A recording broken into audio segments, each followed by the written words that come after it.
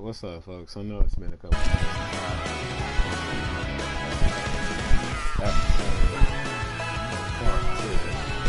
episode rise, but I had some issues dealing with crappy ass people, and real life shit. Like I had a court date a while ago, and I was like, man, I really don't want to, deal with it, because like I got this ticket for being downtown. Like one day I was downtown. It happened twice. I went downtown the first time to I can't remember what the hell I was doing. I don't know. I was doing something, and then I waited too late. I didn't drive my car down there, or my car down there, and I was like, oh shit, I went down there, stayed too long, ended up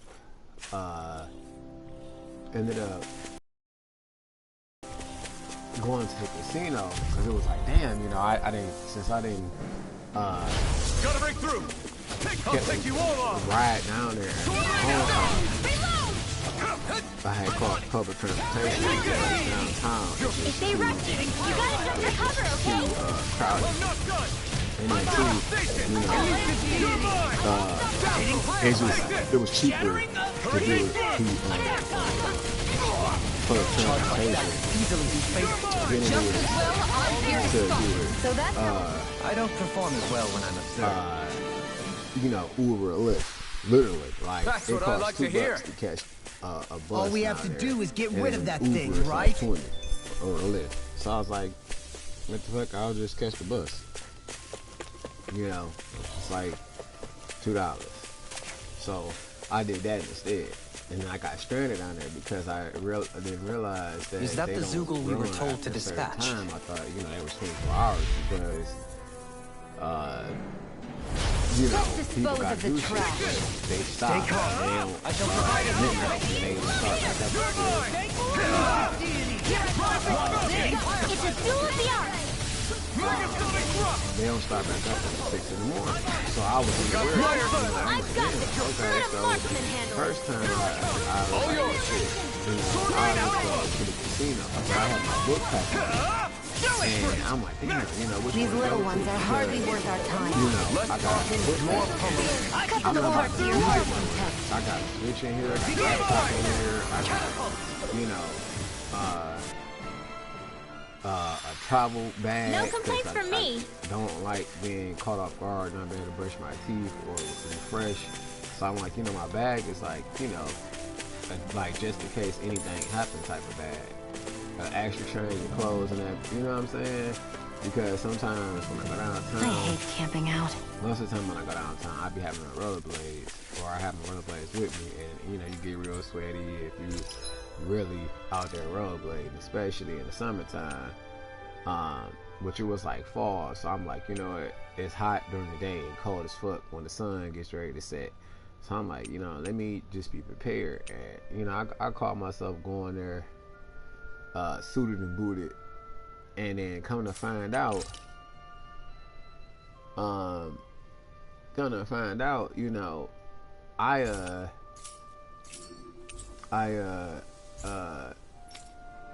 didn't need an extra set of clothes. That looks like the I Zoogle really we were knew too told much. about. But because I got stranded down there, I said, well, damn, what can someone go to? An opponent like this should be easy. And I figured, hey, I gotta go to the 36. You picked the wrong fight. Yeah, see what's going on with some of the tickets. A new melody. I was two racist ass cops. You're mine. You're going to turn the tables on. I'll stop and I shall ensure you Dirty survive. ass cops. I never I just don't know what's going on. I'm ready, Alpha. Because, Demon descent! you look a good person. You have soft features. People try to tell you like you're a tranny, or like you know what I'm saying? Like you don't have, like you're not supposed to be treated with respect or equality. And I'm like, so y'all niggas mad because y'all some ugly motherfuckers? I should probably think You know about what I'm tonight's saying? menu. And then it be these dirty ass bitches that be mad if they think that you are homosexual or something. They be mad. Like, bitch, why is you mad? You mad because I don't sleep with you? You mad fucked up because I don't sleep with you? who I sleep with ain't some motherfuckers women at all. But they love to, you know, try to make it seem like, you know, your sexuality is a problem. So they try to use that to degrade you or humiliate you. Feel a certain way about yourself, but that shit don't bother me. It just makes me see how stupid the bitch really is. You know what I'm saying? Like that's all it do. It's just like why are you so worried about who the fuck I'm sleeping with? Why? Like why? What the fuck wrong with you? What the fuck is really wrong with you? You got bigger problems to worry about than worry about who the fuck I choose to sleep with. You know what I'm saying? What the fuck wrong with you? But it's so many hoes out here like that. It's so sick. And especially in the current. And it's like these bitches who be acting like that be all fucked up. They be stupid as fuck. They don't have shit going for them. They highly undesirable. You know what I'm saying? They priorities all fucked up. The men that they date be pieces of shit. Don't, you know what I'm saying? The men really don't want to fuck with them. They just be used to or something type shit. That be the main bitches that be on that kind of shit. And I know that because I've seen it. All those shit bitches who got an attitude of being sexuality, they be the ones who can't get a good man. Because good men not gonna look at you. Like, what's good man and right man when you got a bitch who ain't got no sense of respect or you know what I'm saying, like her own shit going on. She's so fucking mad about what somebody else doing, but she ain't got shit going for herself. Nothing. You know what I'm saying? No real estate, no prop, no, you know what I'm saying? No generational wealth in the bank. None of her own businesses. You know what I'm saying? Bitch ain't got shit. And then, you know, don't even have her own fucking house. Really dumb type of hoes. They just ain't got nothing. And then they want to just sit there and use their sexuality as a weapon to talk down to you or to make you feel a certain way about yourself when they ain't got shit. Our superiority was undeniable. It feels invigorating to dominate a battle. But they got some shit to say. You know what I'm saying about what somebody else do. I'm certainly not that relaxed. Those the kind of bitches, I just hate them hoes. Them bitches, and the niggas that's just like them, the bitch niggas that's like them, don't like them. Can't stand them. And them be the ones that really, they usually don't have no talent. It's sad. Like, I noticed it. The people who always got the foul shit to say to somebody or keep problems started, they don't have shit going. They don't have talent. They don't have beauty. They don't have charisma. They're not really liked. They're not that smart. You know what I'm saying?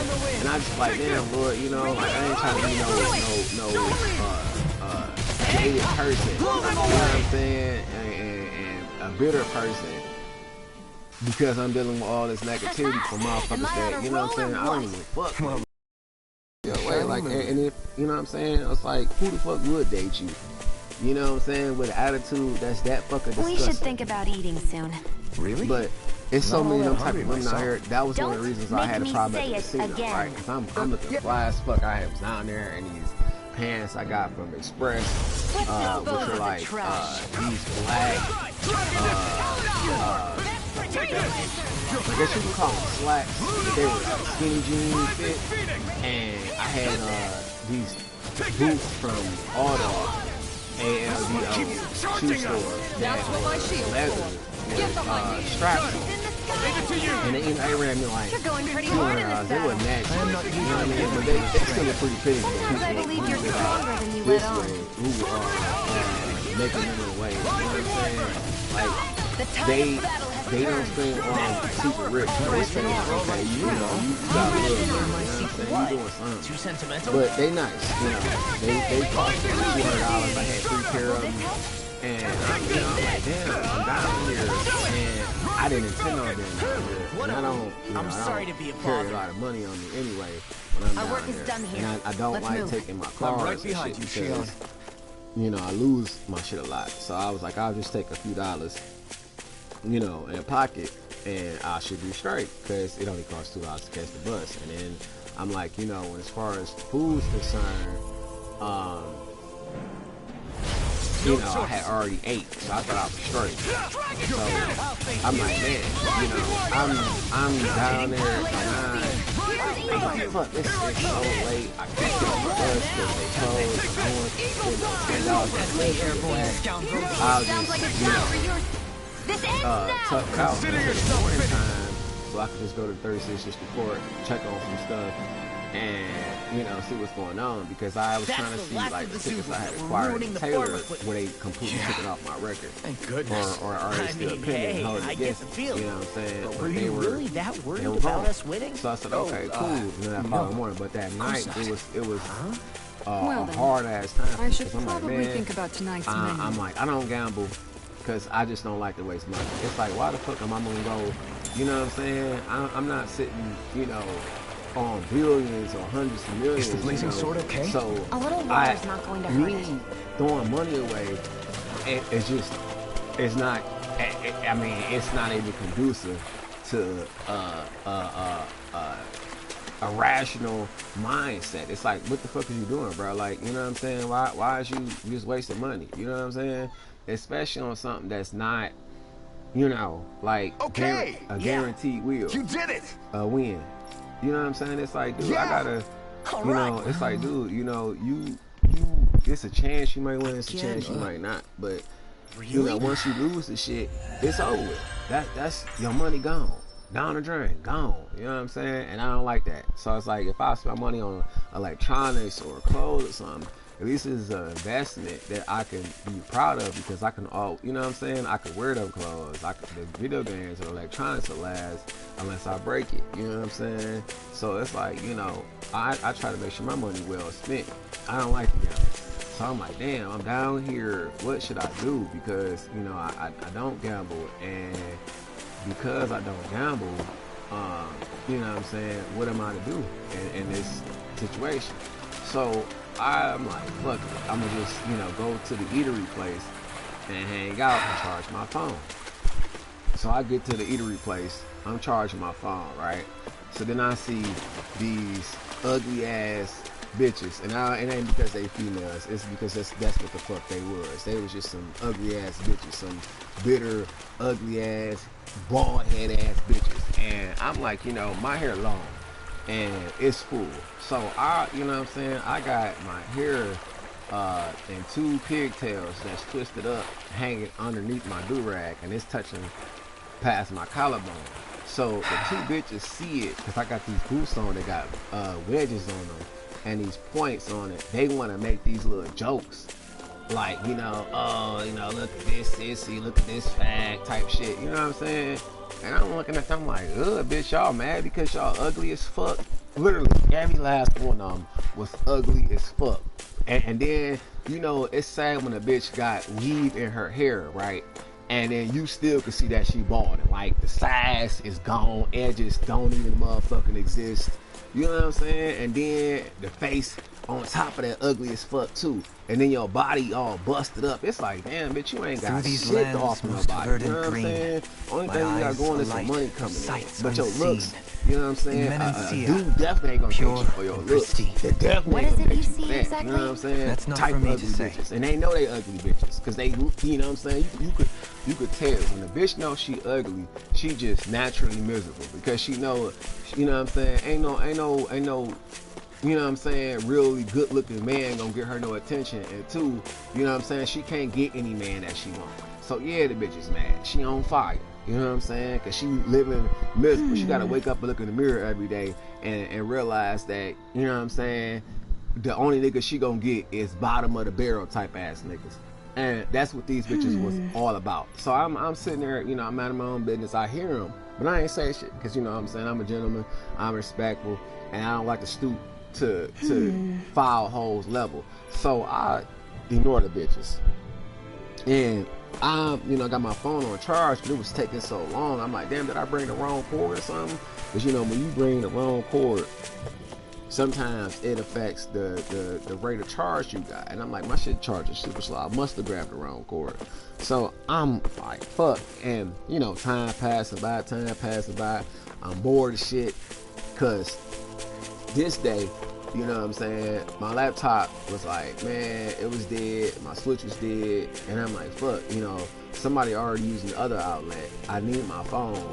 so I'm gonna just charge the phone. So when I'm charging my phone and shit, I, you know, put my hands on the table. I put my head down because I'm burnt out. Like, I was already dealing with some shit prior to that. This was the day when I was dealing with Chase Bank, and I decided to put the video online. Like after I, you know, they illegally towed my car and they detained me. They put me, you know, had me detained for a whole 24 hours, and I threatened to sue their ass. They let me go with the quickness. You know what I'm saying?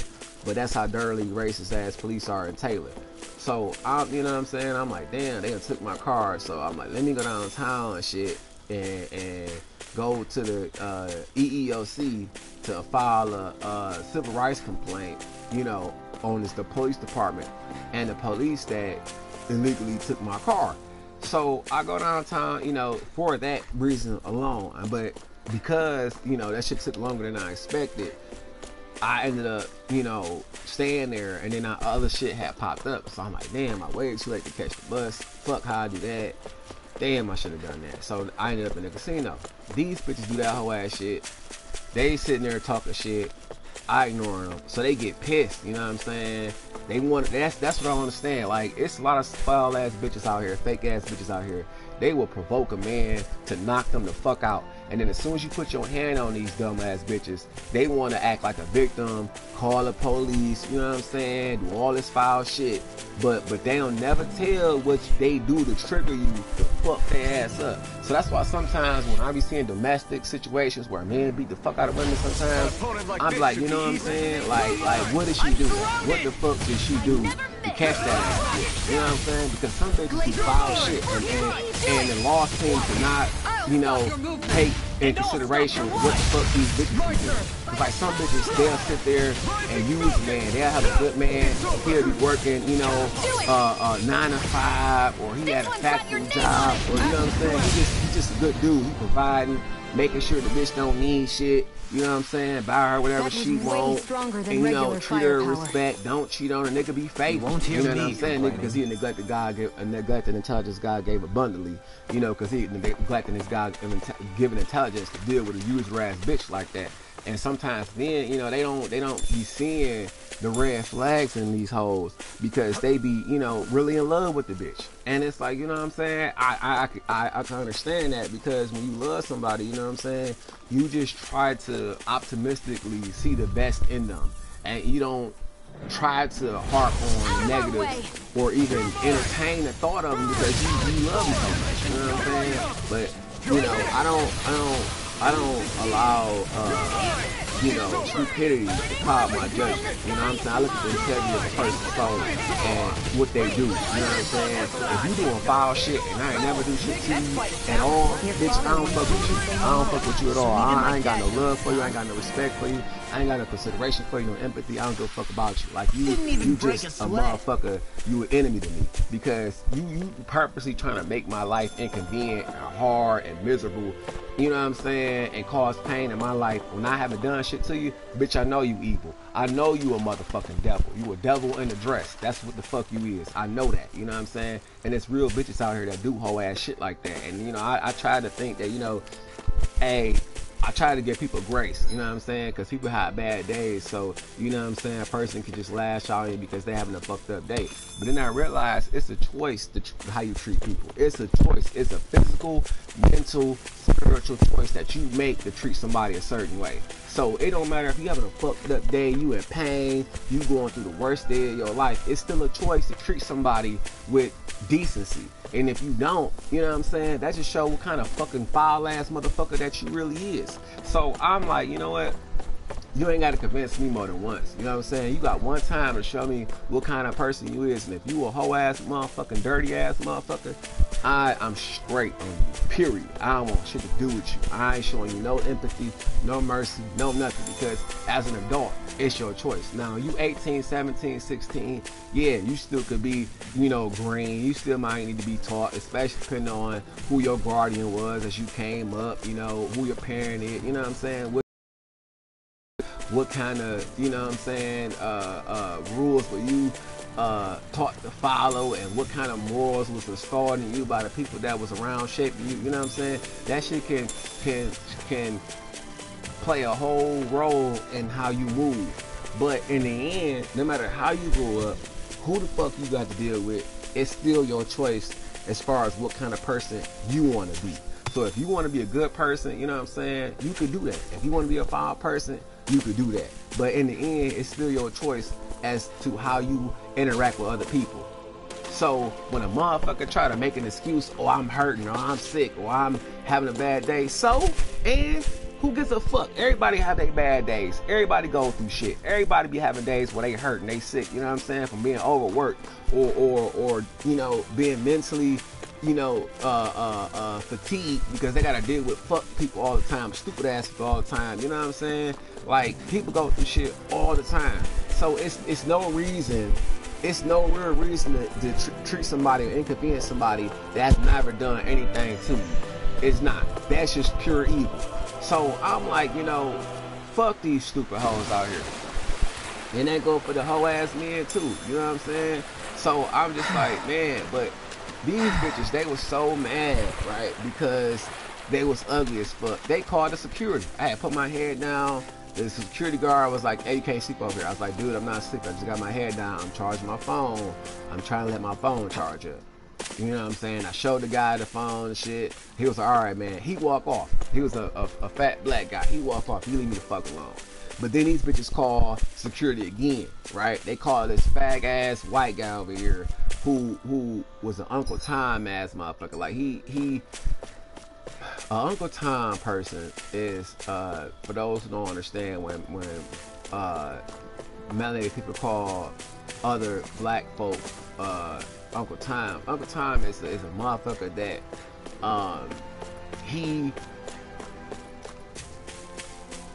he always, you know what I'm saying, tries to side with the oppressor, you know what I'm saying, and thinks he's better and has, like, you know, some kind of input on whatever situation that's going on, but never to help. You know, it's always to criticize and always to side with somebody that's not, you know what I'm saying,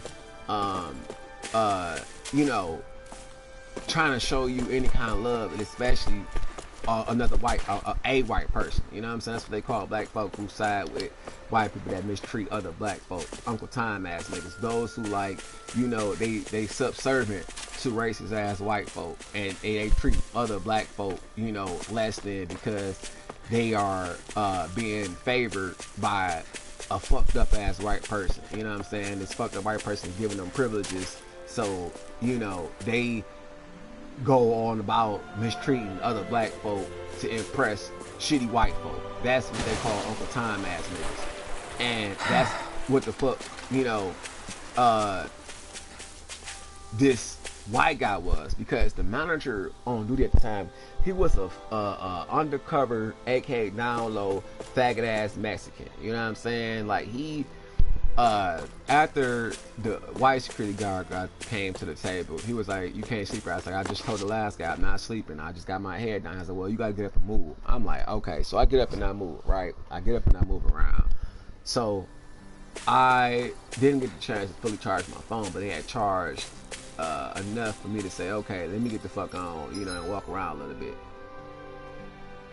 So I said, okay.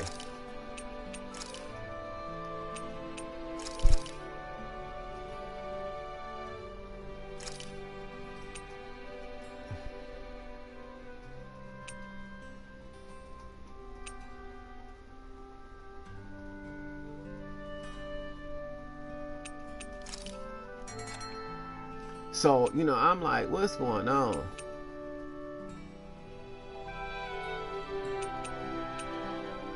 Because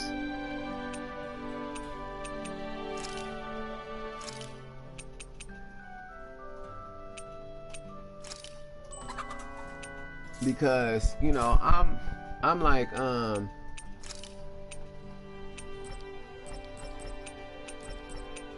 like, what's going on? Because, you know, I get up and I walk off, right? So then the fat, down low bitch ass Mexican, he come out.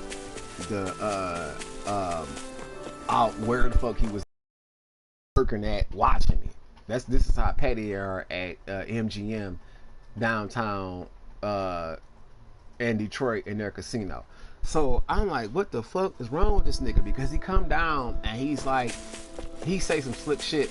What's up, beautiful? And I'm like, dude, he could tell I'm disgusted. I'm like, what the fuck is your problem? Why are you harassing me? Like, why are you bothering me? You know what I'm saying? He was like, well, you're not gambling. I'm like, and I don't have to gamble. This place, it's not just for gambling. You have a whole entertainment room, a TV room that closes at 2 o'clock, mind you, at night. And then you have, places to eat at too. And at 2 o'clock, all the places that eat at close. You know what I'm saying? They condense it down to I think just the Coney. I think that closes at a certain time too. Because I remember, they wasn't serving food when this bitch ass Mexican comes down. So I'm like, dude, what the fuck wrong with you? You know what I'm saying? Why are you harassing me? You know what I'm saying? And he like, well, you're not gambling. So, I'm like, man, I don't have to gamble, like, what the fuck wrong with you? You know what I'm saying? I'm not bothering anybody. This is a public facility. And two, you don't own this place. So why is she, surveilling everything I do like that? You know what I'm saying? I'm not sitting in this motherfucker. I'm not, loitering. I'm, you know what I mean? Like, because I did get a soda from you. So, therefore, I made a purchase. So there's no reason for you to even be in my face. So I'm like, I'm after a while, I just got ignored. I was like, dude, get the fuck away from me. I just straight told him, like, get the fuck away from me. Like, I'm not for it, dude. Like, and why are you flirting? You a whole married man, you know what I'm saying? And you want to flirt, like, you trying to be funny, motherfucker? You know what I'm saying? I was like, dude, get your ugly ass away from me. I just feel like, oh, yeah, because you so beautiful, all right? And I'm like, no, it ain't about that. It's about the fucking shit that you doing. You a married ass man, and you over here flirting and shit. Do your woman know that you do kind of bitch of a nigga? Do she know that's the kind of fuck shit you do when you ain't around her? I ain't think so. So why the fuck, you know what I'm saying? You in my face. And then the motherfucker was so hideous. He was balding at the top. He was overweight. He had a fucked up ass face. It was just so unpleasant to deal with this ugly motherfucker. So I leave, right? I leave. And then the next time I'm down there. This time I'm down there because I had fucked up. I was down there because I had made some friends at the checker bar. They had a checker bar downtown, Campus Market. That actually has some pretty decent food. And they, the bar is pretty clean, so it's okay. And they keep their bathrooms pretty clean. I met the owner. He's a skinny, decent looking black guy who was really nice. He actually is a nice guy. But some of the employees he got this one big fat white bitch that works up in the arcade. She gotta go. She horrible. You know what I'm saying? She act real nice, but she racist as fuck. You know what I'm saying? And then she fake as fuck. So I didn't like that bitch. But he put her there on certain days, and I was like, bro, why? Like, what the fuck makes her this bitch? You fake, bro? Like, let me go. You know what I'm saying? And he had made me mad one day because I had came in there. Okay, I know I'm digressing, but anyway, this second reason why I was at the casino, right? I was going to this checker bar, like I was going. I should probably think about tonight's to play video games, downtown, because I rollerblade for a little bit. And then I'll go down to the checker bar, play some games before I leave downtown. Because they have shit like NBA Jam.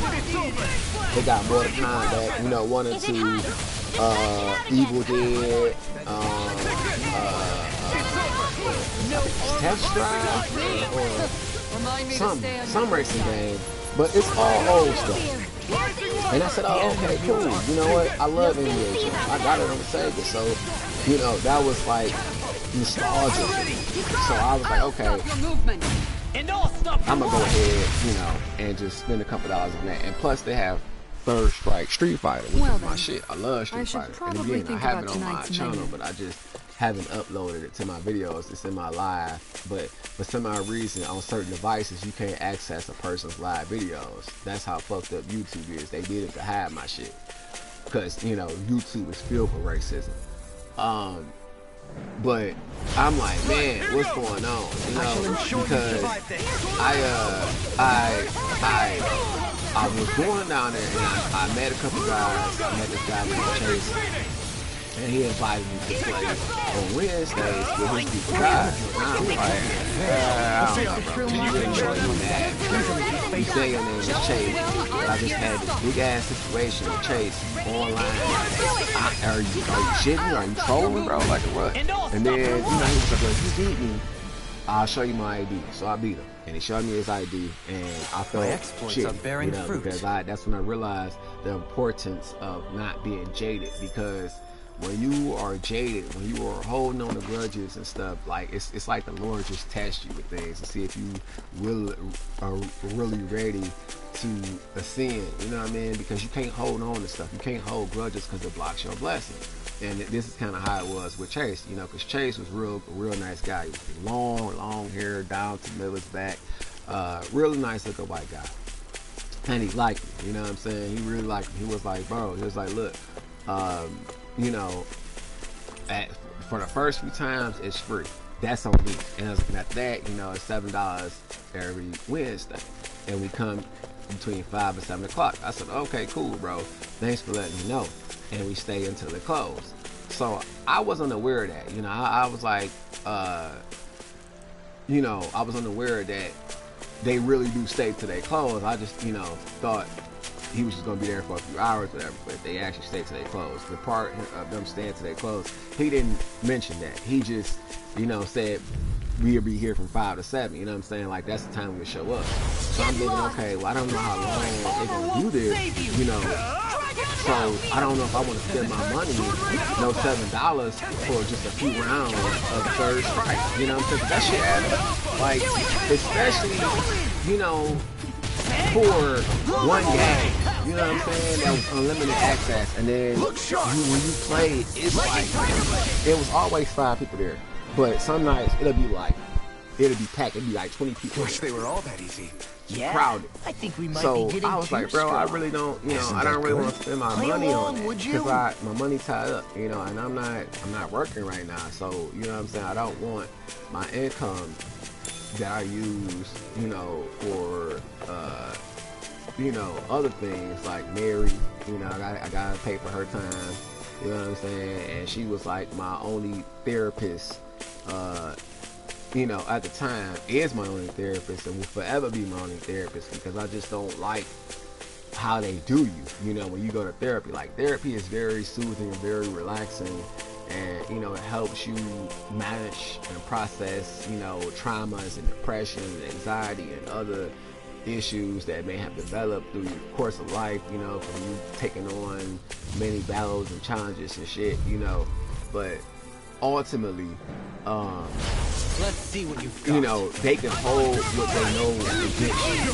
And the scary part about therapists is that if you have a therapist that, say, doesn't like black people, right?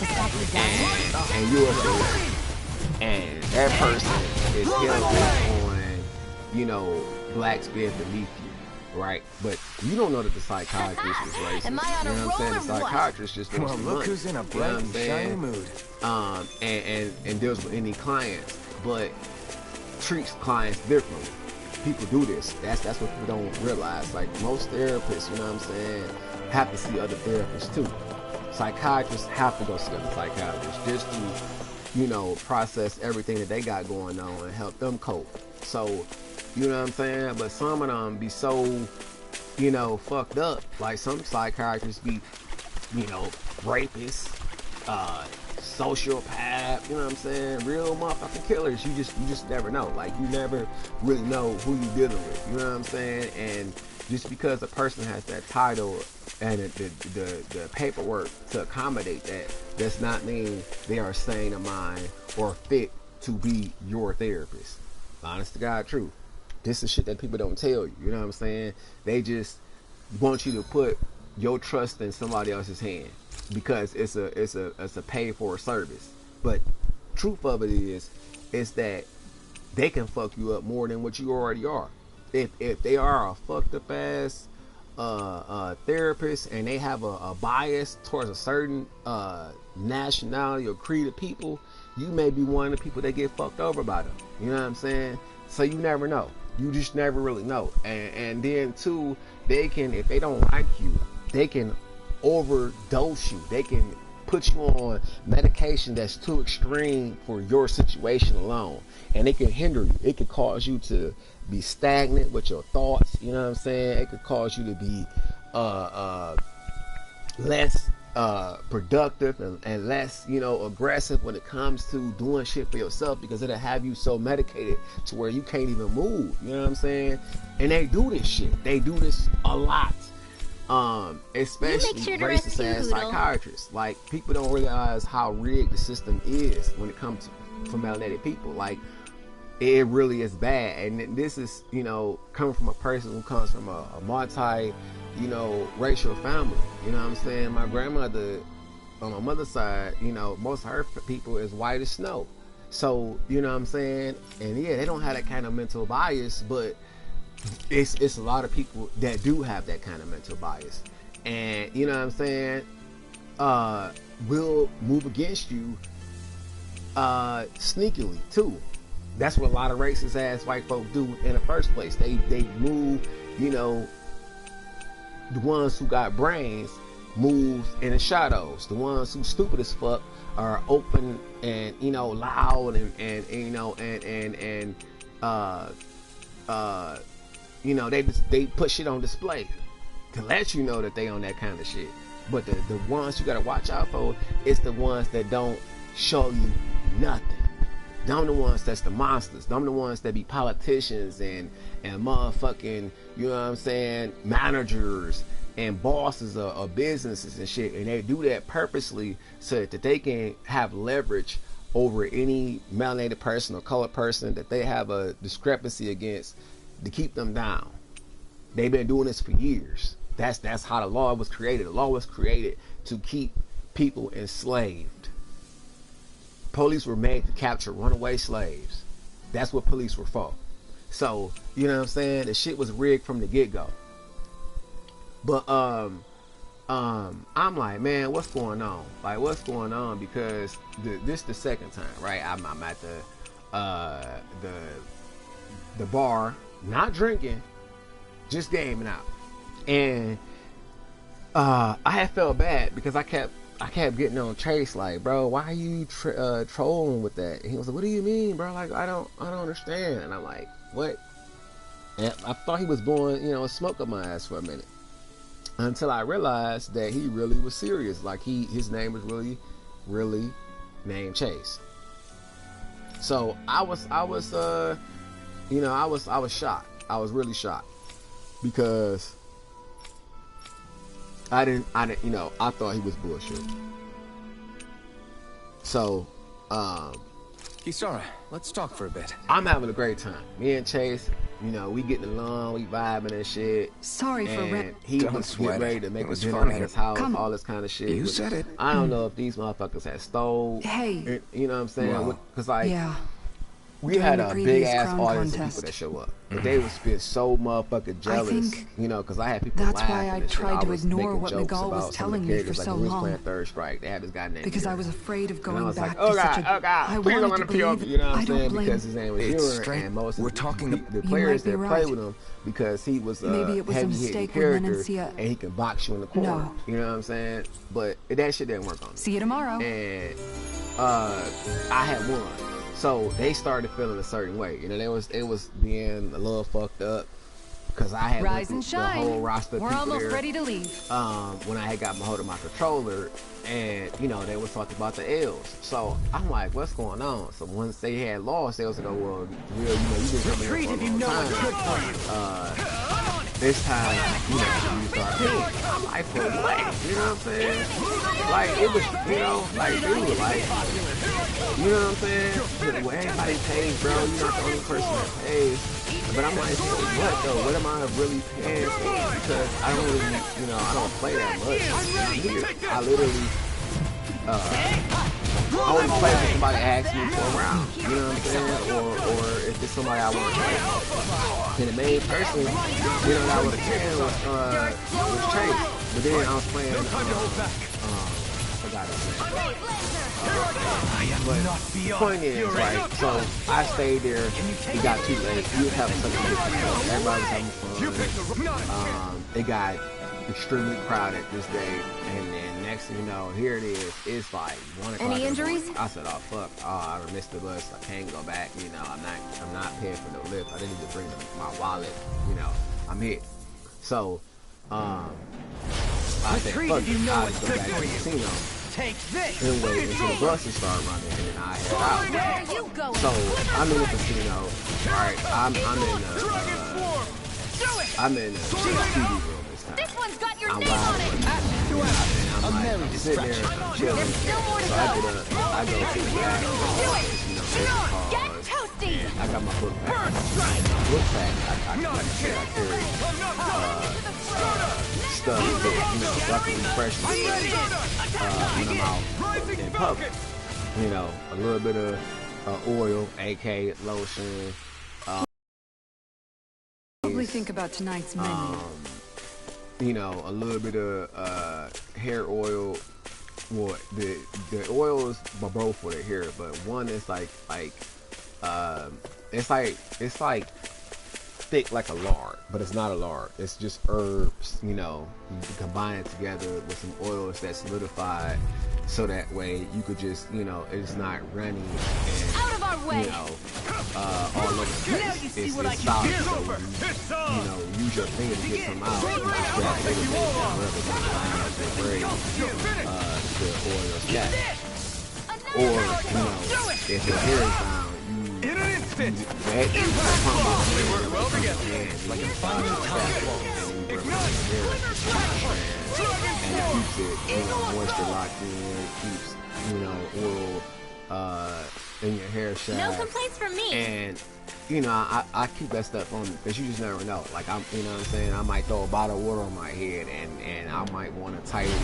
Let's you know see what I mean? you've got. You just never know. So I just keep that stuff on. And I'm, you know, I go to the bathroom. I'm sitting on the toilet. So it's that kind of situation. And the fucking down-low ass black gay guy, bald head motherfucker, he has two of them open doors. I go sit there. I go to the That's how you go. Can't get out of there. person can sit next to you while you're trying to use it. I hate that. Like, bro, don't sit next to me while you know what I'm saying?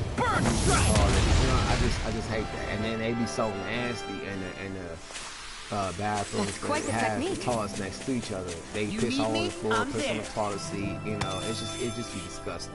So I'm like, nah, I'd rather go to the handicap bathroom, you know, or the single man bathroom, because it's made for privacy, you know what I'm saying? And it's also always kept clean. So I go to that one. These bitches come open the door on me. I'm on the toilet. Let's see what you've got. Penis dangling, you know what I'm saying? I'm embarrassed as fuck. So I get up, I shout, slam the door in their face. The dude tells her to open the door, and I, you know, yank the door back. Next thing you know, she's like, oh, my arm. And you know, she is supposedly, you know, going to the hospital and having a dislocated shoulder. Achieve Shit. such harmony. I didn't even realize I pulled the door Singular that will. hard. But I was so mad, I didn't, you know what I'm saying, I didn't know. And Mary was in my system, you know what I'm saying? So I didn't even realize that I was operating with that kind of level of strength. But, you know, he was put on suspended leave for that. So, I won't forgive you. you know, I filed a complaint to the casino about him and the Mexican dude. They told me don't worry about it, I'm straight. So, I said, okay, cool. Then I go back down to downtown, and this time The enemy's ours I to can't me. remember what I was trying. How are your weapons holding up? Best not to give me any idea. These little ones are I hardly think it was worth our another. time. I think it was another Talking, more gaming pummeling. event. Yeah, it was another gaming event because this is the Am I day on a roll or that what? Well, look who's in a bright and shiny mood. I got a text from one of the guys from Discord about them being late coming to the event, but it was still happening. So I said, oh, okay, you know what? Since I'm already down with the rollerblade, I'll just go to the checker bar. So I go to the checker bar, I'm having a great time, get super late, and I said, fuck it. Didn't drive, I never bring that much money, because I usually put all my shit on my card, and with my wallet situation, like I had a wallet, I lost it. That was a nice move there. I know, And then right? I just didn't buy Bet the you wallet couldn't again. do So it. my So cards to are grab loose. So here, I was like, you know what? press the I left don't leg, then use the I right don't arm want to to take a leverage your leg. chance Stop and memorizing my me losing my move. book pack if I put my card in my bag, or if I put it in my pocket, because of all the movement I'm doing on my rollerblades, it might fall out because of the type of shorts I had on. I was like, never mind that. I'll just leave it here. That way I know where it's at. It's just a hassle canceling your card, waiting on a new card to come. I didn't want to fuck with none of that because I had lost plenty of cards. So I said, fuck it. I'll just wait until I'm able to, you know what I'm saying? Hey, look at that enemy. Come down here with my car if I'm gonna bring a credit card or This one will be a certain difficult amount to of predict. cash. So anyway, our little event ended, and I said, okay, back to the scene where I go. I didn't want to go to Motor City because Motor City makes you leave any bag that you have outside of the casino. You can't come there with a bag. Then Greek Town Casino, you can't even have access to the casino unless you have a player's card, and you definitely can't come in there with a bag. So I was like, fuck, this is the only place that, let me come in with a bag. All the security guards there was cool with me. All of them. All the ones that worked the door. And they knew who I was. They didn't give a fuck about the bag. It was like, man, fuck them two bitch ass niggas. You don't like that nigga here. And you're not gonna stop me from coming in here. You don't give a fuck about what they say. You welcome to come here, as long as you want, bro. If I'm in here, don't even worry. I got you. So I said, oh, okay, cool. You know what I'm saying? Every person, like every person. And I'm like, man, what's going on? Like, I have no On a roll door or what? with my bag. Well, look who's in a bright and shiny mood. They won't even look through it all the way. They'll just be like, all right, bro, just open it up for the camera. I'm pulling shit out. They're like, man, just fuck all that, bro. I just want you to open it. Yeah, I know you good. I'll be all right, cool. So I go, I go inside the casino this time. I'm sitting in the TV room, and I'm burnt out because I had rollerbladed all throughout the day. Then 5 o'clock hit. They told me they wasn't coming to 7, so I continued to rollerblade. I was so burnt out. Like I was in the sun, fried. I'm like, oh shit, everything hurts. You know what I'm saying? When it come down from my lower body, on down to my ankles and shit, I was fucked. So I said, okay, I'm gonna tap out. You know what I'm saying? I'm gonna recuperate at this casino and a TV room. So I got my phone plugged up. And I got my laptop plugged up. Like, I took a chance with my laptop because, fuck it, you know what I'm saying? Even though I don't like bringing that with me either when I'm on rollerblades because I can fall backwards and break it. But I had brought it with me because, sometimes when I'm out and about, like, I'll watch anime or whatever, and it gives me the opportunity to work on other stuff, that I can't do on my phone, or at least, I don't have the certain apps or certain capabilities, because, a laptop, you can do a lot more stuff. Like, with a laptop, I can download, stuff and upload it on other platforms. With my phone, I couldn't do that. So, and I didn't want to cram my phone with, a lot of unnecessary stuff that would have been better if I just had a laptop anyway, or a desktop. So I just said, fuck it. You know what? I'll just, bring it with me. I'm careful enough, and I don't fall. And when I do fall, I don't fall backwards. I usually, like, when I fall in forward, I'll just like crouch down on one knee, and it'll prevent me from falling. You know what I'm saying? So, I learned how to maneuver when I'm going through shit. If it comes down to like a fall or something. So I'm just sitting there thinking to myself, like, what the fuck? You know what I'm saying? What the fuck is going on with these motherfuckers? Because,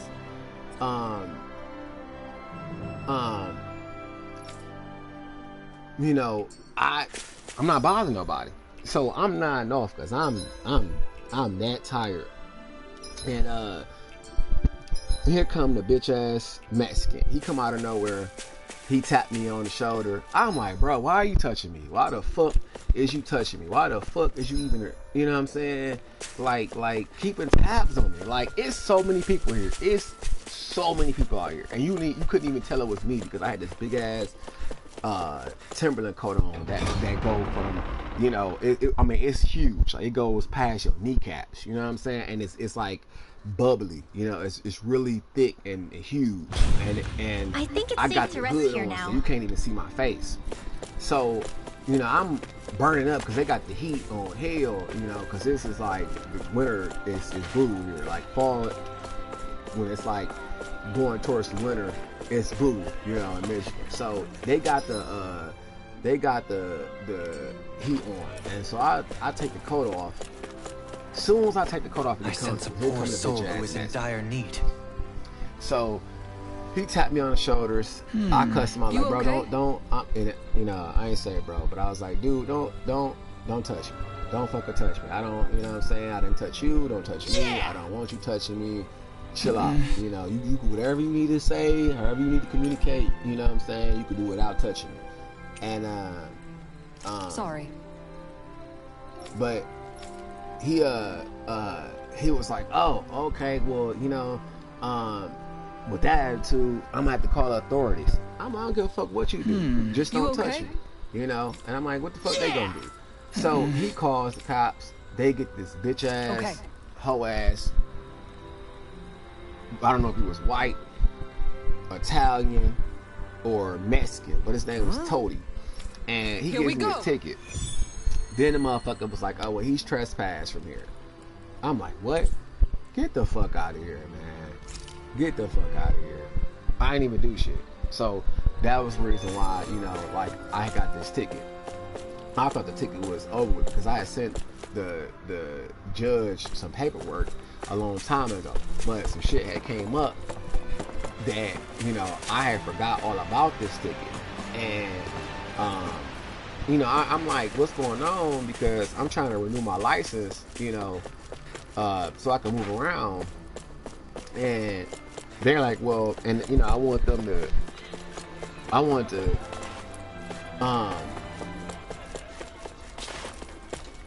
I feel like somebody's watching get my us. record expunged, you know, from any tickets or whatever. And they were like, well, you have a pending ticket that we can't, you know, override. You have to get that taken care of before we expunge anything. And I'm like, what are you talking about? Coming to find out, it's this whole ass ticket. So I said, okay, I'm gonna address it. So I go downtown to 36th Street, to address the ticket, and they gave me a court date, which was a few days ago. So I go to address the ticket, you know, on via the way they had me address it, because like at first I thought I had to go to court in person, right? I'm like, oh, okay, I gotta go to court in person, and they were like, no, it's all Zoom, bro. Like, what the fuck? It's all Zoom.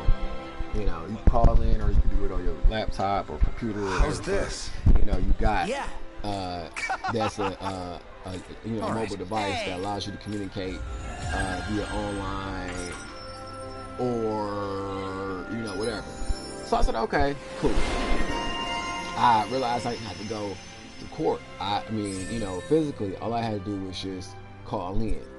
So that's what I do.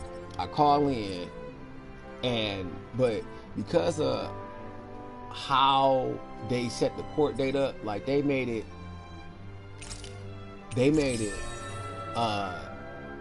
at 8:30 in the morning. And I'm like, fuck, I'm not a morning person. I don't do early ass mornings. I hate that shit. So I just stayed up. Next thing I got up, it got to almost that time, and I'm like, man, what's going on? Because it got about to that time. I'm like, man, I really almost overslept, because I'm like, I had stayed up until it was time, but I still had to wait for 30 minutes, because it was like 8:30 and it was 8 o'clock, and I thought, oh, okay, it's 8 o'clock, I'm good. But when I looked, I said, oh damn, the paper say 8:30. So shit, all right, I got 30 minutes. So I'm sitting on the couch, I nod off, wake up, it's 8:42. I'm panic. Oh shit, I done missed the court date. They about to send out a warrant for my arrest. Fuck, So next thing you know, I called them. I couldn't get through. They sabotaged me the whole way. I tried to call them. The Zoom conference room was not available. It wasn't working. I said, what the fuck? See, y'all gave me the wrong access number. This is a setup for failure. Like, what the fuck? You know what I'm saying? Like, what the fuck? So next thing you know, I just said, fuck it. I'm just gonna keep calling, because these niggas ain't about to get me. And next thing you know, someone answered the phone, and I gave my name. They said, oh, okay, yeah, you're supposed to be in court today, but it hasn't started yet, so we're gonna put you in the waiting room. I said, okay, cool. Now, I had already sent them paperwork. I didn't send them my civil rights complaint that I filed against this cop in the 4th precinct, which is the precinct where this cop comes from, because they did some other foul shit that I'll talk about in a minute. But this is how corrupt Michigan's judicial system is. They police are fucked up. There's some good cops, don't get me wrong, because I met some good ones. I met some really good ones, some real cool ones that was fucking with me, and showing love. But I also met a lot of fucked up ones. It's way more fucked up police out here than it is good police. It's because of the government that we have. The current governor is a treacherous ass motherfucker, no cap. But the cops, right? So I'm like, what's going on? Because I had overslept. I woke up. They set my court appointment out to further in the future, right? So I'm like, what the fuck? Y'all could have just dropped the shit. I sent y'all paperwork. You know what I'm saying? The only thing I didn't send was my civil rights complaint. But I said, okay, I'm gonna send that shit too. I'm gonna send it before my court date, a few days before that, and show them that I'm serious about the harassment and get the shit dismissed. But them niggas try to charge me $750 for a trespass ticket, right? Off of what?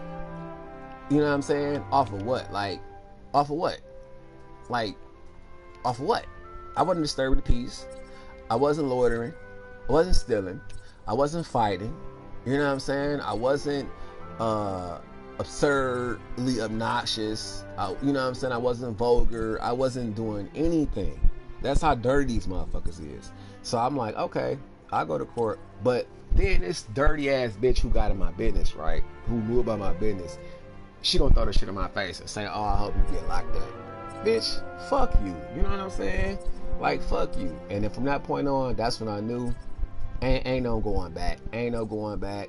Ain't no, you know what I'm saying? It's sometimes motherfuckers like this person, I don't forget this person for a lot of foul shit that she has done. And mind you, I ain't never touched this bitch. I ain't never put my hands on this bitch. I ain't never, you know what I'm saying, take nothing from this bitch.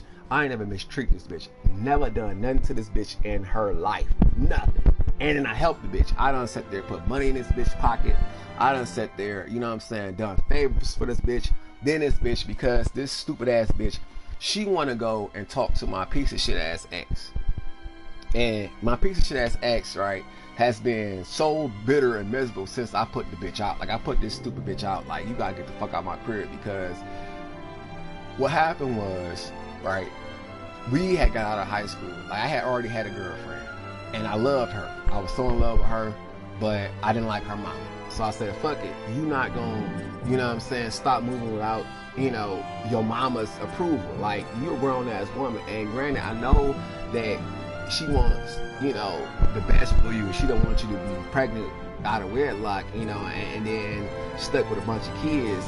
And two, you know what I'm saying, she wants you to get established and be successful in your life. So I understand that. You know, I'm not mad about her being protective. I'm mad about her overstepping her boundaries and doing fuck shit. You know, meanwhile, her whole past is fucked up. You know what I'm saying? Her whole past, she was in the streets. You know, the girl's father that I was dealing with at the time, you know what I'm saying? He has mental issues and he's alcoholic. So it's like, damn, bitch, because you was out here wilding with your pussy, you think your daughter gonna do the same thing. You know what I'm saying? Like, that's fucked up. You know what I'm saying? That you so fucked up in the head because of what you was doing. You want to, you know, keep your daughter locked up and not have a social life. You know what I'm saying? Like, what the fuck wrong with you?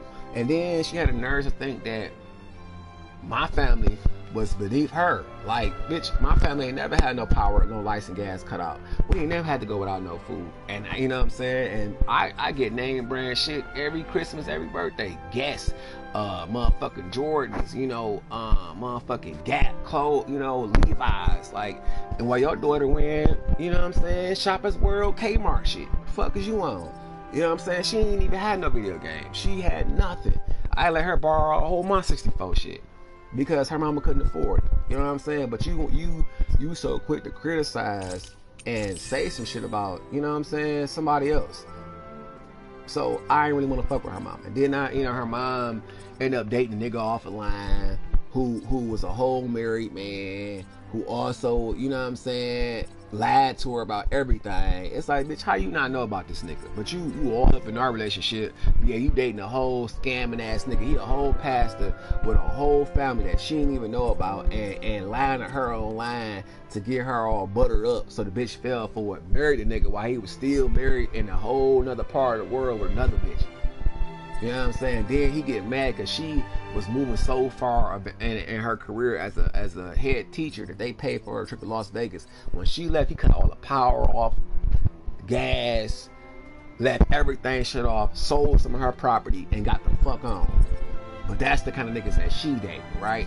But you want to talk about me and your daughter relationship. So I was like, if you gonna keep listening to this fucked up ass bitch, I can't fuck with you now. So I dumped her, right? And she went crazy. She moved out of her mama house, went to go stay with her daddy, you know what I'm saying, showed up later for me to fuck with her, and I still didn't want to fuck with her like that because she had like she had changed her appearance, but she was really dainty and feminine, and she had lost her mind and came back and said she was a stud. I said, oh, what the fuck is you mad about? You know what I'm saying? Like, you should be mad at your mama. You know what I'm saying? If you're gonna be mad at anybody, you know. But and she was super mad at her. She didn't even talk to her for a long ass time.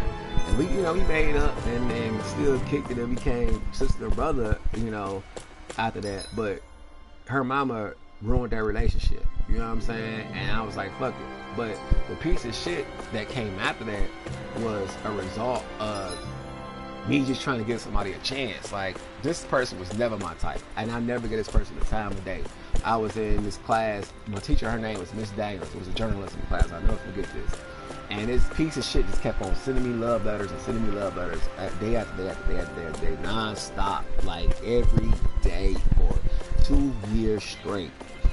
And I finally decided to give the piece of shit bitch a chance, which was the biggest mistake. Should never fuck with this bitch, right? So, I'm like, you know, I told the bitch, like, you ain't gonna never find nobody that's gonna love you like I do, because I'm letting you live here free, rent free. I'm not asking you to do shit, you know what I'm saying? You know, I'm thinking the bitch gonna be a team player and just naturally do things to be a team player. Like, if you living in somebody's house, the least you could do, if you not paying no bills, is keep the dishes washed. You know, it depends on your role. If you a female, the least you could do is cook the meals, wash your clothes, keep the house clean. You know what I'm saying?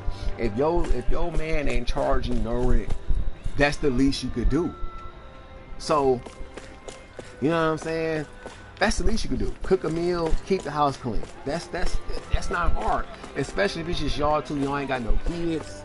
That's not hard, and y'all both work. That's not a hard ass job. Like, and both y'all, or at least one of y'all is super clean. If the one that's super clean is at work and you the one that's something clean, you should be, you know what I'm saying? That should be like, cool. Ain't no problem. Let me hurry up and clean this shit up. You know what I'm saying? You shouldn't have no problem doing some shit like that. Especially if you ain't paying no bills. But this piece of shit bitch wasn't paying no bills. The bitch couldn't cook. Everything the bitch cooked was disgusting. Only thing the bitch could cook was baking cakes. And that's because the shit is right on the back of the box. All you gotta do is know how to read and have measurement cups on hand. Like, you know, you don't make it science. It's really not. As long as you have a recipe on hand and the utensils to do it, like a measuring cup, that's all you need. It tells you how long to bake the cake, what temperature to put the cake on, how to mix the cake. You know what I'm saying? That's like, you ain't the fuck. That's, you know what I'm saying? A smart 10-year-old can make a cake. As long as that 10-year-old know how to read, that and count. What the fuck? You know what I'm saying? That shit ain't hard. That's easy shit. But this dirty bitch, right? Piece of shit bitch I was dealing with was so jealous of the fact that I was still dealing with my ex-girlfriend. I'm like, look, we are friends, and you know, we never got intimate. You know what I'm saying? Like, we never went all the way. You know, we made out. You know, made a sucking on some nipples, but that's it. You know what I'm saying? Other than that, you know, shit didn't go down like that because I was gonna wait until marriage because I wanted to respect her mama wishes and shit. So, you know, I'm like, you can't even be mad because, you know what I'm saying, y'all not, you know what I'm saying, it's a situation where this person could be mad that she was still around. This person couldn't be. So I'm like, okay, what's going on? You know, like, why the fuck is you know, so jealous of her? Because like one day, right, she was like, I want you to meet my ex-girlfriend. And I said, okay, but my piece of shit ex auntie, I wonder what we'll find out. She was selling adult stuff. And she was like, well, you know, can I use your apartment to host a party? I said, yeah. She's like, well, do you know how to DJ? I'm like, yeah, you know, I listen to all kind of shit. Like, you know, and especially for the type of parties you talking about, like, yeah, I put on some DJ Dion and DJ Assault, you know, it's house party music, it's adult, you know, music, it's you know, it's like, it talks about, you know, adult things, situations, and having a good time. So it was just right for the party. You know what I'm saying? I was playing DJ Assault, Sex on the Beach, Return of Torek, DJ Dion Suck It song, which, like I said, these are adult songs and really, really explicit. But it was for the party, and everybody loved the music I was playing. My apartment was packed. I had people outside because there was so many people. My apartment was big as fuck. It was literally 2-bedroom, big ass apartment. And you know, it could hold probably like 20, 30 people in my apartment. It was that station. No cap. We were maxed out as far as many people could come in. And I'm like, you know, what's going on? Because, you know, my ex-girlfriend, she pulled up, right? So she was like, come on in, current. I'm like, okay, cool. Because my current was there. And she didn't give a fuck about my current. She knew that the love I had for my current was not the love I had for her. Like, I would do way more for her than my ex piece of shit, because she did way more. You know, she actually was a team player. And I'm gonna get to the massage shit in a minute. Right? So she was like, you know, before I had broke up with this piece of shit the first time, because I gave this piece of shit numerous times. I gave this person 3 chances. My motto was, you get 3 chances. Nah, you only get 1 person, especially if it's like a child or a teenager. Yeah, I give you 3 chances. You still growing, you still developing. But once you cross over that age where your frontal cranium is no longer, you know, developing, when you are a full-fledged adult, I don't want shit to do with you. You know what I'm saying? If you do some whole shit for the first time. literally. So I'm like, what's going on? Because I go to see, you know, her ex-girlfriend, and I'm like, what do you say we check back at in on the ranch? Cause she is gorgeous. She is so pretty. And you know, she liked me. We having a good time. We laughing and joking. I'm like, damn, you know, I was like, I told her at first I was kind of scared because I'm like, you know, I mean, you know, I'm like, what she look like? You know what I'm saying? And after I saw her, I was like, okay, I'm actually proud. You know what I'm saying? I'm glad she dated you. And she was laughing and shit. And I'm like, so we all gonna get back together and have my babies, you know? And they both laughed. And we took off, but we was over there for like at least 2 hours. And she was like, you know, she liked you. I said, yeah, I liked her too. She was real cool. I'm like, why don't you just get back with her, because you obviously love her. You know what I'm saying? And I don't mind having 2 mamas. Like, why would I not? Why would I have a problem with having 2 mothers for my child? Like, you know what I'm saying? That's what's wrong with some of these stupid motherfuckers out here. They want to control how you live. You know what I'm saying? And tell you what's right and what's wrong when it comes to living your life based off of some shit that somebody told them. Like with the Bible, you know what I'm saying? Yes, I do believe that the 7 deadly sins do influence your morality. They do shape you into a better person if you abstain versus you indulging in them, you know. And I do understand, you know, having faith with God, why it's important to have faith, why, aka loyalty with God, you know what I'm saying? All that stuff is understandable because I know how it works in real life. When you have faith in somebody, a loyalty with somebody, you know what I'm saying, it creates a stronger bond, a deeper connection. You know, it's almost like, you know, like a fail-safe system when you have a strong bond with somebody, because if you ever, you know, need somebody, and if your bond is true, you know, you can rest certain that that person is going to be there for you. You know what I'm saying? And that's kind of how they want you to have a relationship with God. That's that and that, you know what I'm saying, certainty within, you know, your loyalty and your faith, or one of the same, because loyalty and faith is one of the same. Like, they literally are the same thing. Loyalty means to be committed, you know, to be, you know what I'm saying, locked in with a person. And that's what faith is. You locked in, you committed to that faith, you know what I'm saying, you loyal to that faith, you believe in that same shit. So I'm like, you know, people who don't have faith, you know, are disloyal, because that's what it is. It's loyalty. So when I see people that don't have faith, they can't be committed, they can't be loyal, they can't deal with monogamy, that's a sign of a wicked motherfucker. Because why you can't? Why you can't? If you really love a person, you really like that person, why do you need to entertain somebody else? Why do you gotta go fuck somebody else if you really in love with somebody? That should be the only fucking you need. That should be the only person you need to see. You know what I'm saying? Unless you know, you got family like sisters and brothers and mothers and a mother and a father, you know, the person you love should be the only company you really need. Flat out, especially if you're gonna marry them. You know, and I'm like, what's going on? Because my ex, the piece of shit ex I was talking about years and years ago, you know, asked for my hand in marriage, which I was surprised because I put the bitch out, you know, twice. The last time was the last time, but the first time was because the bitch thought I was stupid. Like, you know what I'm saying? Like, you people are so fucked up, man. And it's one of the biggest things that makes me just get really disgusted on fake ass white people is that fake ass white people will side with the fucked up white person every time. Like, the ones that are fucked up white people, they do this shit all across the board.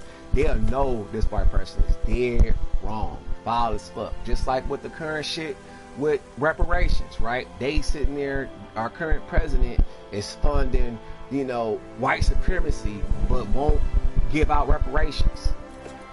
That's racism. But he's so motherfucking sneaky, people can't see that. I already knew that because his history, he comes from a racist ass family. So, you know what I'm saying? You could talk that good shit. You could say you're not racist. You could say this person's great, that person's great, this person's cool. But that don't mean you're not racist. You can say you're not racist, but your actions show. And what has he done to cater to the melanated community? Nothing. Oh, you know, when I get in office, I'm gonna make sure there's factory jobs for black folk. Why? Who the fuck wants to work a factory job? Really? I don't. So, you know what I'm saying? That's not a promise. That's not something to reassure melanated people to vote for you. But dumb ass niggas, the ones who's fucking stupid, voted for them. You know what I'm saying? I would never vote for a person like that, especially knowing their background. But people are just so fucking stupid these days. They don't take time to really dissect the candidates that are registered to vote. They don't really go into their background, you know what I'm saying, and see what their family life was like, what career choices they made, what kind of contributions have they made to society to make society a better place.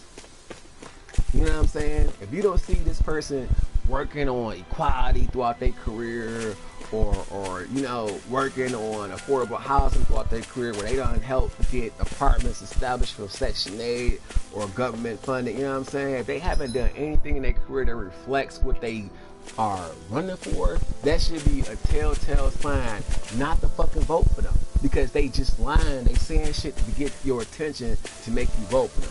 They have no intentions on following through with what the fuck they promising you. Their history of their life don't even show that that's what they even committed to. That shit, but people so fucking stupid, they vote for these foul ass motherfuckers. They hear all these, you know, unfulfilled promises, all these bullshit rants about what they gonna do, what they plan to do, and never see the results. That's why you gotta look at their history, see what the fuck they've been doing before they decided to run as a president, before they started running as a state senate, before they started running as a mayor. What have they been doing to make life better for everybody? I'd say the animals at the if ranch they are truly all about now. that life. Oh, you ain't got nothing that shows that you've been contributing to society? Can't vote for you. Why you saying you about to work on equality, but your career don't show none of the shit that involves equality with your actions? You didn't try to, you know what I'm saying, increase the wages, you know, for set person, or you know what I'm saying, you didn't do anything to change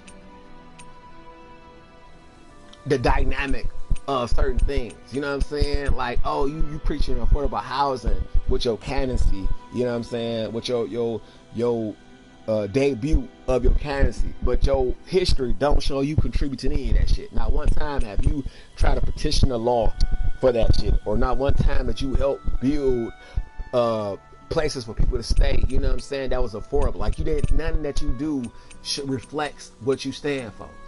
You didn't need more. So, you know what I'm saying, dumb people, they can't get me like that. I pay attention to that shit. So I'm like, nah, I'm straight.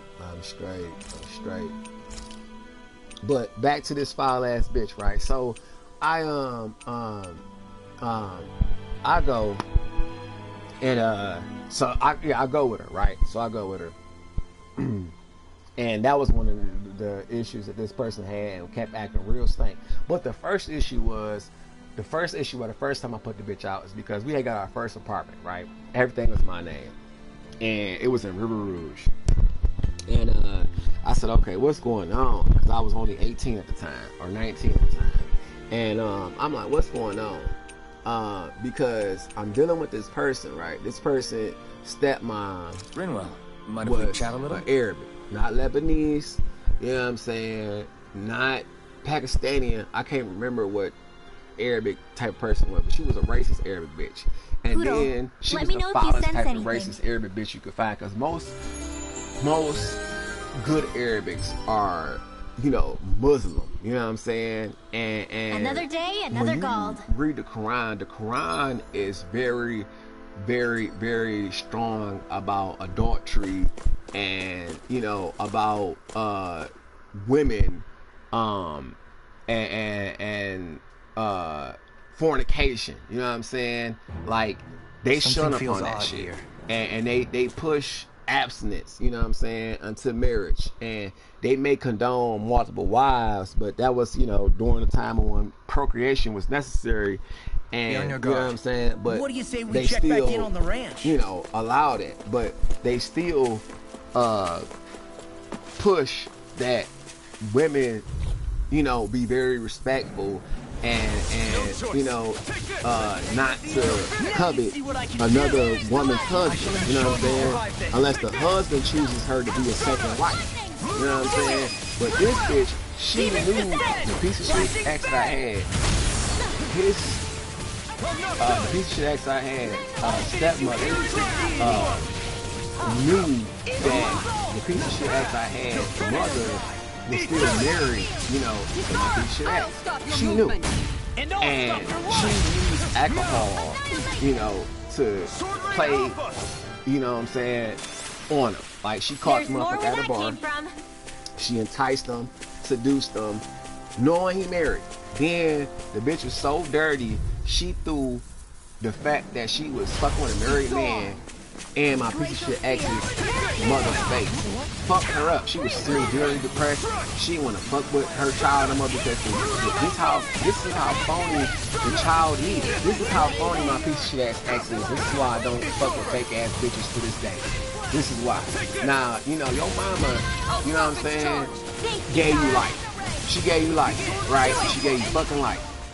And you know your mama is struggling to pay her bills because your daddy ain't shit. Your daddy is a rolling stone. He just a bitch ass, trifling ass white man who can't keep his dick in his pants, and he don't even want to help your mama do shit. But he can go out to bars, get drunk, right, and then sleep with other women. And this bitch, knowing the man married, she throw the shit in the wife's face saying, oh, you know, I sent your child home with some new clothes. I know times are a little hard for you, but I made sure his father, or I made sure, you know, your child's father, you know, or, you know, her father supplied them with what they need. But this man is married. A fish. And the wife couldn't even get the motherfucker to act right and you know what I'm saying, honor his own child. But here you is, a dirty bitch, a home wrecker, you throwing all that shit in this woman's face. You ain't even had a common decency to just stay the fuck out of her business like that. You know what I'm saying? You purposely do the shit in her face to insult her. That's how dirty this bitch is. And then this loyal ass piece of shit ex of mine, which is why I'm not this bitch's ex no more, decides to go live with this hoe, breaking the mama heart. Like, she was fucked up. She ain't want to do with the bitch no more. For a long time, she ain't want to do with this bitch ass motherfucker. And I understood that. Like, how you gonna side with a bitch that stole your father from me, and on top of that, on top of this bitch stealing your father from me, you know what I'm saying, this bitch look like a man. Like, she looked like a whole ass man. She wear a size 13. She got a whole mustache, a gold teeth, sideburns, thick as fuck. I'm talking about pork chop style. Nigga, look like a whole nigga. I'm talking about motherfucking shoulders, broad, you know what I'm saying, linebacker type shit. Ugly bitch. And I'm like, but the mama, you know, she round because she depressed and overweight, you know what I'm saying? Dealing with this motherfucker bullshit. She looked like a woman. And she cool. She was bubbly, fun. She liked me. She gave me shit. When we got our first apartment, like, she brought over this wooden treasure chest for my games. Then she brought over this wooden stank table for me to eat on. And she was like, look, I know my child, it's a lot to deal with, but you know what I'm saying, you know, I want to help y'all out. I know it's your first place. I thought you might like this for your games, and I know you need somewhere to eat. I'm like, well, damn, you know what I'm saying? Because I ain't asked her for shit. Like, I didn't even expect that. But she was so happy that her child wasn't living with this bitch named Sue no more. She was so glad. So, you know what I'm saying? She had no problem. But the bitch, she was so foul and mad because her stepchild was moving on. She called the mother and was like, do you know your child is moving in with this, you know, nigger? Like, and she laughed in the bitch's face. Yeah, I know. Like, I'm not having no problem with that. I'm kind of glad. Bitch got mad, hung up. Like, that's how foul this bitch was. And this loyal ass fat piece of shit bitch, right? Was like, you know, well, you know, I'm losing everything because of this. I'm like, how are you losing everything? You have a fucked up ass stepmother that don't even do shit for you. She got you this raggedy ass Explorer or whatever SUV it is. You know what I'm saying? That it's in her name, and every time she get mad, you paying the insurance for it. She take the vehicle, and you talking about losing everything. You could buy you another car, but this is how materialistic and petty this piece of shit bitch was. So I said, okay, mentally I already knew this relationship is not gonna last because I'm not materialistic like that. I don't hold on to people for what they could do for me. I'm like, fuck you. You know what I'm saying? Because I don't need you to do shit for me. And if I can't do it for myself, then I don't need it. You know what I'm saying? That's just how I feel. Because I'd rather go without to be in debt to anybody. Because motherfuckers is so fake. Anytime they do shit for you, they like to hold that as leverage over your head to make you submissive or you know, more willing to bend at their whim. Rinwell, I'm not no motherfucking puppet. So I'm not about to give you no leverage to control me or manipulate me.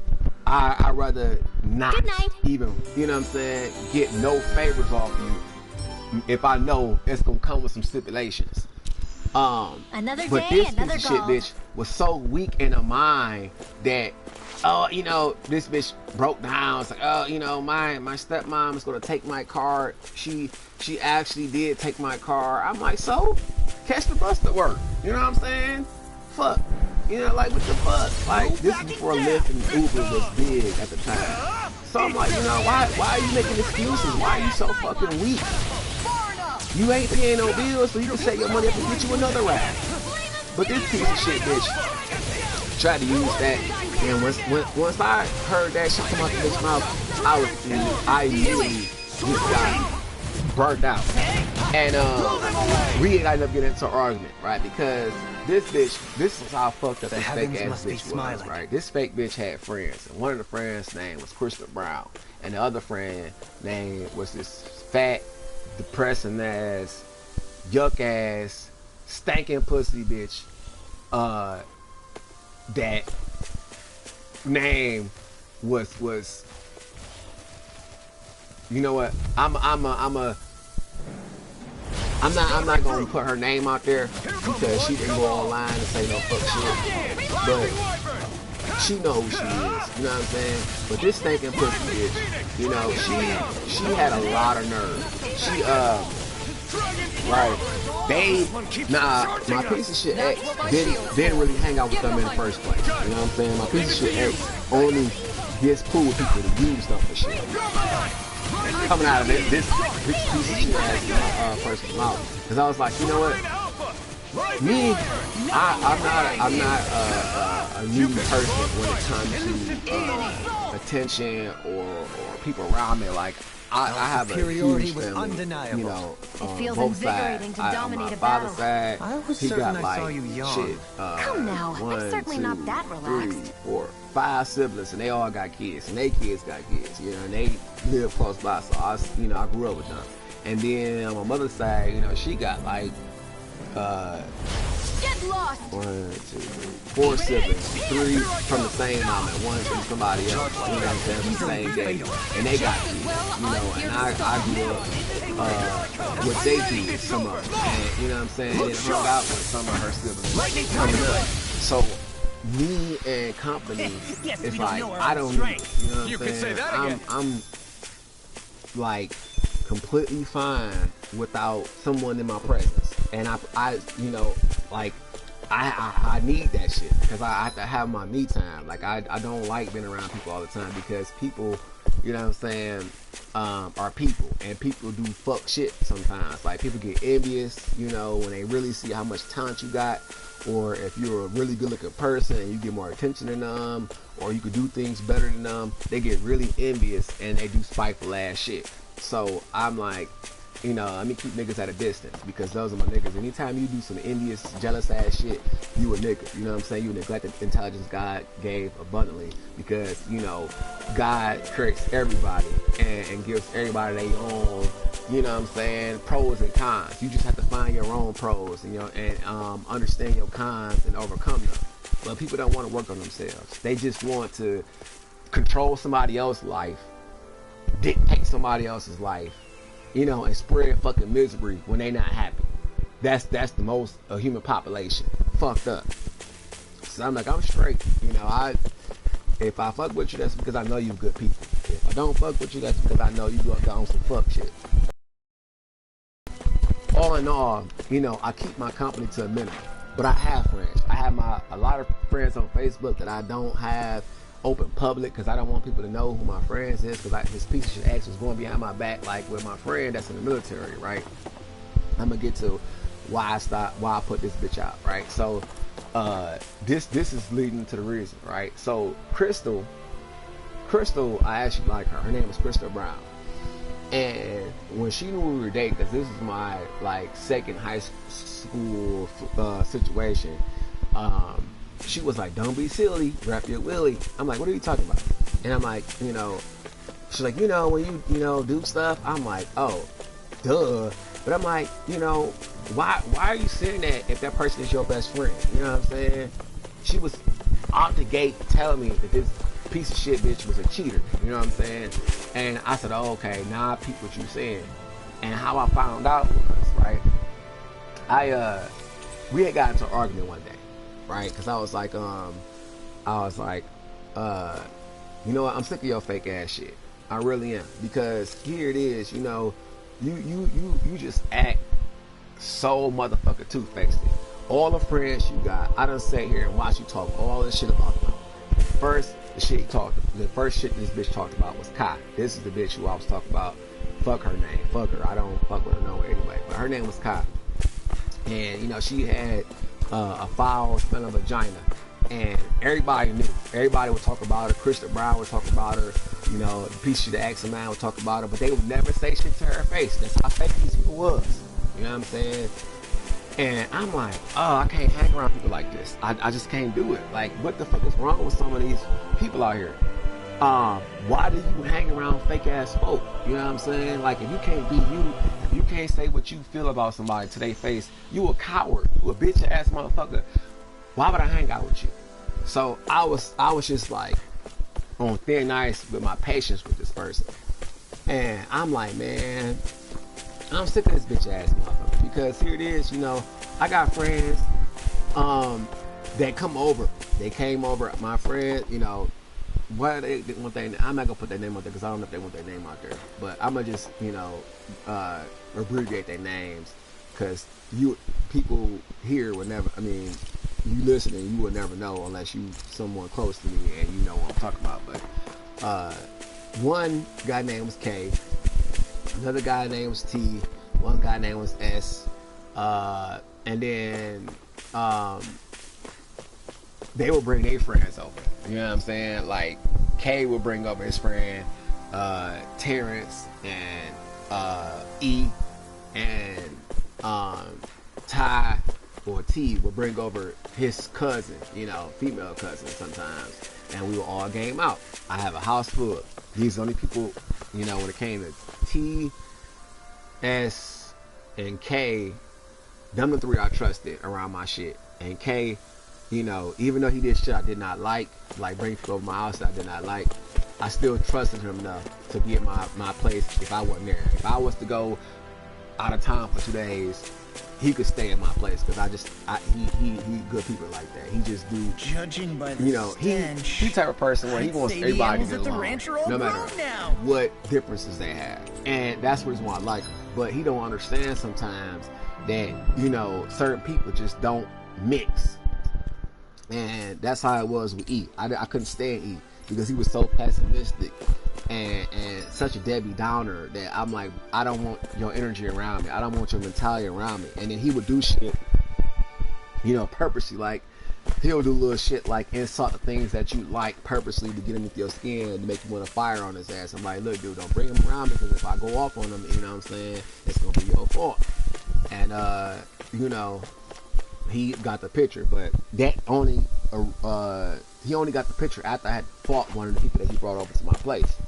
But back to the main story at hand, right? So I'm sitting there just being observed. I'm like, damn, you know, you just fucked up. You was a fake bitch. You betrayed your own mama for your stepmama, which is fucked up. I would never do that. And Lord knows I don't even get along with mama. I don't get along with mine, you know, because she petty as hell. She do stupid ass shit. She do foul ass shit. She backstab, you know what I'm saying? And this shit all came from her upbringing. So, you know what I'm saying? I don't really fuck with her like that. But I would never sit there and betray, you know, my own flesh and blood for a random ass bitch, you know what I'm saying? Like, if a motherfucker, if my so-called father cheated on my mom while they was married, I wouldn't fuck with him no more. And I definitely wouldn't fuck with the stepmother either. Regardless of what she did, y'all had kids together, so at least you could show her that respect as the mother of your children and not parade foul bitches in her face or even allow that to be, you know what I'm saying, in her face. You know what I'm saying? I at least could have been indiscreet about the shit and respectful to the, you know, like got a divorce first and then, you know what I'm saying, introduced the bitch. But this motherfucker ain't had no decency whatsoever. He was still married. And I'm like, so you listen to this bitch? You let your stepmama call you on your day off to do shit at her house when she do it herself, knowing that we both work. You know what I'm saying? I'm like, okay, that's your scapegoat. If that's what that's really on, cool. Because now I can bring people over when you ain't here. And that's what I did. I brought over friends and shit, you know. And the bitch got mad because it's like, yeah, look at your friends. Your friends didn't want to come around. Mine do. Your friends, you know what I'm saying? They started saying little slick shit like the stinking pussy bitch Kai, right? She was like, you know, ever since you got with him, you never come around. We never see you anymore. I'm like, bitch, how dare you? Like, cause one thing about my piece of shit ex was fake as fuck, and will put, you know, my ex would put my ex's friends on speakerphone sometimes, or they'll be loud enough where I can hear it, you know, cause my ex was so fucking clingy, which disgusts me. Cause like, how you gonna be clingy but you don't want to help out with nothing? You don't want to be a team player or nothing. You know what I'm saying? If I'm cooking, you should be right beside me washing dishes. If I wash the clothes, you should fold the clothes. You know what I'm saying? That's teamwork. That's what the fuck it means to be with somebody that you actually love and care about. You work as a unit. It ups your productivity. It ups, you know what I'm saying, the longevity of your relationship, and it also increases the quality of life that you have with that person. And it also diminishes the drainage of being with somebody 24/7 if they live with you. So I'm like, man, I gotta deal with your fat, nasty looking ass, because this person, you know what I'm saying, it ain't about you being overweight. That is not a huge thing, you know what I'm saying? Like, I'm not trying to penalize nobody for being obese or whatever, but I'm just saying it in a negative in this situation because I have no love, no nothing for this person, and this person, you know, has the audacity to try to, you know, perpetrate online, you know what I'm saying, when I know the truth. And I'm like, dude, you know what I'm saying, like, what the fuck? Like, you know, like, you acting like you can't be replaced. And the crazy part about this piece of shit bitch is that, like, we had went to a carnival that was right across the street from our apartment complex. And this chick, right, she seen me, she was cute, and she just knew that I was still on a piece of shit because she could see the look on my face. I was miserable. Like, I wasn't happy. I was on the verge of throwing this bitch out in the first place. I needed some initiative. I needed some incentive to do it, but I didn't have none. So we go to the carnival, right?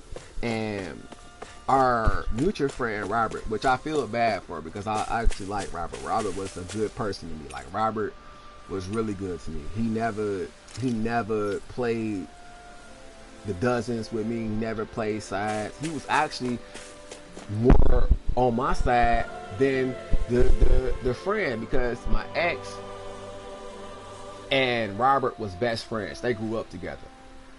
And you know, Rob was like, you know, his whole family, including his mama, was like, you know, really cool with me. And she wanted me to date her son. And I was like, what the fuck? I thought, you know, Robert was straight. I didn't know, you know what I'm saying? Like, why is you pushing this, you know? Because she was like, so have y'all, you know, are y'all couple yet? I'm like, what the fuck?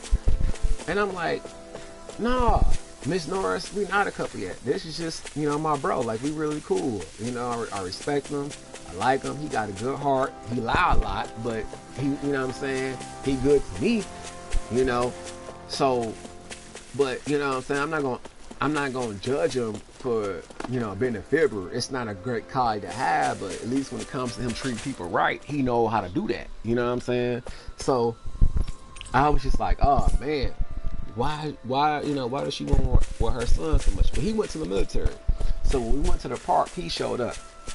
And he, you know, he hopped on me, threw his arms around my neck, threw his legs around my waist, and I was shocked. I'm like, damn, Rob, you know what I'm saying? You act like we a couple or something, you know? X on fire. This bitch was so mad. I was like, what's the problem? Like, me and Rob ain't never do shit. You know what I'm saying? Me and Rob been stuck in the same bed when I spent the night over in his crib, you know, with his mom and shit. Because I'm saying I spent the time. You know, we just cool like that. And he know I ain't, you know what I'm saying? You know I ain't trying to hit. So, you know, what's the problem? It's your best friend. You let this nigga drive your car.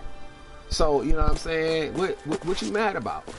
But I know it's, you know, the piece of X was boiling inside. So, you know, I felt bad. So I tapped Rob on his back and was, you know, looked to the side. My pretty like, look, you know, you got to get down because this bitch is tripping. So Rob get down, whatever. We all walking, having a good time. Rob like, why don't you come over? Why don't you come? I'm like, Rob, you can just come to the crib, bro, and hang out with us after, you know, everything is over with, whatever. So a chick come up to me. She's like, oh, you so beautiful. You so beautiful. And at this time, my hair, like, I had this stuff, this oil, like, or this product. It's called activator gel, and it like makes your hair look wet, you know, at all times. And my hair came down to rest on my shoulders. So she, you know, she was on me, and I had this greasy cup. I think the picture's still on MySpace, but I haven't been on MySpace in so long. I had this Reese cup shirt on with this metal necklace, or maybe it was wooden, because I had two. I had a metal one that I got from a Rat Bastard, and I had a wooden one that I got from the Rat Bastard grandma, and which I loved the wooden one because it was so dope. It had like different shapes on the necklace, but it was so fucking cool. And you know, she was flirting with me and shit. She was like, you so beautiful. She's like, you know what? You know, you should be my man. And my ex is like, no, this is my man. And pulled my, you know, because the chick, she had grabbed my wrist, and then, you know, she was like trying to hold my hand and shit, and my ex snapped and pulled my hand back and jumped in the way. And I was like, you know what I'm saying? Like, oh, now you want to, you know what I'm saying, act possessive, and, you know what I mean, just fake this shit. So I was like, okay, you know what, all right. So I ain't tripped, because I'm like, you know what, she is going out of her way to be flirty, whatever, you know, but it's cool, you know what I'm saying, because she didn't try to grope me or nothing. She just tried to get me to come with her, you know, through the carnival. And it was okay, because, you know, who I was with, it wasn't a big deal. It was like, you know, why are you tripping? You know what I'm saying? But anyway, I said, okay, you know, I ain't gonna do nothing with this shit. You know, I'm not, you know what I'm saying? Like, come on now. So after that, I was like, okay, what's going on? So I get back to the crib, and I just started noticing after that day, this person started doing really sneaky shit. Like, this person used to be very open with being on the laptop. I'm sitting on the couch, you know, my ex was still right next to me on the laptop and asked me about people that they know, you know, or, you know what I'm saying, how I feel about that person going out to things. You know, I'm like, I'm not a controlling person. I don't give a fuck where you go. As long as you ain't out cheating, you know what I'm saying, you can go to the motherfucking moon for all I care. As long as you got loyalty, aka commitment, you know, and consideration and respect, we straight. I don't have to keep tabs on you. I shouldn't have to keep tabs on you. I should be able to trust you wherever you go, no matter who you with. So, you know, I'm like, I don't give a fuck where you go. This person, I don't know how they took it, and I don't know if they took it like I don't give a fuck or whatever. I'm just like, you know what?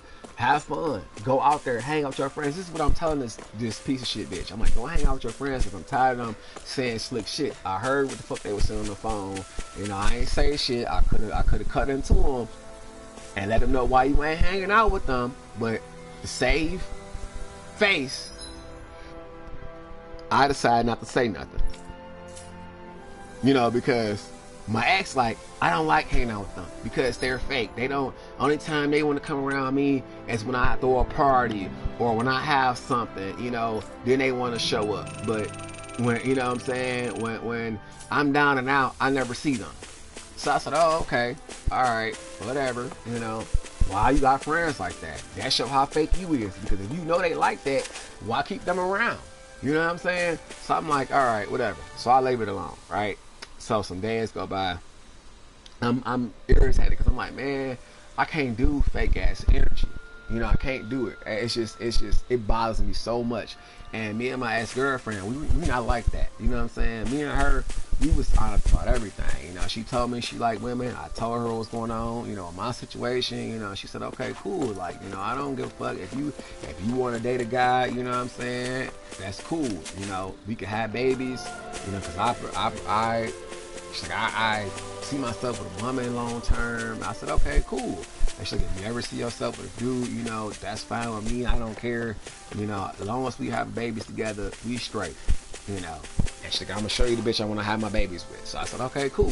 Which is how I got to know a female that lived in Louisiana who was supposed to be my baby's mother, but I just mission abort because I wasn't ready and she wasn't ready.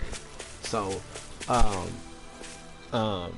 yeah, you know, I'm like, what's going on? Because I'm like, man, I'm so tired of this fake ass bitch. Like, you know, me and my ex-girlfriend don't do none of this whole ass shit. Like, we don't even fuck with people that we don't, you know what I'm saying, that just give off fake shit. Like, as soon as a person just rub me the wrong way, I cut them loose. You know what I'm saying? So I'm like, why do you do that? Like, why do you keep people around that you know is fake?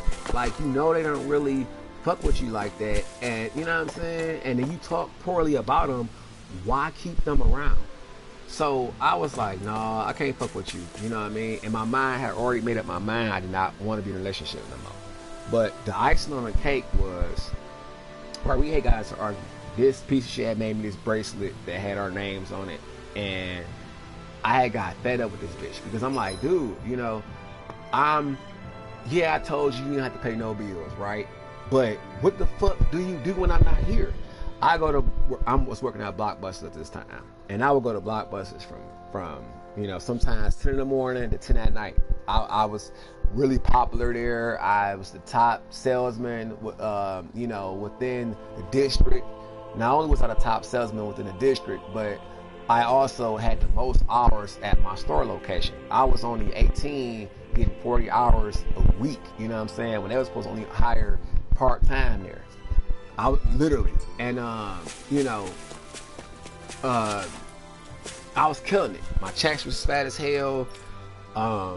You know, my manager, she loved me. We were so cool.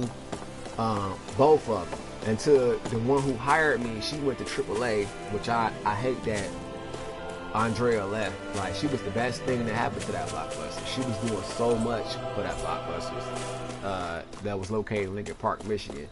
And then they replaced her with Tanya, and that's when the store got shut down because that bitch was horrible. Something feels odd here.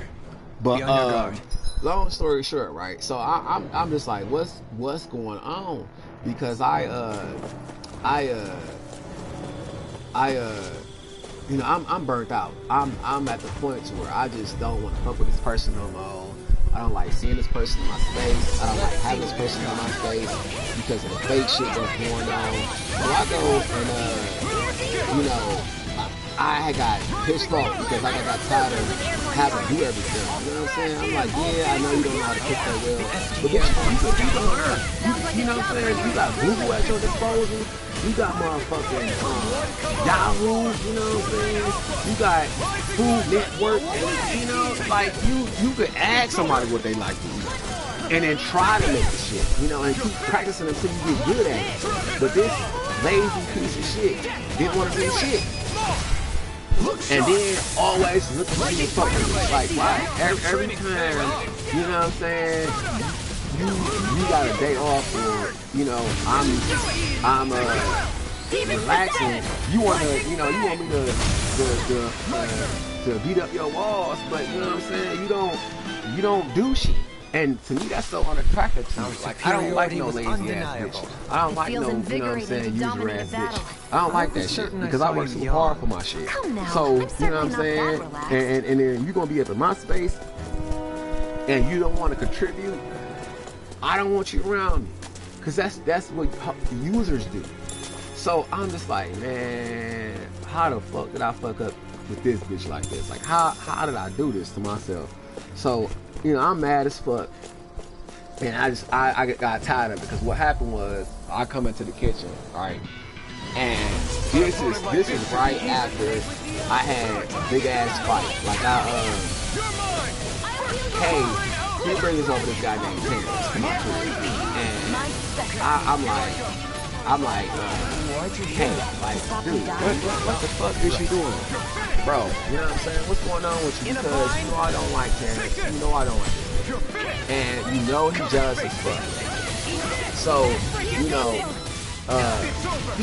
he goes and he comes over to my crib, okay, and he has a big ass pizza from this place called BC's Pizza, which they do have some really good ass pizza, but not currently, because they got a lot of nasty motherfuckers in the kitchen that come outside with trash and don't wash their hands and make the pizza and shit. They nasty as fuck.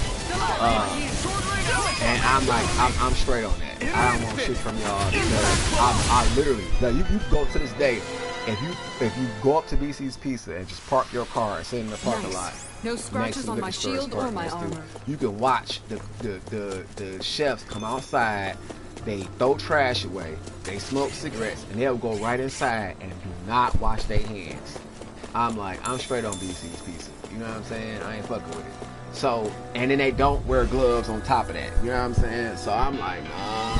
I try to steer away from places where the cooks don't wear gloves and the cashiers who are bagging my food, if they don't wash their hands often after they, you know what I'm saying, take money and shit, or they ain't wearing gloves while they bagging my shit, I don't want it. I just don't want it, because that's how a lot of people get mud with, aka diarrhea and shit, and other, you know, food-borne illnesses because of nasty ass people like that.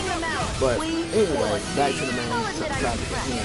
So I had enough. I was so burnt out. Terrence that came over. I need you, remember? And I'm like, hey, why you bring this nigga on my crib? Why the fuck did you bring this motherfucker over here? No, I don't want this motherfucker. You know what I'm saying? Like, he got a real problem and jealous. So why would you bring this motherfucker over to my place? And then, you know, like, man, it's gonna be alright, bro. He brought this big ass pizza thing off of me. I'm like, nigga, I don't even eat pork. You know what I'm saying? What the fuck wrong with you? You know? And he was like, man, you know, I just want us all to have a good time. And he was with me and I didn't want to drop him off. I said, alright, Kay. You know what, bro? Hold up. I'ma trust you. I'ma let it slide. I'ma let it go. So, you know, I had just that complaint. There's one thing about me, I do not have an audience at my place if my place is nasty. If it's dirty, I don't want no company. You know what I'm saying? And usually, my dirty is like I got maybe 1 or 2 dishes in the sink, you know what I'm saying? That's it. Everything else, my floors be mopped with bleach, my floors be swept, my carpets be vacuum cleaned. You know, I usually have a candle burning, you know, for the scent, or I have an incense, you know, or I'll spray some my cologne, you know what I'm saying, in the air if I know something is coming up. But now you can keep windows open too to have fresh air circulating, because I can't have no stuffy ass crib. I just can't do it. I don't want such air. That fake ass air is not good for your skin. So I usually keep the windows open. So I'm sitting there like, dude, you know, I just prayed all this shit that night before he came over there. I had made some curry, some Japanese chicken curry, and you know, from scratch, everything. And I'm like, man, what's going on? Well, not everything is from scratch, because the gravy I use cream of chicken for that, or cream of celery for that. But you know, I can make the gravy too without that. It's just that, you know, with cream of celery, it's just a lot quicker. But you know, everything else I made from scratch. But anyway, so I'm like, what's going on? Because we you know, we had dinner the night before, me and my ex, and my ex didn't wash the dishes. I was like, look, I'm having company tomorrow, so you know what I'm saying? Like, you know, you got the dishes? And I was like, yeah, I got them. Never did. So I'm sitting there like, what the fuck? My company show up, right? Everything clean, but the dishes. So I'm like, what the fuck, man? I thought you said you was gonna do that, you know? And my ex was like, well, yeah, I wanted to study real because my ex is doing everything. So I said, all right, you know what? Fuck it. I did. You know what I'm saying? So I'm in the midst of cleaning up the dishes, but I had to attend to my company. So I go into the living room, and K, you know, T, and S, and E,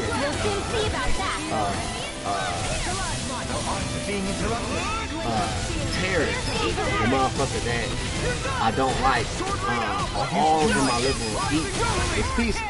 My ex-girlfriend's at the my apartment too. And I'm like, what's going on? You know? And she's like, she tapped me like, you finish it? I'm like, what are you talking about? I look on the ground. This motherfucker got the third of the pizza he eating on the ground. So I'm like, bro, what, you know, what the fuck, man? Why are you dropping food on my floor? You see my carpet is vacuum clean. You see my whole place is spotless. Bathroom, sterilized with bleach. You know what I'm saying? Like, what the fuck, bro? Like, what the fuck? So he goes and you know, he was like, I'm gonna get up, just chill the fuck out. So I'm like, but dude, you know, I said, okay. I walk away. So then my ex-girlfriend, she's like, what the fuck is wrong with you, nigga? Like, what the fuck is wrong with you? You ain't at home, motherfucker. You over somebody else's shit. And then, you know, I done sat there and she's like, she's like, you know what, I don't fuck with niggas like that. She's like, you know what, you been here for over a couple hours. Why is this shit still on the floor?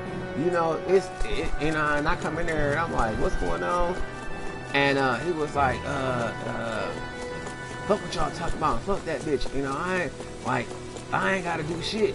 I was like, oh, you get the fuck out. Cause you definitely gonna get this shit up off my floor. And so I ain't gotta get out either. I was like, nigga, I'll put you out. So he was like, what'd you say? And I'm like, you heard what the fuck I said? He was like, well, fuck you, bitch ass nigga. So I said, okay. I'm like, come say that shit in my face. So he comes, he walks into the kitchen. He tried to swing on me. I move, he hit the wall, fucked his fist up, and I decked him in his eye. I'm lighting this shit up. I'm hitting him in the same place over and over and over again. He get mad, he try to tackle me. I come down with an elbow on top of his head. Bitch, you know what I'm saying? Crack this shit. He on the ground, right? So next thing you know, I turn around, like I got him on the wall. My ex is at the kitchen table, flabbergasted, because you know my ex like, oh wow, they fighting. My ex-girlfriend, she come into the kitchen And she's like, you ain't gonna help? I'm like, no. Stay out the fight. I got this. Don't worry about this bitch ass nigga. And let me remind, at the time, you know, I'm tweaking. I ain't even have no money. I just had, you know, cut from my arm and a fix back. I didn't have a, you know, you could tell I didn't lift weight. So this nigga was pumping iron. Like, you could tell you're pumping iron. Like, he pumped so hard. He, you know, after he tried to attack me, he stumbled back, and then he tried to charge me, move out the way, and next you know, we on the opposite end. Like, when he went to go charge me, I ended up in that direction. He ended up in against the wall where I was at, because I moved out the way. So I'm like, dude, you know, what the fuck going on? You know, because Stay away from my friend. you know, this shit just popped out of nowhere. So as I'm standing by the refrigerator where he was at when he first tried to tackle me,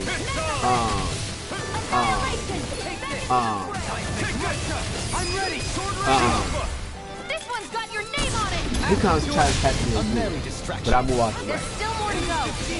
Then I end up getting him in a headlock. So I'm just firing on top of his head, shit, hit him in the face as hard as I can, and he stumbled. The skillet out of the sink, beat, knocked him the fuck out with that bitch. And that's where Kay comes to the kitchen, and my ex-girlfriend and my ex-girlfriend, she's screaming, she's laughing at the shit. And you know, she cheering me on.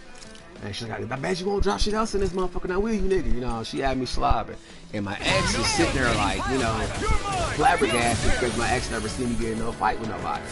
So I'm like, hey, get this bitch ass nigga out of my place right now. You get your shit, you get his shit, y'all both get the fuck out. You taking wherever the fuck you go, get the fuck out of here. So KJ was like, come on, man. You know, he gets mad. He punches the glass that's covering my outside door to my main door out. He punches it out. I'm mad as fuck because I'm like, now they gonna try to charge me for this shit, on my rent. But they didn't. They didn't know who did it, so because they didn't have cameras in the facility, so they didn't charge me for it. But I was concerned about that. So I'm mad as fuck about the fight. I didn't lose. I had no scratches, no bruises, no lumps. He had this big ass stupid, was he thinking or not on top of his head and shit. And everybody was laughing and talking about the shit. And then I one nigga respect. After that, he works at this place. Well, he used to work at this place downtown. It's a salad bar that's downtown. He was giving me free salads and shit. Like, Kay was like, bro, you want a salad? I'm like, yeah, where we going? So you find out. So we go up there. I see this nigga Terrence. I'm like, bro, why are you trolls? He was like, man, I'm not. He was like, I told him to let that shit go. He said he cool now. He said he ain't gonna trip out, and he said he can get you a free salad. I said, what? Oh, well, shit, that's what ass whoopers do. Well, motherfuckers need more of these more often, you know what I'm saying? If an ass whooping get your mind right, you definitely need one, you know what I'm saying? So I was just like, what's going on? Because I didn't trust it. I was like, nah, I don't. But, I was like, okay, whatever. But that following day, right, after that fight had broke out, I was like, so, what the fuck, dude? Like, you know what I'm saying? Like, what is your problem? I asked you to clean the dishes up. You didn't do that. Then the laundry that was in the laundry room, you didn't fold the clothes. You didn't go get the clothes out of the laundry room. You left them there. What the fuck went on with you? You didn't mop, after the fight. You didn't sweep after the fight. You know what I'm saying? You really don't do shit. And I'm thinking to myself, because I'm like, I did tell this bitch cheat, this bitch had to do shit. So I'm like, that was probably my fault. But I'm thinking the person is gonna take initiative and do, you know what I'm saying? Do it because they wanted to do it. Not because I told the person to do it. That's why I'm like, you don't have to do that. I just want to see how devoted this person was, how committed this person was to the relationship. But this person is so fucking phony. So I said, okay, you know what? Don't worry about it. Don't even worry about it. You know what I'm saying? I see who you are. That's when I made the fucking decision. So you know what? I don't want to. So you know, I'm like, I take off the bracelet, I throw it at the bitch here. I don't want this shit, you know what I'm saying? I ain't want that shit no more. Because, you know, it's no point. It's like, you saying you love me, like, but you're not showing it with your actions. So, I don't want this shit. So, this bitch, right, tried to be slick. And I started working at FedEx. We must consider well if this is the right path. With K and T and S. We all got a job together because K was gonna carpool everybody to work. So I said, okay, that's cool because we making good money, and I don't have to spend no money on gas. You know, cool. So I go to work, right? This is how God works. I'm telling you, like, I'm like, Lord, you know, I had prayed the night of the argument. I say, Lord, I'm sick of this bitch. You know, I don't really want to be around this bitch no more.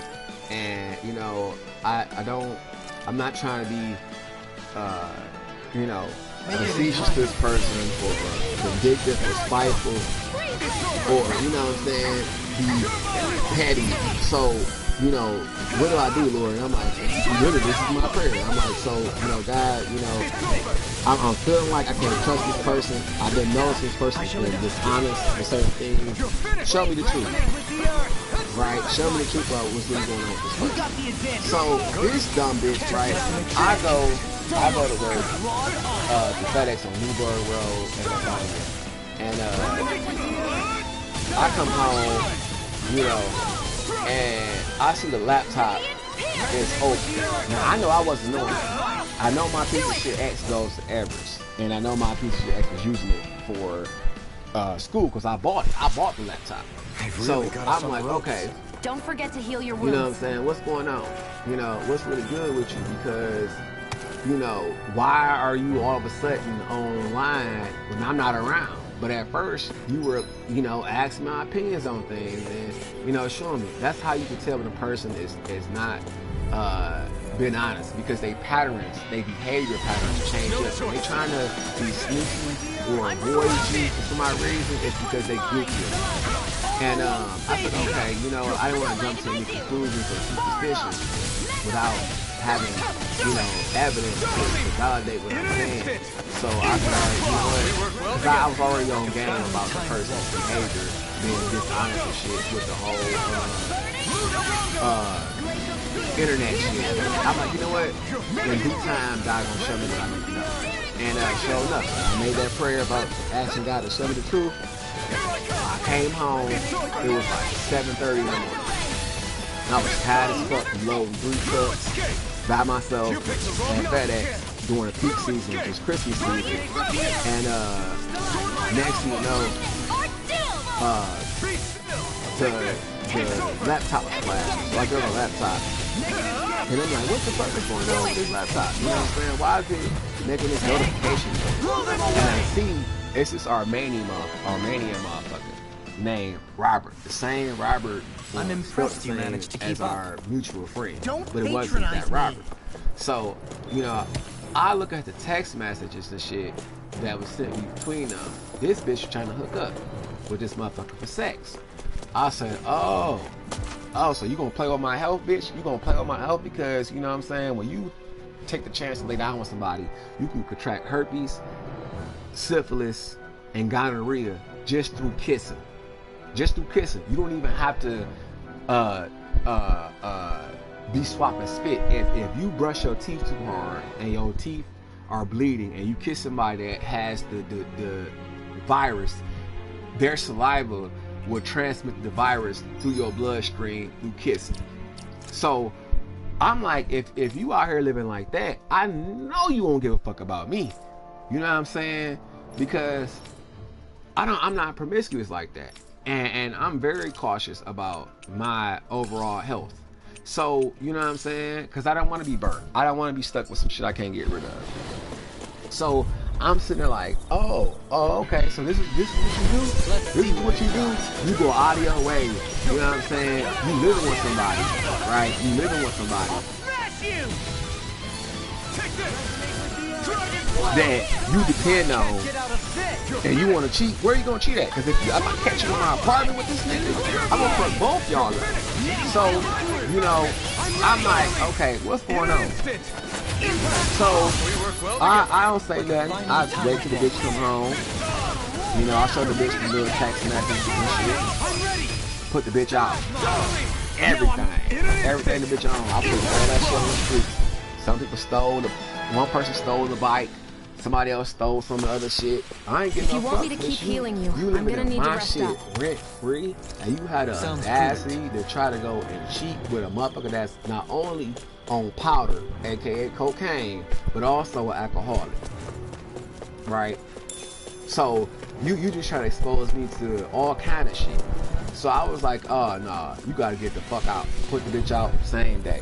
Then look back. Then I had felt bad, you know, cause I'm like, well, you know what I'm saying? I did tell a bitch like, you ain't gonna find nobody that's gonna love you like your mama, because I knew the bitch had a lot of problems. The bitch had dealt with molestation problems as a kid, you know what I'm saying? That was one of the things that the bitch had revealed to me, and I'm like, that explains why you so active with your sex life, why you so ready to hop in the bed with somebody, because somebody was, you know, abusing you as a child. That's where that behavior stimulated from. So I'm like, damn, you know what? I wish I would have did my due diligence before I chose to, you know what I'm saying, settle down with you, because if I would have known that, I would have never dated you. Honest to God truth. Not because you went through a trauma, it's the fact that you didn't overcome your trauma. You know what I'm saying? You still got fucked up ways because of your trauma. So I'm like, you know what? I fucked up. I fucked up because I dated the wrong person, and I realized that this person was a victim of sexual assault. You know, in their kids' adolescent years. I didn't know that. You know what I'm saying? Until I found out about it. And I wish I would have known that beforehand. It would have saved me a lot of heartache and disappointment. I would have known I was dealing with a fucked up hoe from the jump. You know what I'm saying? But I didn't ask the right question until later on when something just told me to ask. You know, I'm like, did you ever deal with any kind of abuse or something as a child? Because your mentality just is screaming abuse. And come to find out that was the case. I'm tired. So I'm like, oh, okay, put the bitch out, right? And I felt bad. I tried to, you know, forget a hoe and let the bitch back into, you know, my life. And I said, fuck it. I went to Atlanta instead. And I ended up dating somebody else that wanted me to be a stay-home father because they had a lot of shit going on. This person was very, very stable, you know what I'm saying, and really together with you know, financial stability and, you know, living arrangements and transportation. So I'm like, damn, you know, God just blessed me, because here it is, you know, I was dealing with a piece of shit bitch who didn't have shit, not a place, not a car, no money, no nothing, right?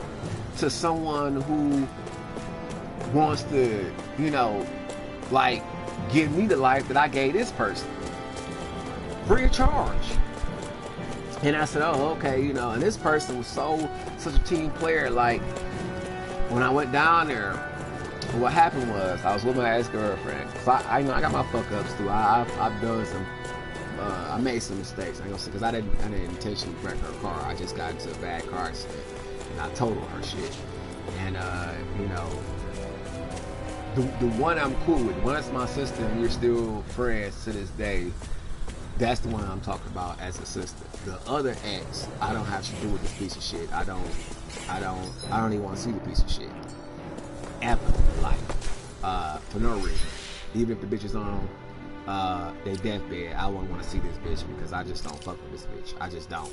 But I was like, what's going on? Because, you know, I'm in Atlanta, and I got in a bad car accident. So my ex-girlfriend, the cool one, I'm gonna call her D.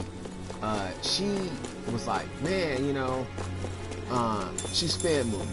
We were on a bus on the way back to the car, and I wasn't paying attention. She was so pissed off at me, and I don't blame her, because we made up over that. You know, she ended up letting me drive other cars of hers when I showed up to Texas and I didn't have a vehicle. She offered for me to use one of her vehicles. I declined, and then when I visited her in Detroit at her spot in Detroit, she was like, you know, here, use my car to go do DoorDash. And I said, okay, well, all right, fuck it, because, you know, at the time, I really needed some money, and DoorDash is fun anyway.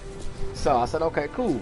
But anyway, main story at hand, you know, I'm like, damn, I had put the bitch out. I won't forgive you. That was the first time. Then when she else to do with the home, I was straight. I said, you know, never again, right? Did I ever fuck up like that in my life? And sure enough, I have not dated nobody like that bitch. Nobody. And it wasn't because the bitch was white, it was because the bitch was just a horrible person. And then because the bitch was white, other stupid ass white people want to, you know what I'm saying, side with this bitch. And that was a learning lesson. You know what I'm saying? That's when I knew like how fucked up like the person could be. You know what I'm saying? Because after I had stopped fucking with this bitch, right? The long way. I had started on my Trey. And Trey is a real pretty white guy. Like, he has long, dark, jet black hair. So, fire and earth astral energy, huh? I thought was, perfect combination. Really nice looking for him. Because some people can't wear long hair. You know what I'm saying? Some people can't. They just don't look right. But for him, you know, it made him really attractive. And I said, okay, you know, in the face, you look like a girl. You know what I mean? Like, you got a really cute face. So, you know, I don't understand what's going on with you when you say you're depressed over some ugly bitch, because he had a breakup with a shitty girl who cheated on him for his friend, which I don't know if he's holding that as a secret or not, but he should, because, you know what I'm saying, it's like, dude, you're way prettier than this bitch anyway, you know what I'm saying, you look way better than her, like, literally, and that's sad. Guy look better than the girl. Lady Fortune must truly be watching. She decided it's like, bro, you ain't got no reason to be bad about nothing. You know what I'm saying? You made, like, you straight. You know what I'm saying? Like, you know, like, dude, like, you won. You know what I'm saying? Because now you got to deal with the whole no more. Now you get to really see her for who she really is. That's what people don't realize. Like, when you get cheated on, that's not a curse. It's not. It's a blessing. It's a blessing for you to move on. It's showing you that that's not the right person for you. It may hurt you if you love the person. Absolutely. It may cause you some setbacks emotionally, but what you have to realize is that now you know that that person is not for you. Because if a person truly loves you, they will never cheat on you. They would never want to bring their hurt to you. They would never want you to feel that kind of betrayal, that kind of pain.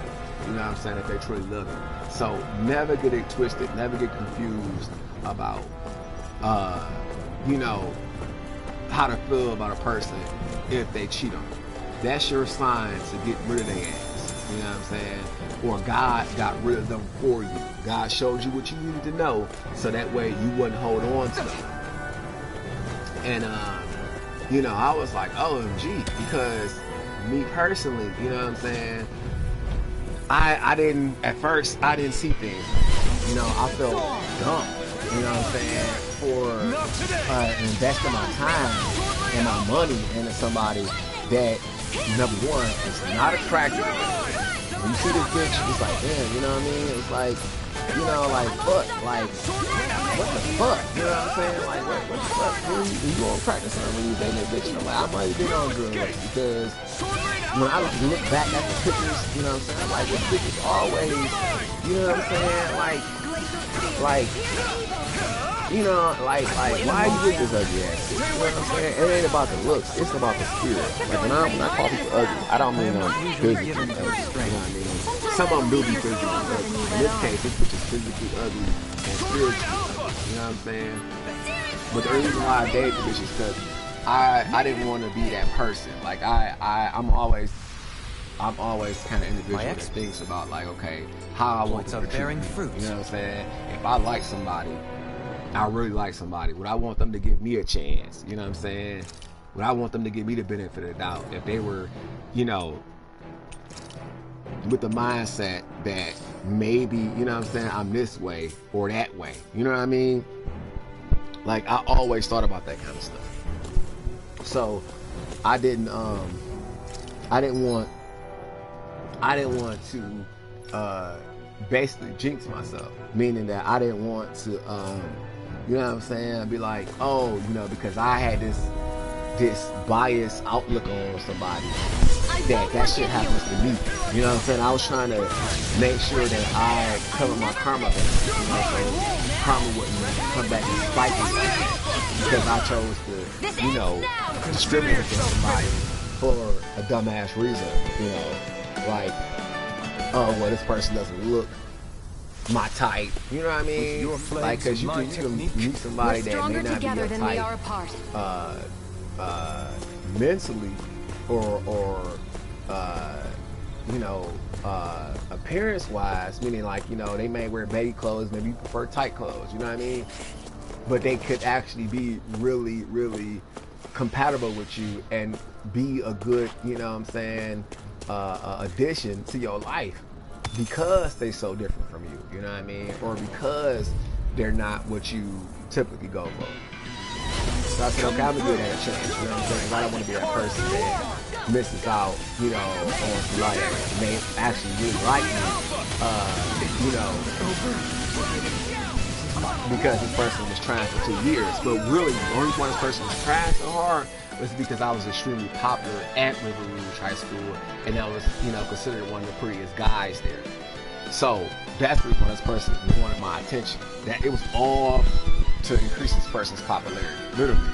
And I'm like, you user ass bitch, you just a foul ass, user ass, yuck ass white bitch. You know what I'm saying? A foul one on top of that.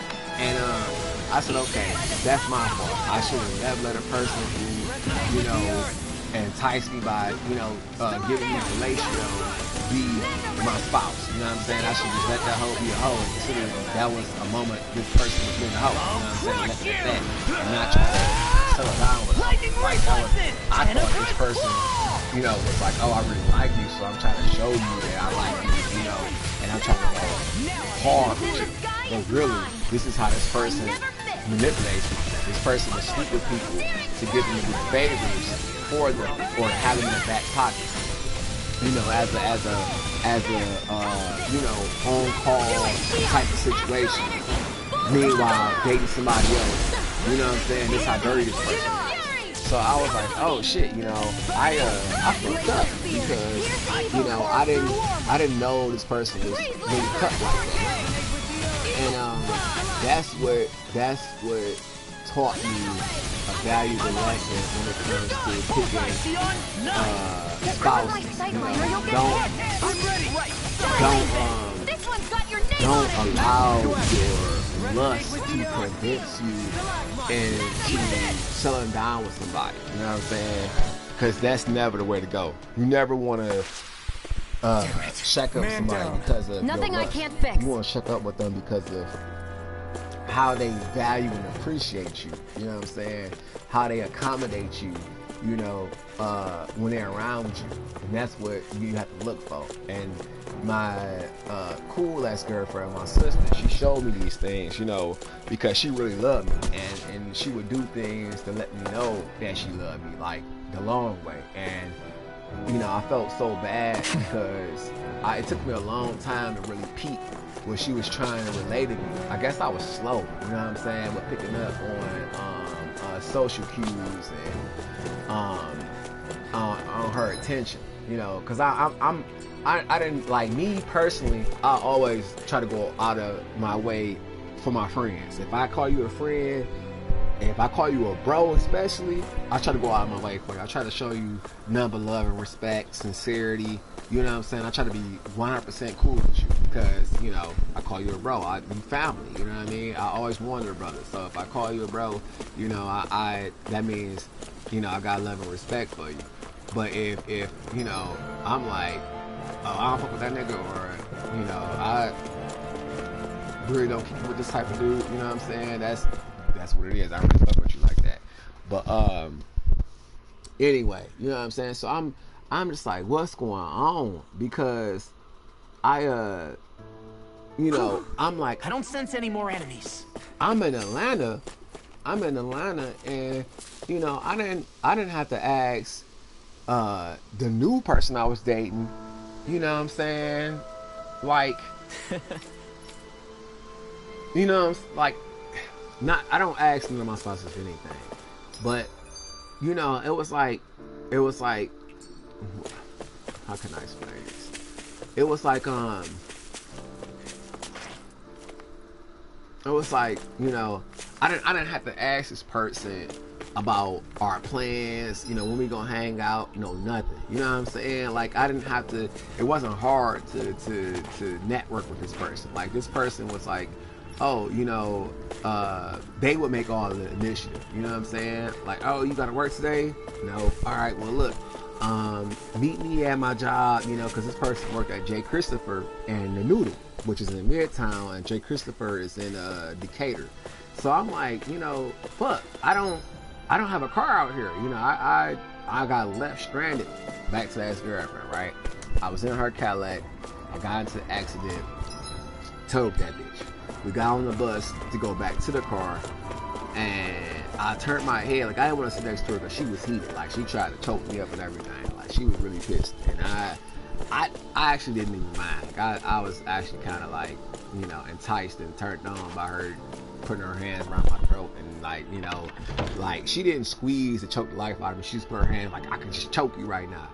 And I'm like, well, shit, go ahead. I ain't gonna stop you. You know what I'm saying? I know I fucked up. Yeah. You know, you could do There it. might be someone who could use our Like, help. oh, you enjoying this shit? She got mad, and then, you know, she rolled her eyes and walked away.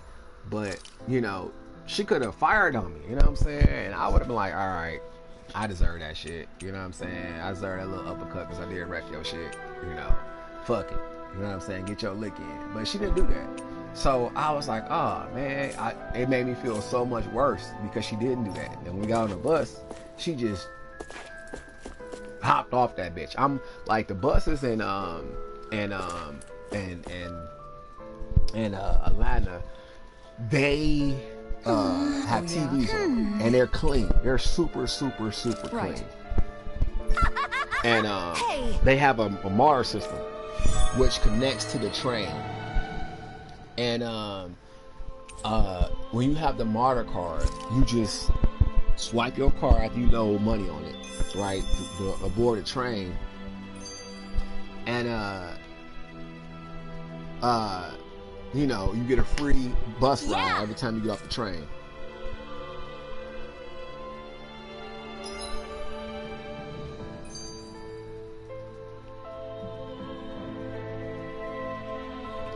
So I was just like, you know, I was just blown away because, you know, she left me stranded. I was hurt. I was like, damn, what the fuck? That Deadeye creeps. Forget that. You know, like, why would she just leave me stranded? But then I realized the idea of fucking up her car.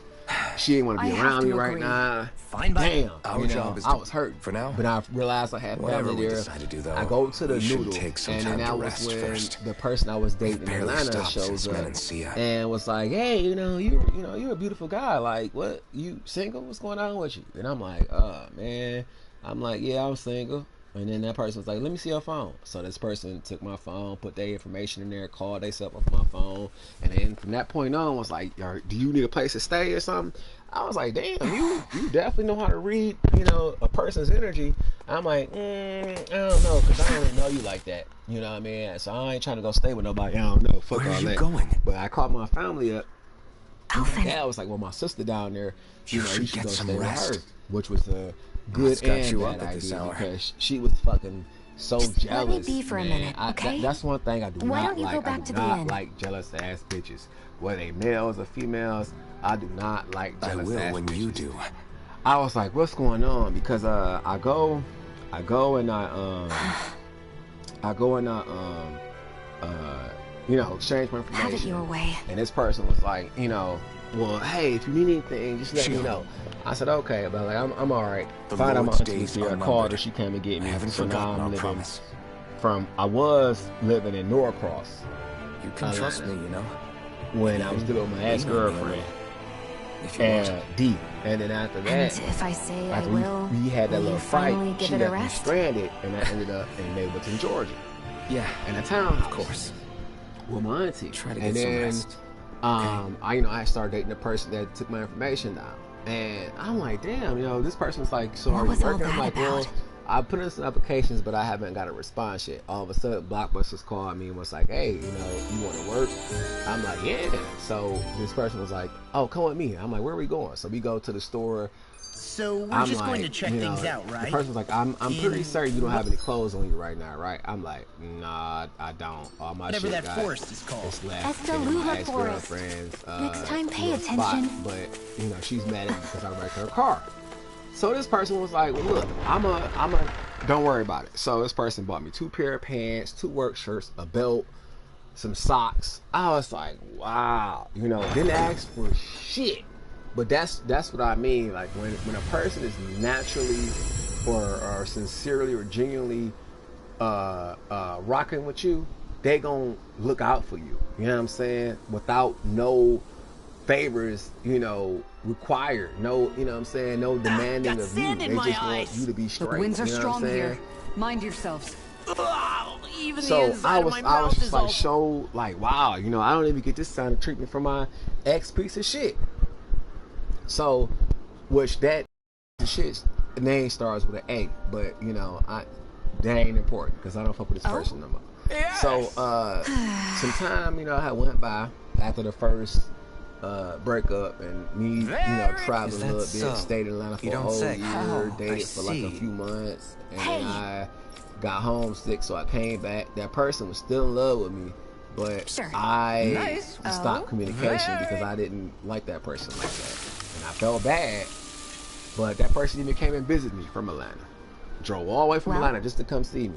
And I was staying in Redford. So I said, oh, okay. I must have made an impression. But we ended up left on good terms. And I'll add this person to my my Facebook. Really now? And we've been cool ever since.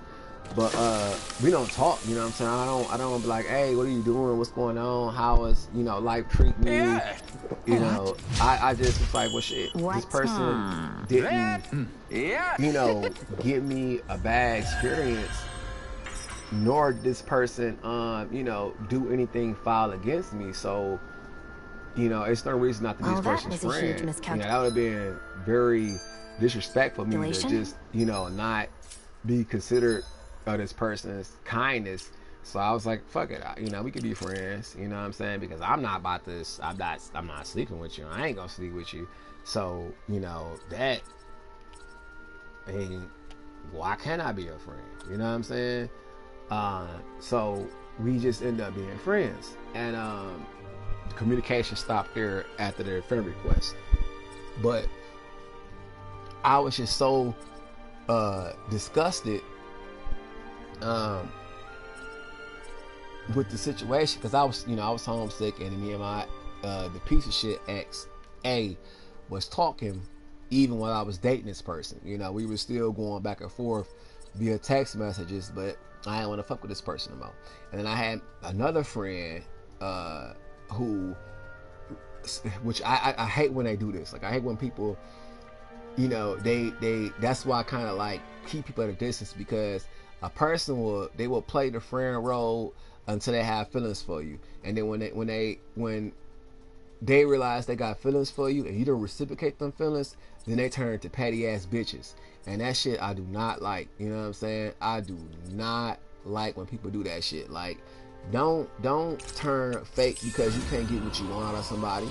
You know what I'm saying? Like, what the fuck? Like, so because you want to sleep with somebody that don't want to sleep with you, now you want to go from being friendly to an asshole for no reason. Like, what the fuck wrong with you? You know what I'm saying? But that's what I was dealing with some people, and I don't like that. I do not like when people do that fake ass shit. So, with that being said, I was like, what's going on? Because I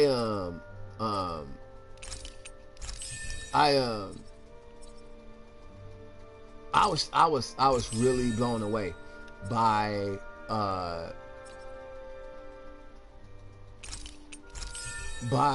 the kindness of the person I was dating in Atlanta, and that put things in perspective for me, as well as my ex-girlfriend, you know, D. I was like, you know what? Now that I know what I know, I'm not selling for no piece of shit people no more. And you know, I steered away from fake ass people ever since. And one of the things that I noticed, you know, about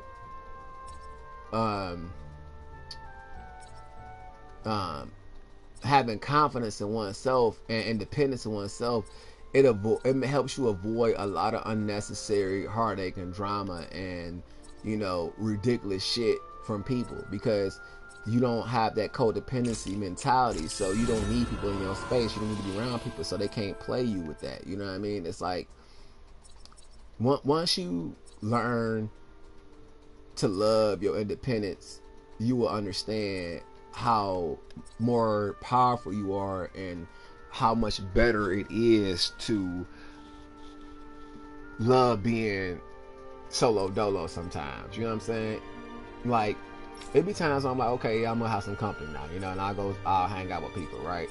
You know, when I want to hang out with people. But, you know, that's like when I want to have you know, a moment with somebody, like hang out, have a good time, catch a movie, play some video games, you know, or whatever. You know, whatever's clever at the time.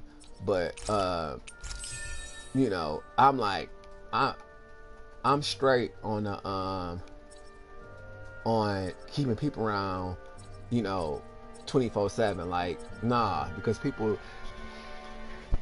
like to get as much information on you as possible and use that to throw in your face when they fucked up. Especially when motherfuckers is real fake. When you dealing with fake ass bitch ass people, they sit there and they just gather as much information on you as possible so they can use it to attack you at your lowest. Or when you having a bad day or you get in an argument with that person, they throw whatever traumas that you've been through or whatever misfortune event you had to endure or whatever shitty situation you had overcome in your face, or shit that they caused as far as problems, you know, they throw that shit in your face.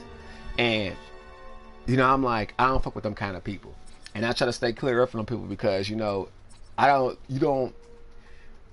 being melanated, especially out here in Michigan, if you haul off and knock the fuck out of somebody, they'll try to cook your ass and the judicial system. You know, especially if you a melanated person, a male, and say for example you hit a white person, or they gonna try to cook you. You shoot a white person, oh you fried, you deep fried. You know what I'm saying? 87% of the time. And by the grace of God, you know, you might get off of it if you got enough money and a real good ass lawyer. You know what I'm saying? Or if you melanated and you hit a woman, they gonna try to cook your ass. Cause what they gonna do is they gonna hook you up with a black judge that's a woman, and they gonna make your prosecutor a woman, and they'll fuck around and give you a woman as an attorney, so that way you all fucked up. And you know what I'm saying? And trust me, I know, like, I never hit a woman before, but I've had a situation with the foul bitch. She had lied on me about some shit that I didn't do. You know what I'm saying? And I had to go to court for it. And because I had a female judge and a female prosecutor and a female lawyer, they tried to give me the hardest time. They made a whole year of my life a living fucking hell. So I know how dirty these bitches can be. Especially bitter ass brown women, fucked up ass brown women, and racist ass, disgusting, undesirable white women. Them be the main foulest motherfuckers in Michigan. They be the biggest problems for Michigan. Dumb type of people. No cap. But yeah, I was fucked up, you know, for a year because of some dirty bitches. But, you know, I overcame it. You know, God is good and seeing me through it. God also had blessed me with people that wanted to see me succeed and they helped me through that little hard time, because it was such a stressful time for me. Like I had grew so much silver hair on my face because of that shit, but my skin is still young and firm and tight. So if I shave my face, I'll look really young. But you know, if I let my beard grow out, you could tell that, you know, I got some silver hairs because they stressed me the fuck out. But it was all because of this dirty ass fake bitch who set me up. She lied on me and shit. She, you know, went to the authorities and did some fuck shit. And that's why I do not fuck with fake bitches, because I never put my hands on this fake bitch. I never threatened this fake bitch. I never did shit to this fake bitch. You know what I'm saying? Like nothing for her to go out her way and do some shit like that. So I, you know, it taught me a valuable lesson that, you know what I'm saying, like, you know, you can't always be quick to be, you know, a chivalrous man to some of these bitches, because a good portion of these women out here, the ones that are not the good ones, the bad bitches, the ones that's not bad bitches, they do some foul, diabolical shit to men, especially good men, especially when they fucked up bitches, when they dumb as fuck, when they unhappy with theyself, when they undesirable, when they ain't got shit going for theyself, and they see a man who is liked or has, you know, something that they don't have. Like if that man is beautiful and they an ugly bitch, oh, they'll go out of their way to hate. They'll say all kind of foul shit on that person's reputation so people won't like them. They'll, you know, try to set that person up. I done dealt with, like, I used to work for this store called BJ's Wholesale Store, and this stinking pussy bitch named Miss Gwen, I'll never forget this bitch. She smelled so bad. She smelled so bad. Like you could smell her from a few feet away. Like 5 feet away, you could still smell her. That's how bad. And I have a keen sense of smell. Like I have like a bloodhound sense of smell. And I like, me personally, I don't like, you know, that kind of stench. Vagina odor is a different kind of funk. It's so potent, and it's so disrespectful, because it suffocates the room. And if you in close proximity, that's all you gonna smell. It's a bitch's stinking ass pussy. I don't like that shit. So, you know, she thought that I was gonna be okay with that shit, and I immediately turned her down, like, and in the worst way possible, because she was flirty and I just looked the other way and I just act like the bitch had never said nothing to me. So she got mad and she sabotaged my work experience. She knew, like that's another thing I why I don't really like fat bitch ass men, because the guy, her manager, the guy was above her because she was a manager too, but the assistant manager, he was a fat bitch ass white guy. He was a fag, and I don't mean because he was gay, but I mean the fag is the term for the I use for the disrespectful gays, the ones who are petty as fuck, do foul shit like sabotage your work experience out of jealousy, or fuck up relationship, you know, out of jealousy, or, you know what I'm saying, just do shit that they wouldn't want done to them. That's when I call fags. I have no problem with people's sexuality. That's not an issue. So don't take it that way. But when it comes to these gay men who do foul shit, dumb fags, the ones I'm talking about. This motherfucker, right? So it was this guy that worked there, and you know, he was the guy who did the security at the door. He was a young white guy, and he was really attractive looking. But I didn't, you know, I wasn't looking at him like that. He caught me off guard. Like I was at like their break room is on the second floor. And I'm at the break room, right, minding my own business. And he comes up there, and you know, he's like all touchy-feely and shit. He's doing a little shadow boxing, but he's like punching my, you know, chest, and he moves onto my ass like, "Damn, bro, you kind of fit." He was like, "What do you do?" I'm like, "Oh, I do a lot of things. I do cardio, I do calisthenics, I do mixed martial arts, you know, stay in shape. I rollerblade, you know, I swim, I jog, shit, I do a lot," you know what I'm saying? He was like, "Bro, wait a minute, you do mixed martial arts?" I was like, "Well, yeah, but I don't have a belt. I'm not, you know, certified or anything like that. But you know, as far as having a title or anything or license as a lethal weapon with my hands, I just, you know what I know.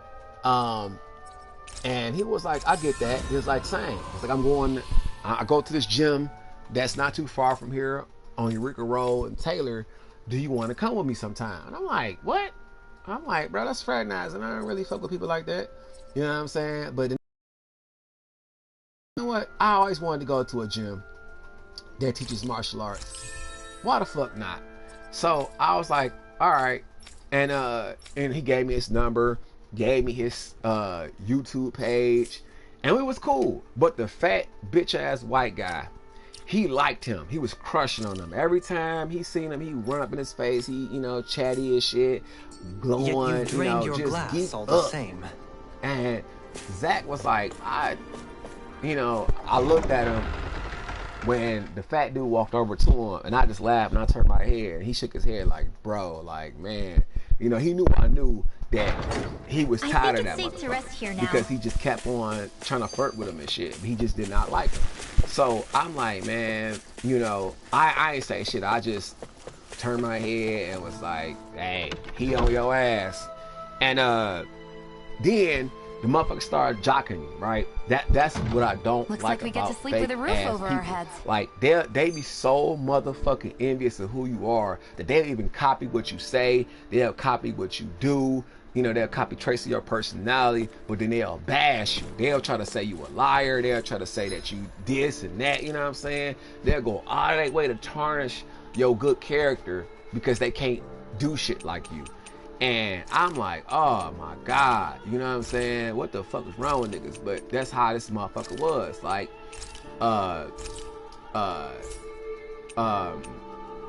the guy I'm talking about, damn, I'm trying to buy some stuff. Hold on. He was like, bro, you know, Zach was like, bro, you know, you see this dude? I'm like, yeah, man, that motherfucker is horrible, bro. Like, he don't understand social cues. You can never be too prepared. He don't know that you don't really like him like that. We have to spend so much? I'm like, hey, bro, I ain't in it. You know, that's on you. That's on you. But I left it alone, right? I said, oh shit, I got indigestion.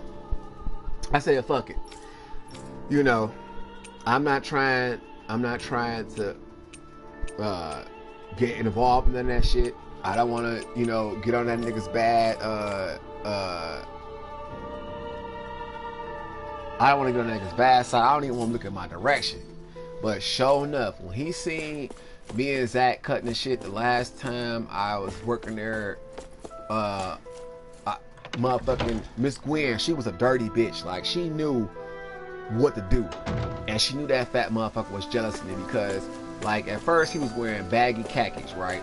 And then he seen how Zach responds to me in the tight pants and these badass boots I had on, my little Aeropasta polo shirt. Sometimes I wear a little button up, you know, with the sleeves rolled up because I'm like, you know, I like to look fly. I like to, you know, be comfortable, especially, you know, if I'm working in retail, because I could just leave work and go and hang out, you know what I'm saying? And I'm like, I'm working out in Taylor, so the mall right there and the movies, you know, so it's like, you know, that's just right, because I don't go home smelling like food. I leave still smelling fresh and clothes still intact. So it's like, why not dress up, you know, because I'm not doing no back-breaking ass work. I'm literally leaving here with no sweat at all. So, you know, I would dress decent, and the next, you know, he coming to work, he got the similar ass outfit on. He got on some tight ass black pants, a polo shirt, some boots that he barely could walk in. I said, get the fuck out of here, right? Like, what? And then Miss Gwen, she knowing nigga is jealous of me, she gonna send me at the door to work the door with Zach. Now me and Zach is talking to shit, and Zach like, bro, show me some moves. So I show him a three piece, you know, the 1, 2, 3 boxing combo, which is right jab, left jab, and a right hook. You know what I'm saying? I mean, that's if you do it, because you can do an uppercut too, or you can do a flicker jab. You know, right hook, left hook. You know what I'm saying? This is however you want to put together your 3-piece. But I did a 3-piece followed with, you know, a roundhouse kick, a clean one.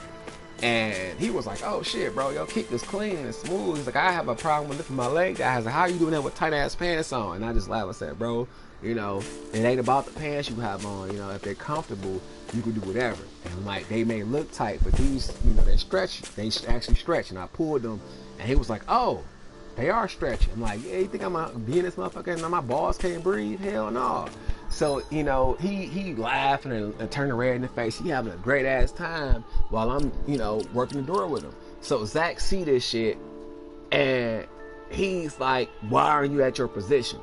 I'm like, nigga, cause I was told to come over here. Who told you to come over here? I'm like, Miss Gwen told me to come over there. And, you know, he was like, well, I'm gonna have to check with her. I'm like, well, you do that. Mad as fuck. So he checked with her. She see, you know, she laughed about it. She's like, yeah, I told him to go over there. So he get mad. But later on, I ended up cussing him out. You know what I'm saying? But that wasn't the reason why I left the place. I left the place because Miss Gwen, she had this motherfucker shit. She set me up purposely. She had me go fold clothes, and he used that as an excuse saying I wasn't in my position. So he fired me since I didn't have my 90 days in, my 3 months. I said, these motherfuckers are so foul out here. But, you know, that was dealing with a fake bitch who she called herself liking me, but I ain't like her, so she did what she could to sabotage my experience. That's why I don't fuck with a lot of people, because a lot of people be so motherfucking fake. They'll laugh in your face, they'll act like they give a fuck about you, but then they just be envious. They be so jealous of what you can do and what they can't do, and they'll do all they way to try to sabotage what you got going on. So I know how niggas is. That's why I'm like, I don't really need a lot of people around me. You know what I'm saying? It's good to have friends, absolutely. If they're real friends, if they true, sincere friends, you blessed. But you know, calling somebody a friend don't make them a friend. And they actions gotta, you know what I'm saying, solidify them as a friend. Which is, you know, a lot of shit that people don't look out for. They don't know what to look out for as a friend. And, you know, I'm like, man, when it came to my ex-girlfriend, she would do little sweet shit for me. Like, if I came to visit her, she'll have blankets set up, a whole brand new toothbrush, toothpaste, a bar of soap, my own bottle of shampoo and conditioner, you know, my own bedroom. And then, because she know I fuck with Mary, she'll have Mary on that. Like last time when I went to Texas with her, she had me this big ass Ziploc bag filled with Mary, free of charge. She ain't want shit from it. She ain't want she ain't want me to dick her down. No, nothing. She just wanted me to be comfortable and have a great ass time. And I did. I went out to the club. She knew I wasn't working when I came out there. Her and her girls paid for everything. I said, wow. And then pulled up with drinks. So I know how it is for a person when fuck with you versus them not fucking with you. If they really like you, they're gonna accommodate you. They're not gonna ask you for nothing. They just gonna, you know what I'm saying? They just gonna want you to be, you know, in good spirits and have a great time around them. So I said, oh man, so this is what quality friend look like. One that's really fucking with you and can't see you have a good time versus a fake motherfucker that's just trying to be around you to absorb your personality traits, or, you know, get a whiff of your business, you know how you do business, so they can either sabotage it or copy you, you know, to you know what I'm saying, to elevate like how you elevate. So I'm like, you know what, I'm cool. I don't need niggas around me like that, you know what I'm saying? And if I have a person around me, it's because I figure they're a good person, you know, until they prove me otherwise. But that's what helped me keep my company down to a minimum. Even though I got over 200-something friends on Facebook, you know, that's real legitimate. I went to school with, some I met during travel, but they was actually, you know, genuinely good people. I just don't be in their face like that. I'm like, because it's like, you know what, I don't really, that's not who I am, you know what I'm saying? Like, there's certain qualities about a person that makes them or let me spend time with them. Like with my ex-girlfriend, Dee, right? She in a lot of ways, she is a lot like me. She loves getting money. Loves having money. She's a hard worker. So am I. You know what I'm saying? Like, she a hustler. I hustle too, but you know, she just do certain things that I don't do, which it's fine. That's her business. You know, as long as she's safe and she's living and healthy, that's all I care about. I just don't like her doing shit that I know is going to endanger her safety. That's the shit that I don't do. You know, when it comes down to what she do, because she a wild card. But you know what I'm saying? You Look know, what I just found. Somehow, she get things the are shit even done. worse outside the But city than they are I'm like, inside. man, what's going on? Because I'm like, man, after dealing with her for over 20 years, you know what I'm saying, of her actually showing love, you know, consideration and shit, doing certain situations, I'm like, I know what a real friend looks like, you know what I'm saying, versus a fake. And, you know, and then, you know, just certain things too, like, when I was doing DoorDash, I come back to her crib, and, you know, she was like, you should come over, you know what I'm saying, and kick it for a little minute. And I said, okay, go over there for a little bit, and, you know, I'm out doing DoorDash, I come back, she got food on my table, you know what I'm saying? So it's the little shit like that that lets you know when a person is really for you or not. Because they give a fuck about what's going on with you, they give a fuck about, you know what I'm saying? In an instant. Whether you eat or not, whether you sleeping good or not, whether you got money in your pocket or not. The only people that really give a fuck about you, you know what I'm saying? The ones that really are good friends. And if your friend and it's not like that with you, then chances are that's not your friend. That's just a user ass motherfucker that's waiting on the opportunity to use whatever information they can get against you, or you know, to seize what you got or sabotage what you got. In some kind of way.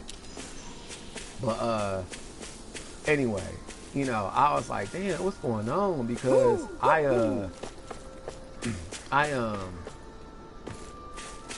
I'm like, man, you know, I didn't expect certain shit off of certain people. You know, certain things you don't expect off of certain people.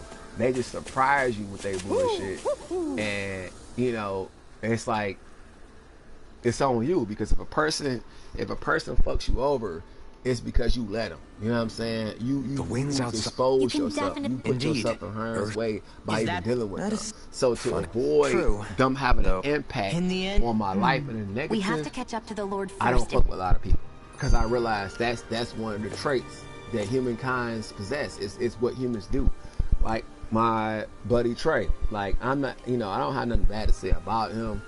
Like, in a way that you know, tarnish his name and like that. But you know, he had problems. He had insecurity problems. He had jealousy problems. And I'm like, bro, you know, you claim to know it. When I met you, you introduced yourself to me. I didn't introduce myself to you.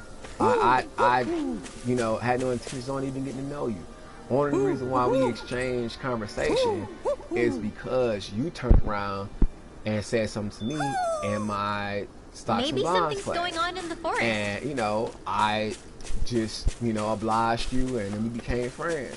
But then, as time went on, you're right, when we first became friends, I'm like, I'm looking at him in his eyes, like, what do you want? You know what I'm saying? Because most of the time, you know, I'm pretty on point reading what somebody is expecting out of me. He was like, well, I'm not trying to be in a relationship at all. I'm like, what are you saying? Like, because I didn't say, hey, what's up, cutie? You know what I'm saying? I didn't say shit. That would even, you know, imply or insinuate that I was attracted to you. So why that come out? And I'm like, oh, so you want me to, you know what I'm saying, pound on the cheeks real quick, but you don't want no attachment. And I was like, nah, I'm straight. So that's not gonna happen. And then come to find out, you know, I was an hour and one, which is one of the things, the reason why I left for Texas, because I was staying in Wyandotte at the time, you know, with this friend and family, was the fact that my friend was too dishonest. It's like, I'll ask him, like, bro, what's going on with you? You know what I'm saying? Because I could tell you like me. I know it. Like, really? You Yeah. getting jealous over petty ass He shit. was. Here it is. Nope. He introduces a Miguel, friend funny named you Brandon. mentioned- I right? think it still And looks- I actually From what like I can Brandon. tell. Brandon was No, so but that didn't stop goofy. him. And here- you know, he was nice Yeah. of a dude. Our But I weapons liked of him the because, sword. you know, he wasn't Stop. afraid to be And you himself. He ruined wasn't it. afraid to speak up about what he wanted. He was, you know, he took the initiative, and you know what I'm saying? He was, you know, doing his thing, was working and super clean and, you know, and funny as fuck. So I was like, oh, okay, you know what? We cool. You know, we friends, we dudes. You know, we kicking it, and I'm having a good time. But the first day I met Brandon, I was playing Killer Instinct with Trey's brother. And I said, oh man, I'm like, bro, what's going on? I'm fucking you up with Jago. Like, dude, let me switch. So I switched it from Jago to the black guy with the boxing gloves. And he was like, you know what I mean? He was getting frustrated. So Brandon comes downstairs, you know, because he was there to see Trey. And he wanted to see who I was because Trey told him I was there staying with the family and shit because I was looking for a place in Wyandotte, apartment, but I couldn't find one. And it was winter time, and he was like, well, you know, we have a room you can rent out if you want it, you know. And I'm like, all right, cool, because I trust you, you know, and I like you, you know, because that is my bro. Like, I still got nothing but love for Trey. I just don't like the shit that he do sometimes. And he couldn't understand, you know, why I kept him at on a leash, so to speak, when it came to, like, you know, really fuck with him like that, because he wanted me to date him, you know, like long term, hardcore. Like he you know, he was trying to really, you know what I'm saying, get it in and shit. And I'm like, bro, I didn't even know you had these kind of feelings, you know, like that. Like, I didn't know you was, you know what I'm saying? Because when I first met you was saying slick shit like, you ain't want to be in a relationship and all that shit. I'm like, bro, I didn't even come to you like that. I didn't even, you know what I'm saying? I didn't even ask you no shit like that. Like, I didn't even say I was interested like that. So what the fuck is on your mind? You know what I'm saying? That's my cue. So I said, okay. All right. Get toasty. And I'm like, well, I don't know why you said that, because I had no intention on fucking with you like that. So I don't understand where this is coming from. What the fuck? But I guess he was trying to give me some ass. I don't know. But I was like, man, you know, bro, I'm straight. You know what I'm saying? On that, when I'm fucking with you like that. Because me personally, I have some secret taste in You can people use that I martial date. arts, I don't. too? Am I number one, overstepping my if you bounds? got access to soap and water at your crib, you know what I'm saying, or wherever you at, and you just choose not to shower on a regular basis, oh, I don't want that. I don't want that. I don't want that at all. That's just disgusting to me, because, you know, when you been intimate with somebody, you are literally, if you are a male, you are placing yourself inside of someone. Who the fuck want to put themselves inside of someone that's dirty? Who? You gotta be a nasty motherfucker if you putting yourself inside somebody that's dirty. That's foul as fuck. So I don't, you know what I'm saying, if you not hitting the shower up every day, it's, It'll be you a know what I'm breeze. saying? Get in, Now I get can out. understand if you live with somebody, you do it once a day, but if you got your own shit, you should be showering twice a day. Once when you start your day off in the morning, and once before you get ready to call it a night. That's the minimum. If you know what I'm saying, if you got your own shit, if you staying with somebody that you are once a day. Unless you work. If you working, then you definitely gotta wash your ass twice. Once, you know, before you go to work, and once after you get off. So if you at home and you ain't working in no job and shit, you just at home, you should be, you know what I'm saying, you should be washing your ass, you know what I'm saying, at least once a day. But when a person don't do that, I don't want to touch you. You know what I'm saying? I just don't. I'm grossed out, because STDs are a manifestation Lady from Fortune must bacteria truly be that's watching over been me. transferred from one body to the next. And so you being dirty increases a person's chances of contracting a STI infection. I don't want Guess I that shit. misread the You landing. keep that shit. So I don't fuck with people like that. You know what I'm saying? Especially on some intimate shit. Oh hell no! You could miss me with all that. I'm straight. So, you know what I'm saying? But anyway, Brandon comes over while me and Sebastian gaming out. And we having a good time. Me and, you know, Sebastian having a great ass time. He making you laugh and shit because he get mad and, you know, and I'm just going to town with them combos. Brandon comes downstairs and he takes a picture. I don't know if he put it on Discord or what, but A land he with a takes a wind picture of scar. it. And he was like, "Oh, clouds you really stretch cute." far. And I was like, Kisara? "What the fuck? What is he You doing? know, Reciting a pretty poem, head gay apparently. friends. You know what I'm saying? I Just thought, let him. you know, all his friends were straight. So I'm flabbergasted. I'm like, man, what? And then Brandon was like, you know, hey, call my name. You want some? And I'm like, want some of what? I'm thinking he had some candy or something, some chips. And then, you know, he moons me. And I'm like, oh, bro, you tweaking. And I laughed about shit. And, you know, I knew he was joking, so I get I'll up wash and I them for smack you if his you want. ass, whatever. Oh, And okay. he turns And red. what do you and, you know, Yeah, but Sebastian like, oh my still god, you kind of- And guys are Shion? just too damn gay. I wouldn't- and of I'm course. laughing and shit. And I go back and I That's start no playing the excuse. game again. Now you've And Suffice to say, it would appear that the traditions of the next god... thing you know, What do you mean? Brandon come downstairs really? like, Will, you wanna, If are you're you hungry? still- I'm like, what? don't you ever get Fuck tired? yeah, I'm hungry. He's like, well, we about to go to McDonald's. You wanna come? And I'm like, I didn't get paid yet. You know, and I don't want to spend the last couple dollars I got on McDonald's, because I really don't eat McDonald's like that. I don't like to eat trash food, but I was starving. He was like, bro, it's on me. I said, okay. I don't know, man. Like, I don't want to owe you nothing. And he was like, no, it's fine, it's fine. Trust me, it's okay.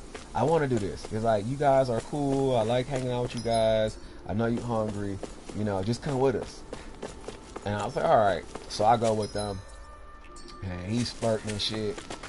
Trey looking sour as fuck. I'm like, bro, what's the problem? We not a couple.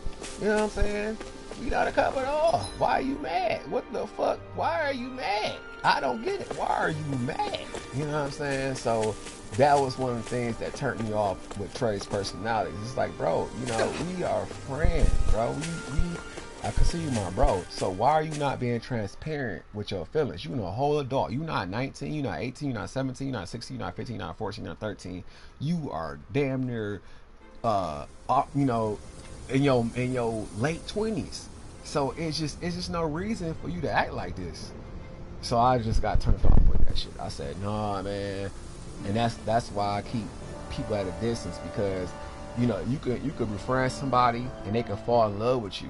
And then they won't even know how they feel, because they don't, you know, This they don't place want gives me to the Be careful. through How are you- the fear I of must- rejection, Dohan, or because their apologies. parents might be racist. Stay alert. You know what I'm saying? Which Something feels Trey's odd mom, here. according to him, Be on your guard. she was racist and didn't want him with a suppose black if you're a person. lord So, going into you know hiding, what I'm saying? I'm like, damn, a bro, like, forest what is the fuck one wrong with place your to mama? turn. Like, I got it going on. don't know I'm for sure working, she's I'm here. getting money. Keep you looking. know, I got talent.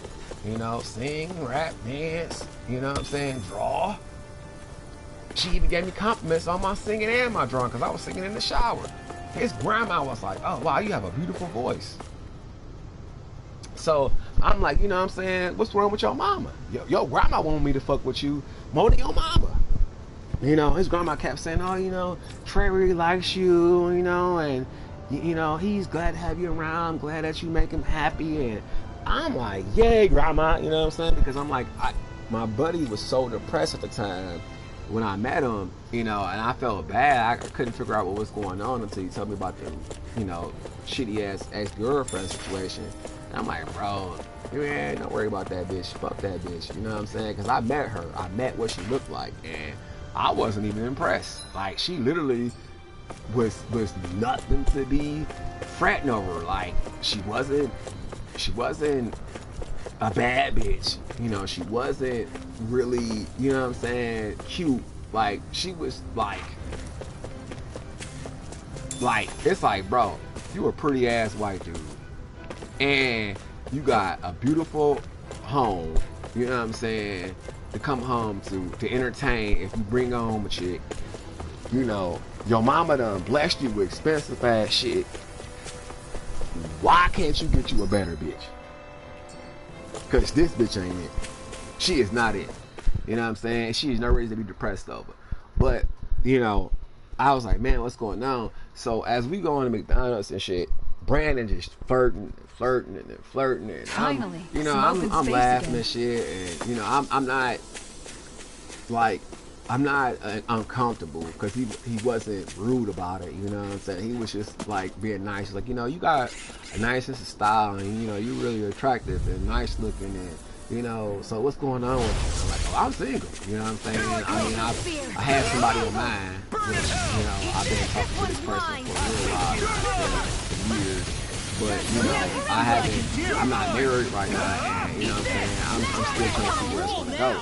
So, you know, but other than that, you know, technically, I'm single. Can you take care of just, you know, entertaining somebody right now. But, you know, like I'm ready, you know, I'm trying to see what's going on with the situation. You'll soon see about that. Brandon didn't give a fuck about that. He was just like, oh, you know, I'm not married, and, you know, where is that person? I'm like, that, you know, tricky situation right now, you know what I'm saying?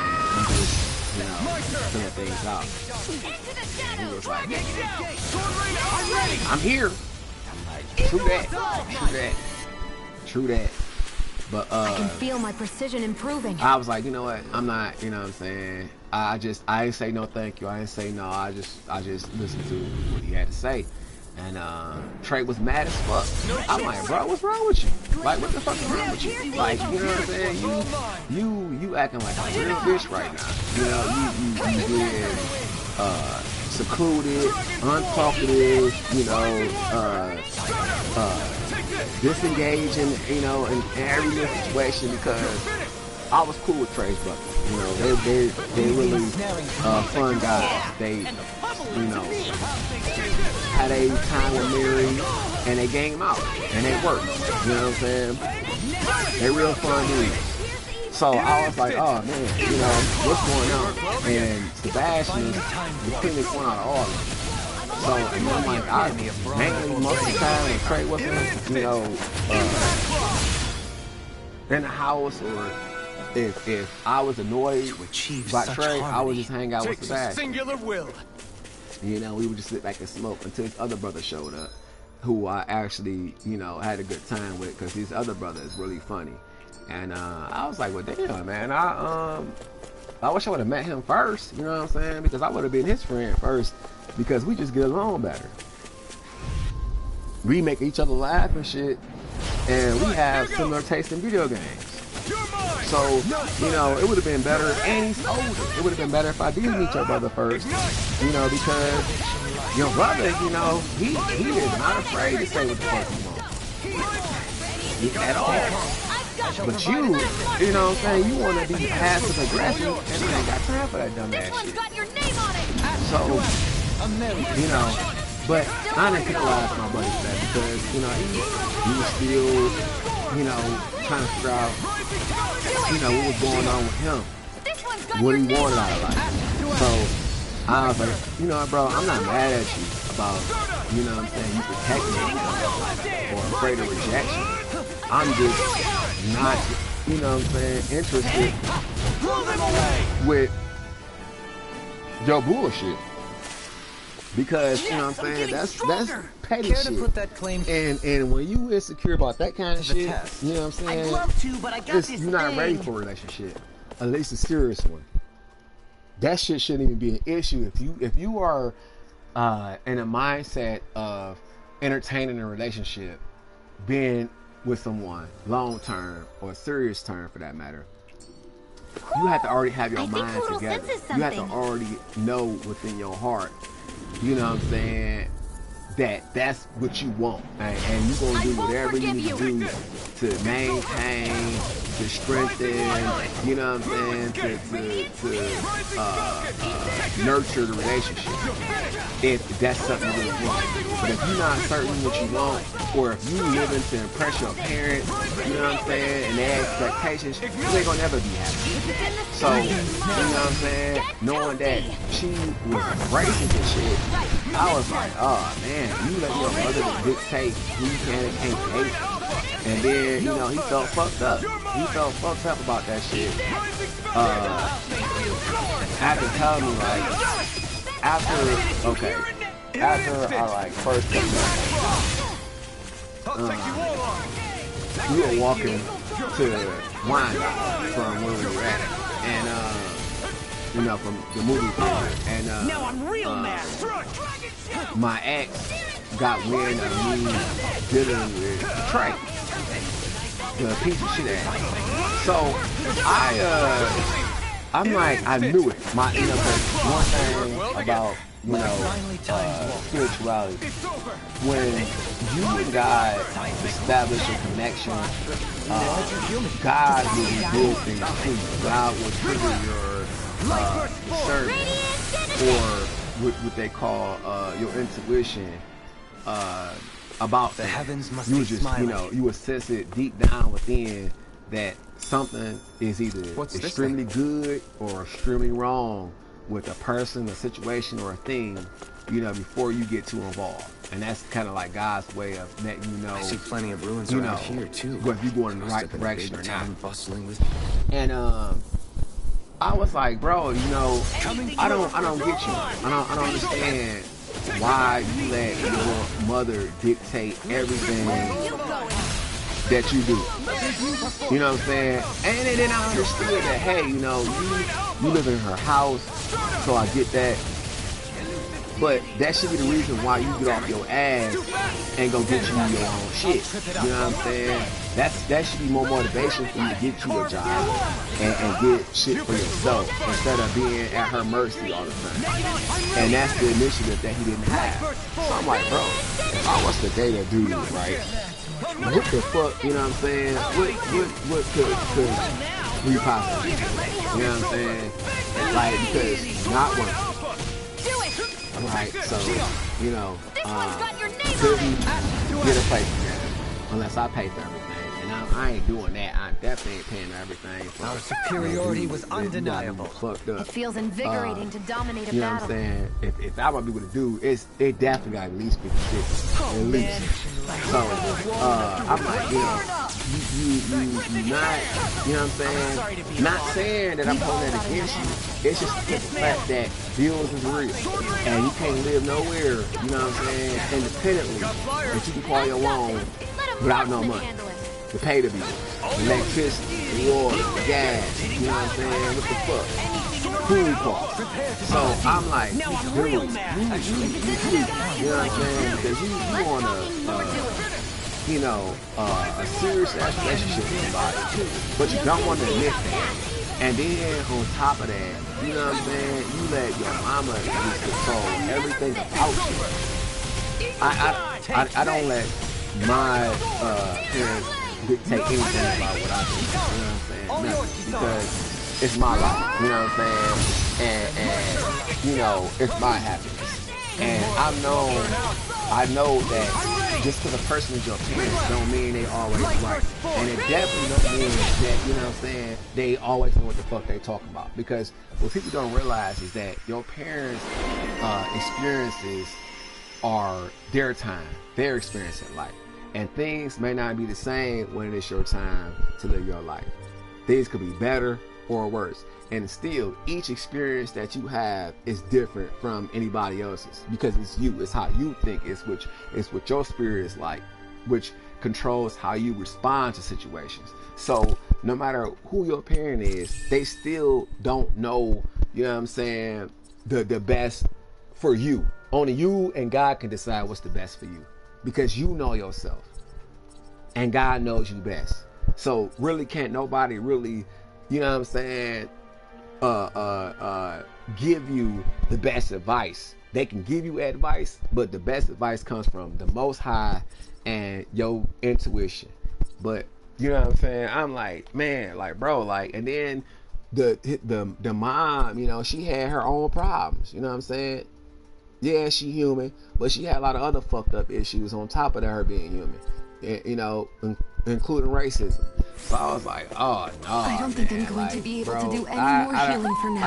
I can't do it. I can't do it, bro, because it's like, what the fuck, man? You a grown ass man. You know what I'm saying? And yeah, I understand you don't want to disrespect your mom. You don't want to lose your place of living. But bro, like, you know, your mama do a lot of fuck shit. And you know what I'm saying? Not only do she do a lot of fuck shit, you know, you don't like, you giving her too much control over your life, bro. Like, what the fuck? You know what I'm saying? You should be ready to get the fuck on with your shit. And he was, because he went to the military. But I didn't know, you know, he was gonna be that motherfucking dramatic about the situation. You know what I'm saying? He tried to guilt trip me about that shit. He was like, "Oh, I'm about to kill myself." And I said, "Bro, like, why Maybe you playing with something's me going like on that? in the Why forest. you play with my mind like that? You know, I told you I didn't want to see you go to the military. You know, yeah, I didn't date you." Like, what happened was, right, after a year's time, after my piece of shit ex, name with the A, interfered, after finding that we was kicking it, my piece of shit ex went to Trey's brother and family and did a whole lot of fuck shit. Like, Trey never asked me what my age was, because we like a few years apart from each other. But he never asked me because he didn't care. Right, here goes. And you know what I'm saying? He didn't want to know. You know, it just didn't bother him like that. And I was like, oh, okay. It's shocking because, you know, most people when they want to be with you, they ask you that question. Sounds like a job for you, truly. But that he didn't give a fuck about it. So I was shocked. I said, damn, you know. Okay. But my piece of shit ass went behind my back and talked to Trey's brothers and was like, oh yeah, you know that he's this age, and did you know that he used to do this and do that, you know, trying to say that I was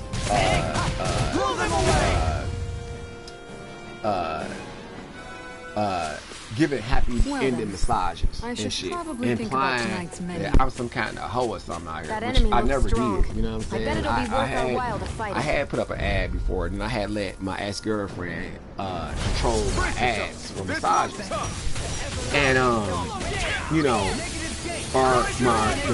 where we set up massages at, she had this little spot in Detroit,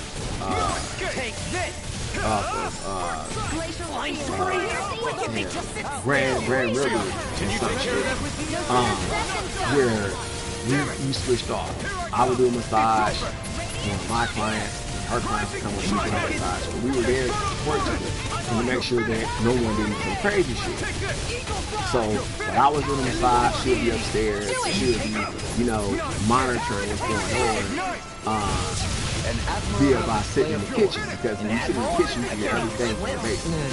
So, and then, you know what I'm saying, she would also text me like, hey, you know, everything's going on, you straight, is the client, you know, I gotta call the police, or do I gotta pull that thing out on this motherfucker to get him the fuck up out of here? You know, type shit. And I'm like, no, we cool. And then she was like, oh man, I like how you talk to clients and shit, because the clients I was coming over with, they knew I was dating somebody, and they knew there wasn't no happy ending massage, even though some of them asked for that, but I never provided that service. So, you know, I was like, okay, but this piece of shit, bitch ass, user ass, whole person, you know, my ex was with the A, used that information to try to imply that, you know, I was out there sleeping with people for money. So this dirty ass bitch, she gonna ask me for a back massage, trying to imply that, you know what I'm saying, trying to see where my mind was at, trying to see if I really was out there sleeping with people for money and shit, or if I could do real massages. Which I ain't say shit. I peeped it, I saw what she was doing, but I ain't say shit. I ain't called her out about it. I just gave the bitch a massage so she could see that I'm literally legit. You know, but that wasn't enough. It's like this bitch, she always doing foul shit. She always tried to, you know what I'm saying, be disrespectful. She tried to throw the sexuality shit in somebody's face all the time, you know, like, because I'm a attractive guy and both men and female, male and females, you know, find me attractive. So men will flirt with me from time to time, and because I'm not a nasty person, like I don't be like, oh, get your faggot ass away from me, get your bitch out, you know, get that gay shit. I don't do that, you know what I'm saying? Like, it's no reason to. Like, if a dude find you attractive, that's a blessing. That's like, oh, okay, you a nice looking person, you know what I'm saying? They see something good in you, so you should honor the compliment. You could just be like, all right, bro, I appreciate that, but you know, I prefer the ladies, man. I like my company shared with the women. You know what I'm saying? I like to be intimate with women. I don't that's not me. You know what I'm saying? It's that's not hard to tell somebody if they give you a compliment. But the ones that be like, oh, get your faggot ass away from me, get your bitch, you know what I'm saying? Them the ones that be on a down low. Because there's no reason to act like that. If a person give you a compliment, you know, you should be flattered, not angered. You know what I'm saying? But bitch niggas be mad about that kind of shit. And they want to overreact and, you know what I'm saying, cause a scene. And I'm like, ugh. I can't do it. I just ain't got it in me to fuck with people like that. So I was just like, oh no, I can't, I won't, I refuse to affiliate with, people that just are low tier, low quality in human beings. You know what I'm saying? So it kept me I'm on solo dolo shit, because ironically, arts are coming along it really matters where you live. If you live in an area like Michigan where it's really the cost of living is a motherfucker, because they don't pay that much in minimum wage, you wanna be a and street the magician people are really fucked up out here. It's wear and tear. It's wear and tear on your patience, and it's also discouraging to know that it's that many fucked up people out here. But it is. Unfortunately, there's so many fucked up people out here. And then they had a nerve to want to be in the bed with you. They had a nerve to, you know what I'm saying, want to have your time, but yet they don't want to do what it takes to earn that time. You know what I'm saying? Or to be worthy of your time. So I'm like, oh man, because I could use my time to make money. The same time I'm using to date your stupid ass, if you a cheating ass bitch or a fake ass bitch, you know what I'm saying? All that time I'm using it to entertain you. I could have been making money.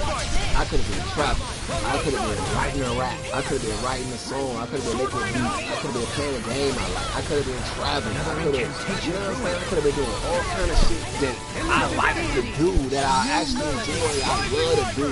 But yeah, I wasted my time on the fake. That shit to me is the most infuriating thing I could ever do with my time. That's what fucked me up for a minute, because after I had broken with that piece of shit that I was dating with the A, it took me a couple years. It took me like 5 years to recover. Not because I was devastated with heartbreak. That wasn't why I was hurting. I was hurting because I had invested so much money into the relationship. Like I had paid for each place that we lived at out of my pocket, and I paid for everything, all the expenses, all the food costs, all the electricity. You know what I'm saying? Everything, the cable, everything, and then. What made the situation so bad was that the fact that the piece of shit ex man with the A grandmother, right? She works at Dollar General, and she liked me. Like for one Christmas, she gave me like $200, and then like $100 in gift cards and shit in a tin can. And I was like, okay, I'm cool with your grandma, cause she liked me. And she know I'm a good dude. She wanted me to stick with the bitch. But I was like, nah, like, I'm not Kara. Like, what the fuck?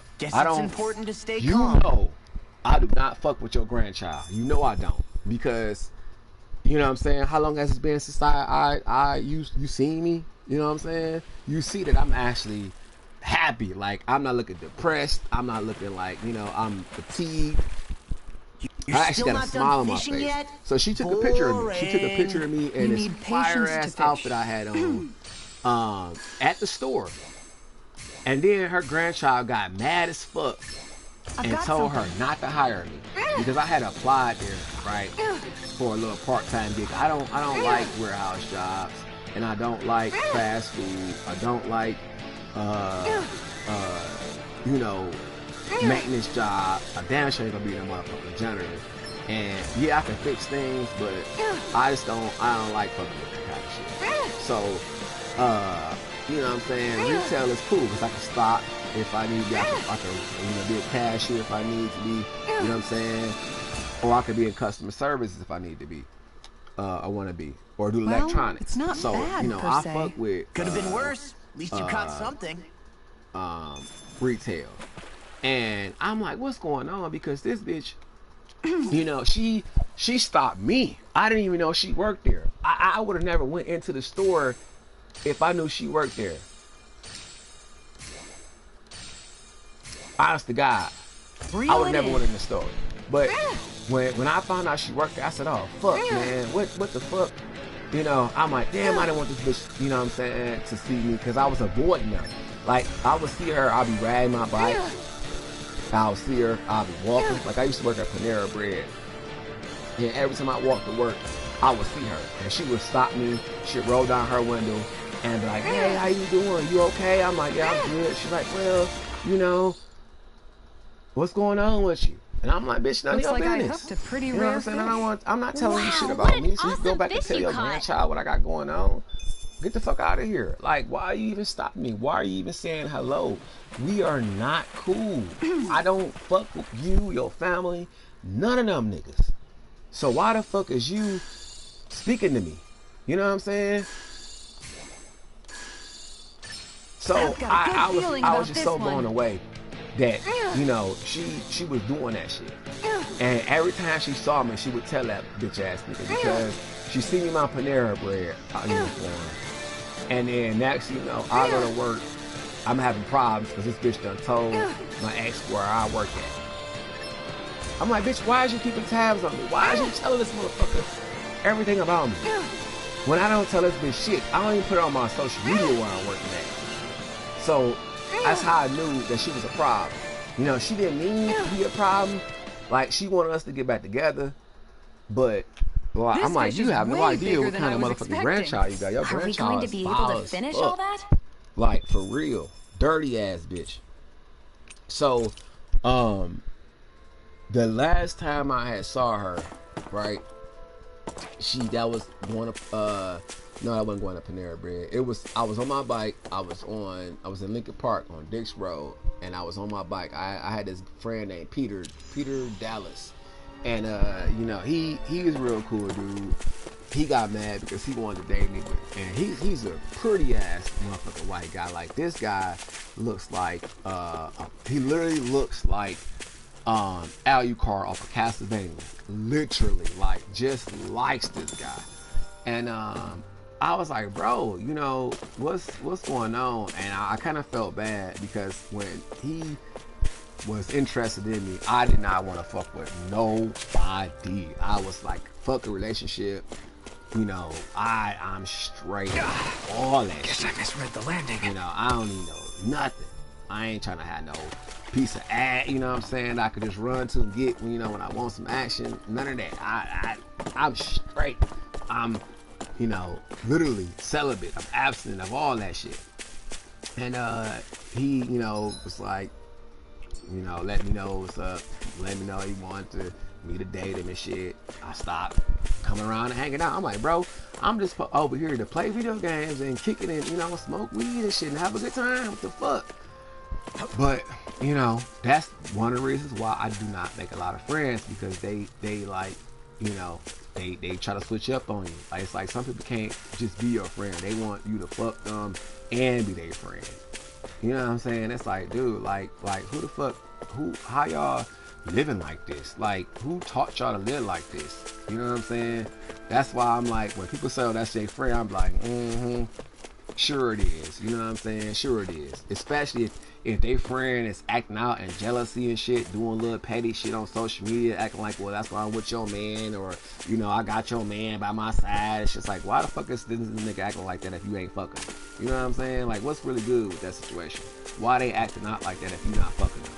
What did you do to them for them to act like that? Sometimes a person can just be so fucked up and so jealous of their relationship and how much y'all love each other, they'll do whatever they can to fuck you over. And that's how you know a motherfucker ain't your friend. Anytime a person interferes with your happiness, your relationship status, you know, your marriage, or, you know, a relationship that you're trying to build with somebody, and they just sabotage it because they jealous for whatever reason, they was never your friend. Now, if you was fucking them and they got jealous because you was fucking them and they wanted to get serious with somebody else, then I can understand why you mad. I can understand why you lash out. I'll lash out a motherfucker too if you gonna try to play me like that. You know what I'm saying? I'll be mad too. That's just, you know, understandable. But if you didn't fuck with them sexually or nothing like that, you know what I'm saying, and they just acting out like that, something seriously wrong with that person. Like, they fucked up, and you gotta get the fuck as far as fuck away from them as possible, because it's no reason for them to act like that. Especially if you have never been intimate with them or gave them any reason to believe that you wanted to fuck with them like that. So I'm just like, oh no, I can't deal with people like that. I can't. That's just my spirit won't let me. I'm already like, you know, particular about who I let in my personal space as it is. So if you coming on some fuck shit like that, I gotta get you to fuck away from me as far as possible. But some niggas is like that, and I just can't deal. I think the animals back at the ranch should be all grown up by In now. my space. But anyway, I'm about to rest up, and then I'll probably play a little bit later, because I've been on this for a little minute. I just want to level up a little bit and collect some stuff, and then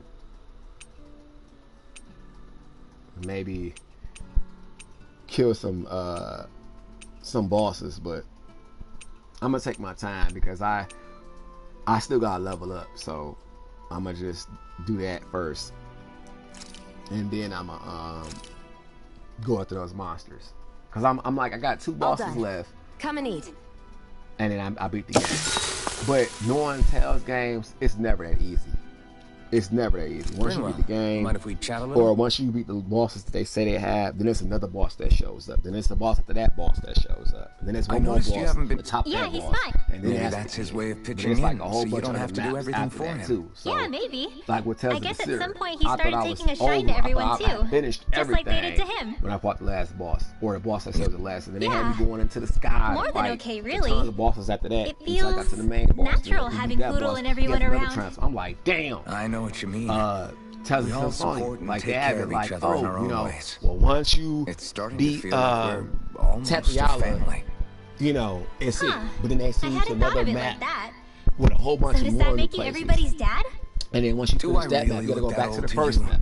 Then you have to collect Huh? all the guardians. You don't like that? I mean, the summons. Okay. Once you finish How all the about you be summons, the big brother? you know, Shion is then the big you can get a sister. different ending. And But Kisara can be our- it's just a lot of stuff, I you know, don't in really- Tell's and games as- that gives you a lot of replay value, course they and do. they're pretty Yeah. long. So I'm like, I That's know why I got a lot more to wish- go, but You I okay? do want to get my level oh. up, because I got murked the last time. Poodle, The last time I let did me know if you sense anything. a quest fighting a big ass boss, I got murked. But you know, I'm like, fuck that. I'll just level up till I get to where I'm at now. I want to go back to bed. I'm at level 28, so when I get to 40, I'll start doing those. But I was just so like, man, because I've been dealing with fake bitches for a long time. As a teenager, I was dealing with a fake bitch of a person that was supposed to be family, doing fake ass shit. This bitch was lying on me and shit for no reason, being spiteful for shit, you know, like doing all kind of fuck ass shit. You know what I'm saying? Tarnishing my name throughout my family. And I'm like, bitch, what did I do to you? What the fuck did I do to you for you to sit there and play on my name? I used to get this bitch money and help her out with shit. She would tell her family I didn't help her do nothing. That, you know what I'm saying? Just fucking a liar ass nigga on everything. And, I think you know, it's safe to I didn't rest hold here it now. against the bitch. I still did what I could for the, you know what I'm saying? And yet the bitch still lied. So I'm like, I don't do fake bitches.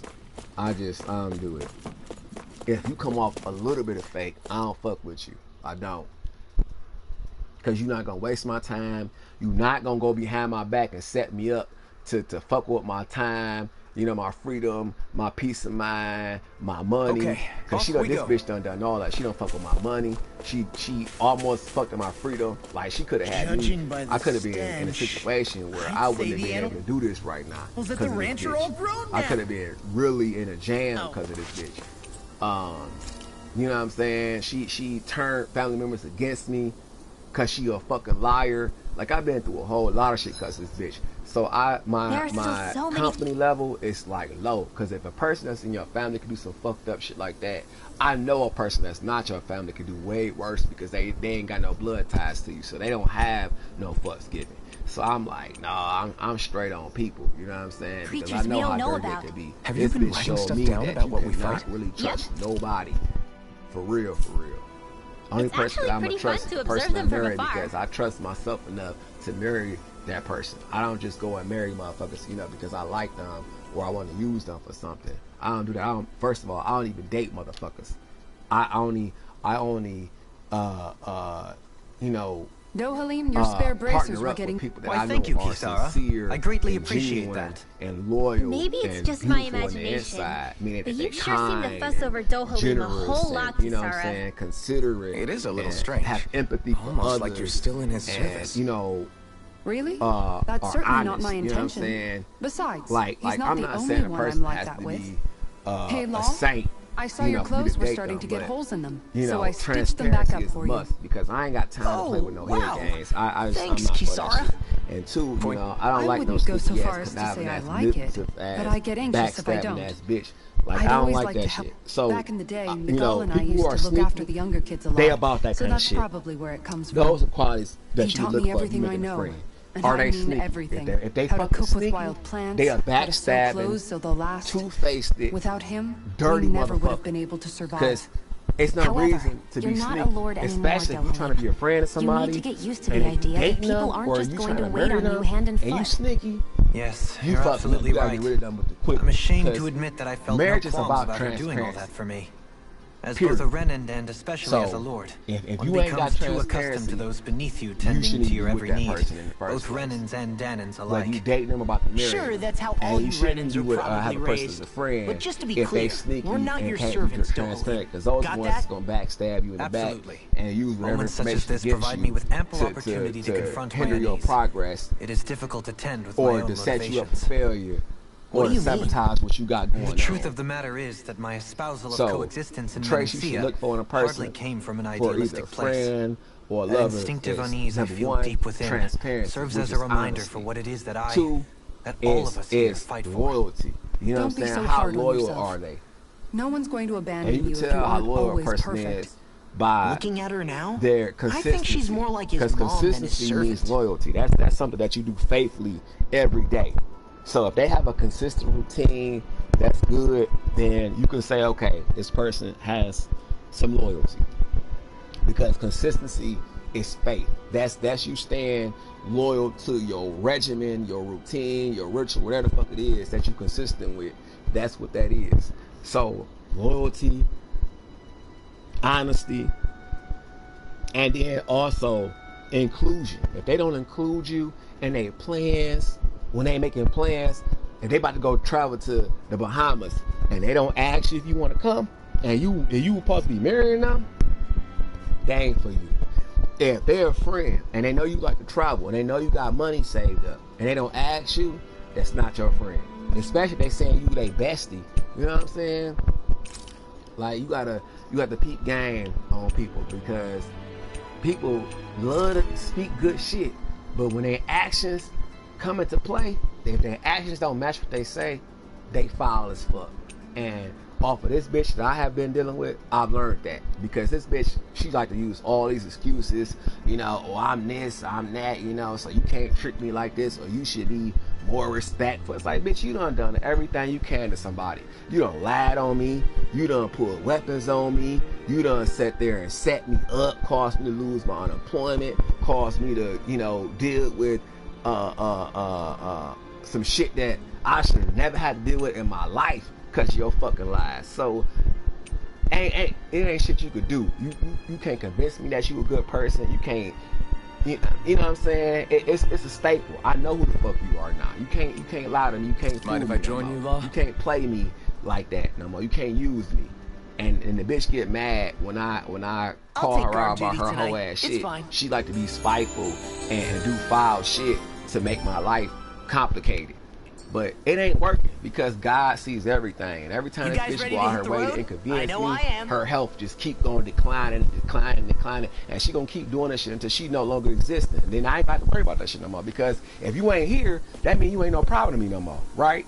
Okay then. So, you know what I'm saying? That's why I'm like, I'm just gonna let the Lord handle it, because every time she try to do some fucked up shit to me, God has punished her 100 times over. Literally. No cap. First time I was a kid and this woman attacked me, she had got cancer, right? And then she attacked me again after that. The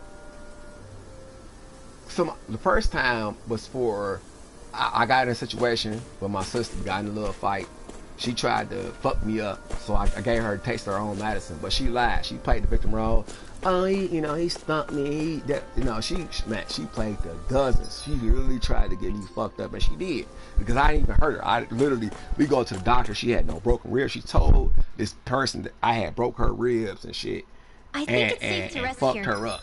She Now. go to the doctor. She had no bruises, no broken bone. Only thing she had was intestines clogged up with shit, which is why she was having abdominal pains. But the bitch who she told that to attacked me. She threw my head into the refrigerator. She stomped me. She did all kind of fucked up shit in the name of this bitch. She didn't even see what happened. She wasn't even there. think the That's how I animals knew back this at the bitch was ranch so should be all fake. grown up by That's how I now. knew she was a fake ass bitch, because she did that shit.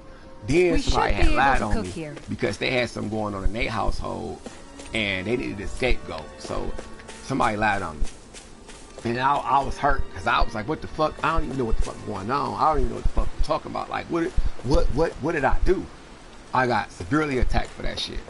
I was so fucked up that I had moved out because of that shit. Because I was, in the same household as this person. And, I wasn't even an adult when I moved out. I was still a teenager living with somebody else because of the severe attack and shit, And, when you in school, they don't teach you how to deal with trauma or being assaulted by somebody that you trusted and shit. They don't teach you how to deal with none of that shit. You just have to deal, with it as it's happening to you. So I'm like, what the fuck? You know what I'm saying? And that's how, because my energy was so negative at the time, I was stressed and shit. I had attracted people to act because of that. You know what I'm saying? Sometimes your energy that you put out can allure people to you. And mine was fucked up at the time. It wasn't putting out a high frequency. It was putting out, I'm depressed, I'm sad, I'm hurting. You know what I'm saying? So this person monopolized off of that, and wanted to date me because I was one of the prettiest guys in the school to raise that person's popularity. But everybody knew this person was a piece of shit, and they warned me that this person was a piece of shit. But There's something in the I tried to water. get the person the benefit of the doubt.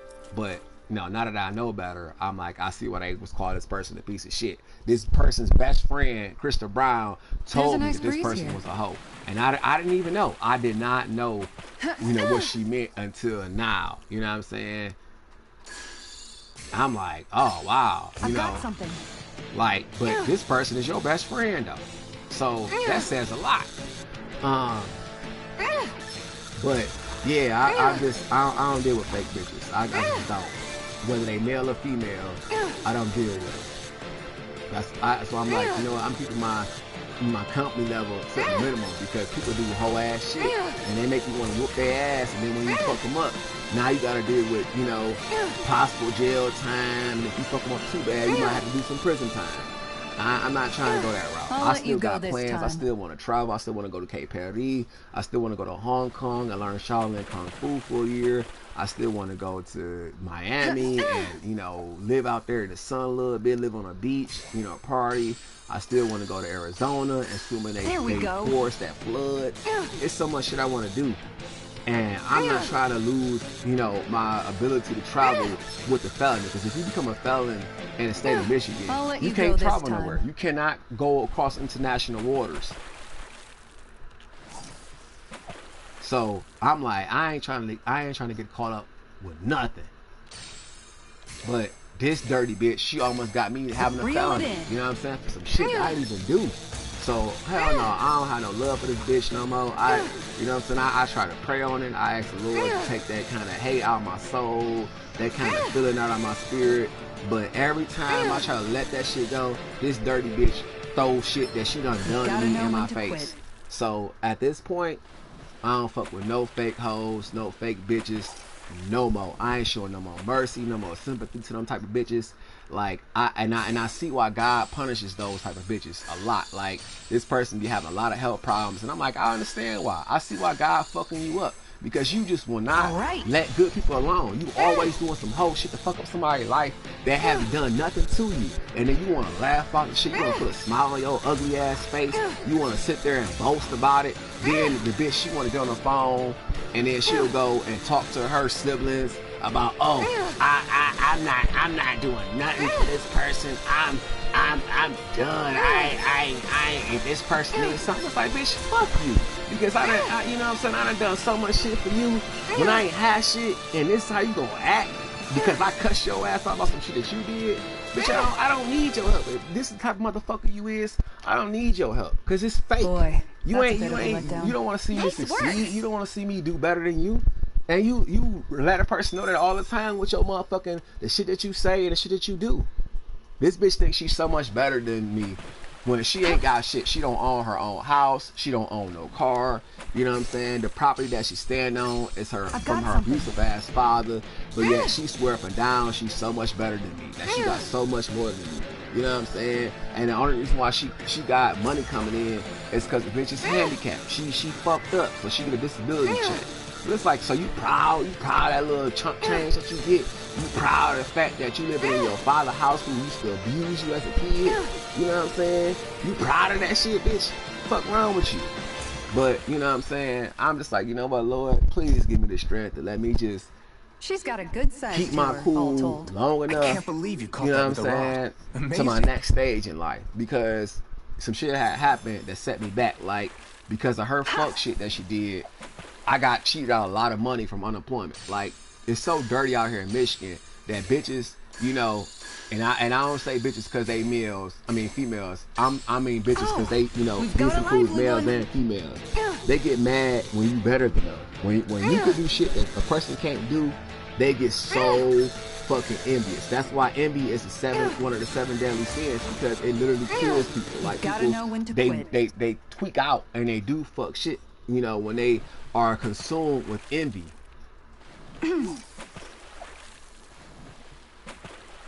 So I'm like, man, you know, and I work so many places where the managers were so envious. Like, I had worked for Walgreens, and I had dealt with this down low ass black man named Lewis. He was so motherfucking jealous of me because I was getting credit card sales at the credit card sale. You know, I had got the top credit card salesman in the district at this location. He never even gave me my award for that. I had to get it from another manager. That's how dirty this motherfucker was. And then the women there found out that he was on the down low because this other guy that worked there named Dave was his fuck buddy. And Dave called himself liking me and shit. He would flirt with me all the time. He would be in my... I'm like, bro, what the fuck is wrong with these niggas? How do I attract all these, you know what I'm saying, fucked up... I can't say all, because everybody I attract is not fucked up. I just have to be a magnet for all walks of life.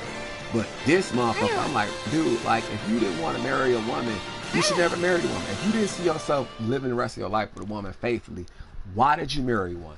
We can get a good meal out of this fella. Why? I can't believe you caught that with a rod. Amazing. If you know you like men, why'd you marry a woman? You know what I'm saying? You could have just had a child out of wedlock if that was the case. Yeah. But if you wanted to have kids, you could have got a surrogate. But you know what I'm saying? He got mad. Lewis got mad because Dave liked me. He was crushing on me real bad. And Lewis was mad because Lewis tried to put Dave on me. He was like, oh, you know, bottom to your left. I was like, bottom? What the fuck you know about the rainbow world, you know, terminology for bedroom positions? How do you even know about that if you're a straight married man? How do you know about this shit? Why do you know about this shit? That's when I realized they was fucking because they would follow him around the store every chance he got, and they would be in the bathroom together. You know, they would be in secluded spots together. Reel it in. For long hours at a time. It's like, dude, what is there to talk about? Why do you got to be in this man's face for your whole shift when everything is written down on the board? You know your role as a manager, so there's nothing to talk about. And y'all had a meeting already. So what are you doing with this person all this time? Like, it's nothing else to talk about. We doing 10-hour shifts. So what are you talking about in 10 hours? You know what I'm saying? So the women kept asking about that shit. And I was like, look, all told. whatever you think you know, chances are you probably already know it already. And he got mad. He got mad because they started calling him gay and shit. One of the employees went off on his ass. And they was like, oh, you didn't clock out for a break. Terminated. I'm like, what? Well, he said that. I'm like, I told you I couldn't clock out for break. I told you I couldn't. So why didn't you alter my time? I can't do that. Like, what? There we go. But, you know, that's some of the experiences I had dealing with indie ass bitches. Fake ass bitches. They can't get what they want out of you. So they want to, you know, do whole ass shit to fuck up what you got going on. But I learned my lesson. That's what God taught me. You know, whether they family or not, you can't trust bitches. If they show any kind of signs of fakeness, you can't trust them. That's Anybody your could warning. reel You in know, that. That went pretty well. do not ever underestimate what a dirty motherfucker is capable of. Because a dirty motherfucker will surprise you every time if you underestimate how far they willing to go.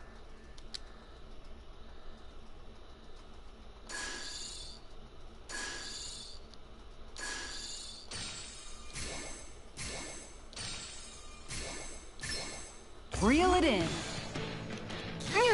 So I'm like, you know what? I'm straight. I'm straight. Thank you, Lord, for the lessons, because now I know. You know what I'm saying? And it has made me a whole lot better person, because now I can see motherfuckers coming from miles away.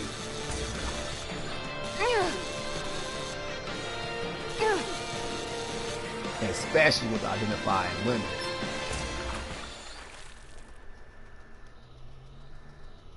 Anybody could reel in that.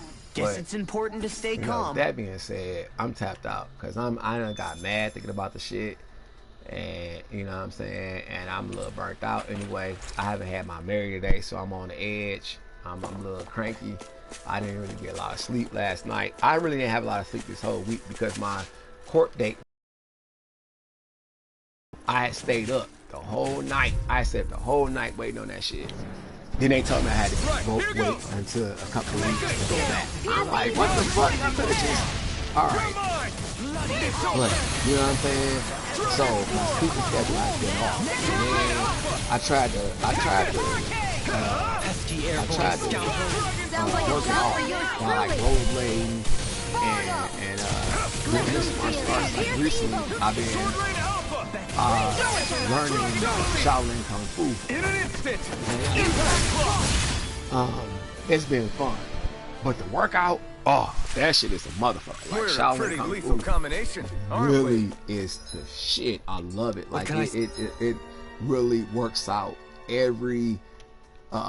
It feels like you swimming. You know what I'm saying? By the time you finish that workout, it's like you did 3 laps in a pool, a big ass pool, consistently, because they make you just the warm up session. It's a lot. Like, and it depends on who you look at too, because like I have 2 instructors, and one instructor, one teaches Shaolin Kung Fu, and the other one teaches Tai Chi. But each one of their exercises really, tests your endurance and your physical strength. Because with Shaolin Kung Fu, man, the horse stance exercises, oh my God, like on your groin area, man, that shit is a motherfucker. And then your calves, like last night, right? I was practicing some Shaolin Kung Fu outside. Forgive you. And because I didn't do the warm-up exercise, I didn't rotate my my ankles. I was having badass foot cramps because the Shaolin Kung Fu is so elegant and graceful that like when they do an exercise, right? It's like they strike a pose every time they do a stance. But those stances are also to reset your respiratory system, some of the stances, and also to channel your energy, you know, and keep you prepared. Like, I love it.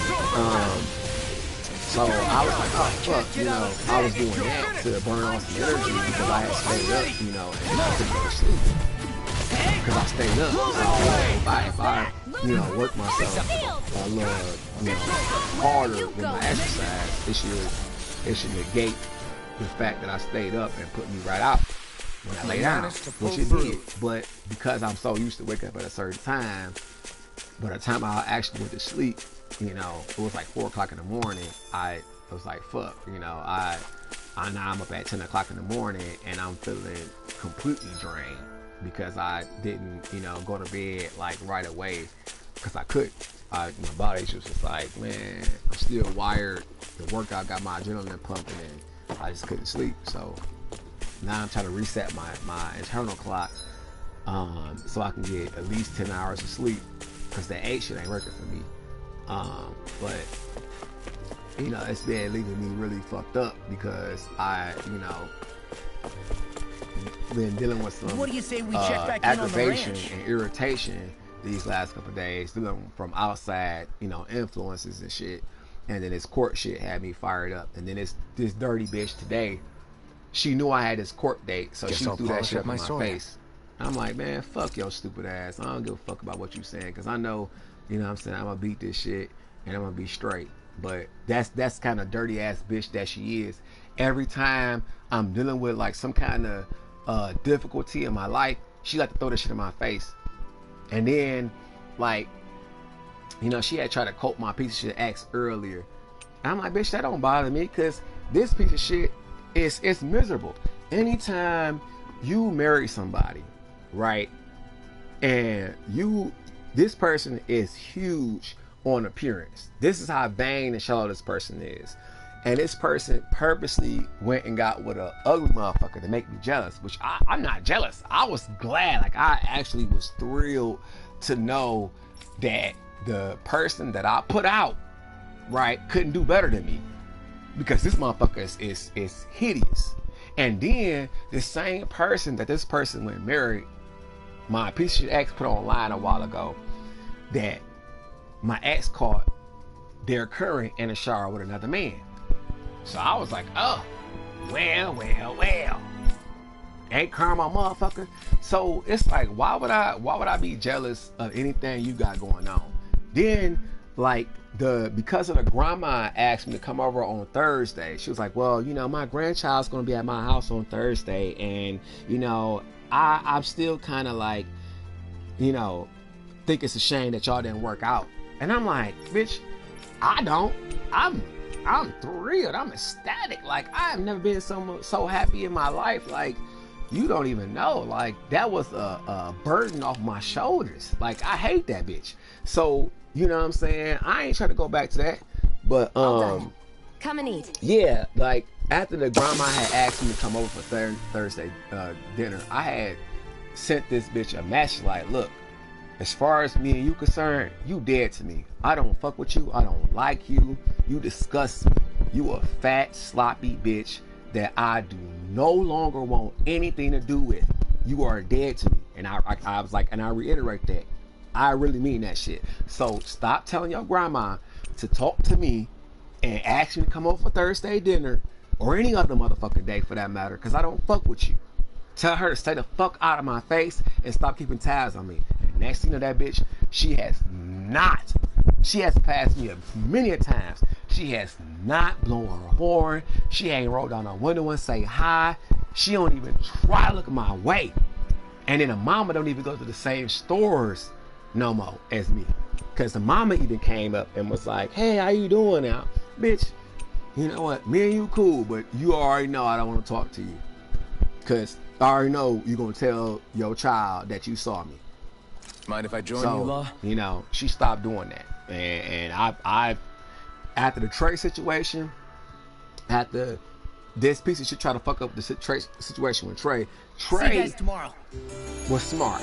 Trey knew that my ex was lying, and Trey felt bad, you know. And then, you know, he tried to apologize for that shit. I feel He was pretty refreshed after I'm that sorry, sleep." but you know, my brothers went to the it was really his older brother went to the park to meet up with this piece of shit, and this piece of shit, you know, was trying to sell this shit about me because the piece of shit was so jealous. It's like, dude, I don't conversate with none of the motherfuckers you deal with. I don't, you know what I'm saying? I don't go behind your back and talk about you to nobody you know. So why the fuck is you doing that I to think me? it's safe to rest here now. Jealous ass, fat, ugly bitch. Why is you doing that to me? So, you know, once I realized my ex was on that shit, I said, okay. So I told my ex's current the truth. Like, you know, Robert Darmanian, that's the motherfucker that bitch was fucking. That's not, that, you know, Okay, that's off not a we go. friend. That's an ex fuck buddy. And this bitch showed What up do you at say we Myers check crying back like in a on the motherfucker. ranch? I was like, I laughed at that bitch. Like, that's what the fuck you get. But then, after the grandma showed up that last time, and I said what I said via message, I was like, you might as well go marry that The other Vermilion motherfucker, vegetation because certainly gives this realm a I would never distinct, get back with you. if somber ambiance. Again, you are dead to me. So the only thing, the best thing you do is marry that motherfucker, because ain't nobody after him gonna want you. Yeah, you know that. So for sure, that piece of shit motherfucker took my advice and married the motherfucker. But you know motherfuckers depressed. Anytime you let your appearance decline, when you put on a significant amount of weight because the relationship you in and you not pregnant, oh, you not happy. Because that's what that shit come from. A lot of weight gain comes from depression. So I'm like, oh, you ain't gotta convince me. Cause when you was with me, guess what?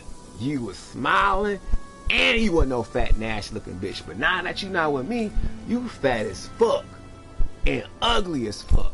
So, you know what I'm saying? Like, literally, like that person's image just changed. So I'm like, I'm straight. Like, I'm straight. You know what I'm saying? Like, I ain't fat. I got a little silver hairs on my face, but I can shave that shit off if I want to. And I look younger. You know, I could use henna if I want to dye it without using dye, but I ain't got no shame on my game, so I don't need to do that. My hair's thriving. It's past my collarbone.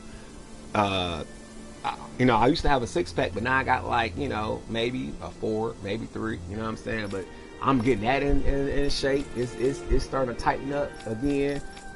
You know, because I was in a situation where I couldn't control, so you know, it fucked me up a little bit. But Seems you like know, there's other lots than of that, fruit and plants that we can I'm eat. straight. You know what I'm saying? I'm like, what? And then, you know, other people that I like me back. So it's cool. I just, you know, I'm just not flirting with nobody. It's only one person that I've been entertaining, and you know, I really like this person. But this person has been pissing me off, and you know, I don't like fake bitches. You know what I'm saying? And if you affiliating with fake bitches, I don't fuck with you either, because that means you just like them, because that's what you entertaining, that's what you condoning. When you let fake motherfuckers around you, that's what you are part of. That's who you are.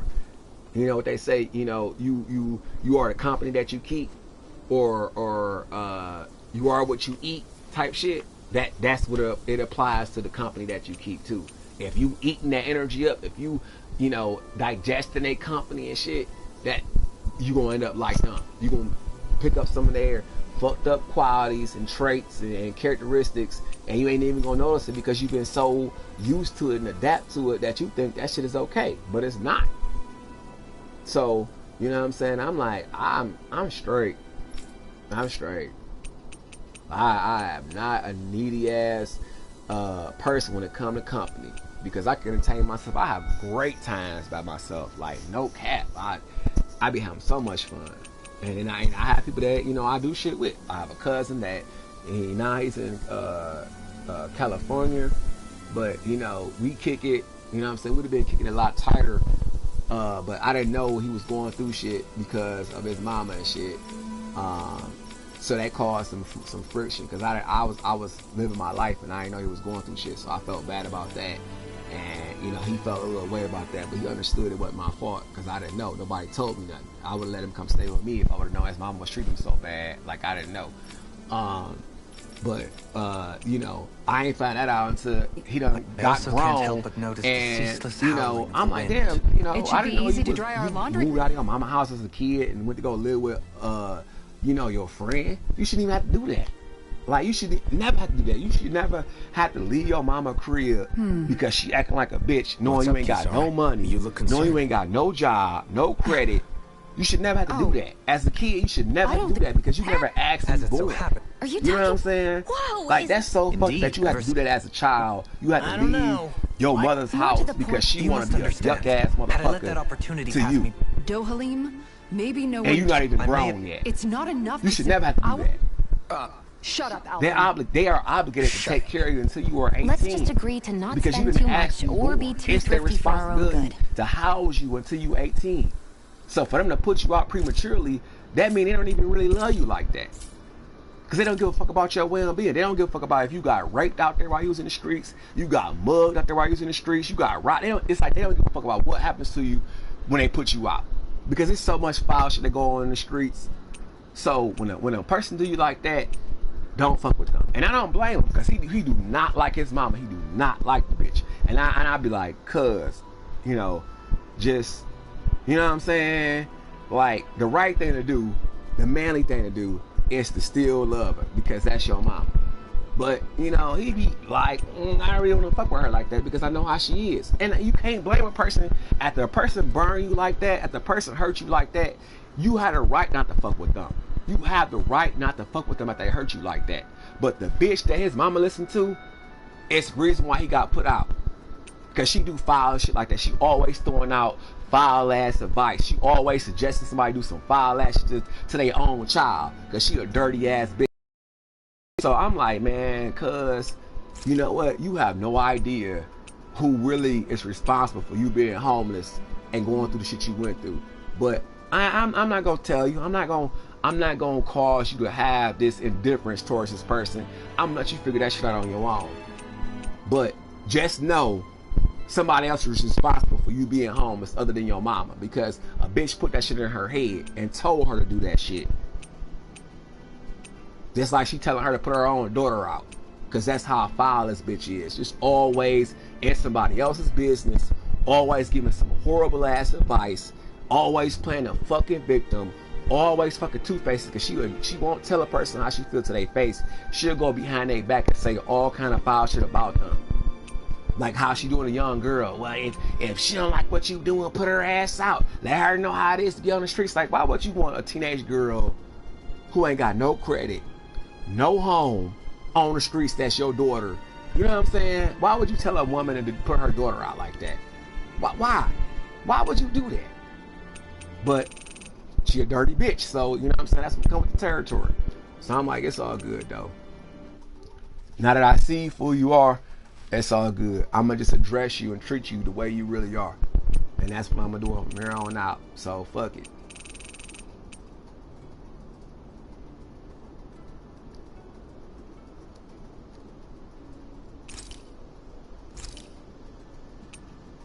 But I learned my lesson. Like, I learned so much shit, man. You just have no idea how fucked up people really are.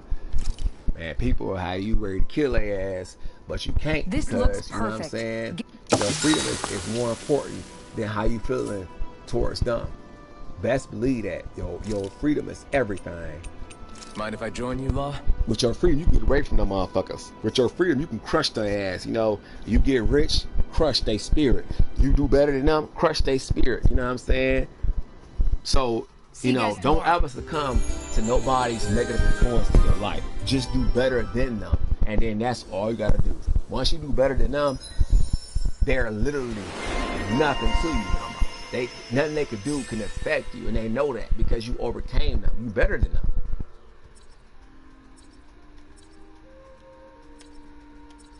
So I'm like, you know what? That's like, you know, my determination when it comes to fake bitches. Just do better than them.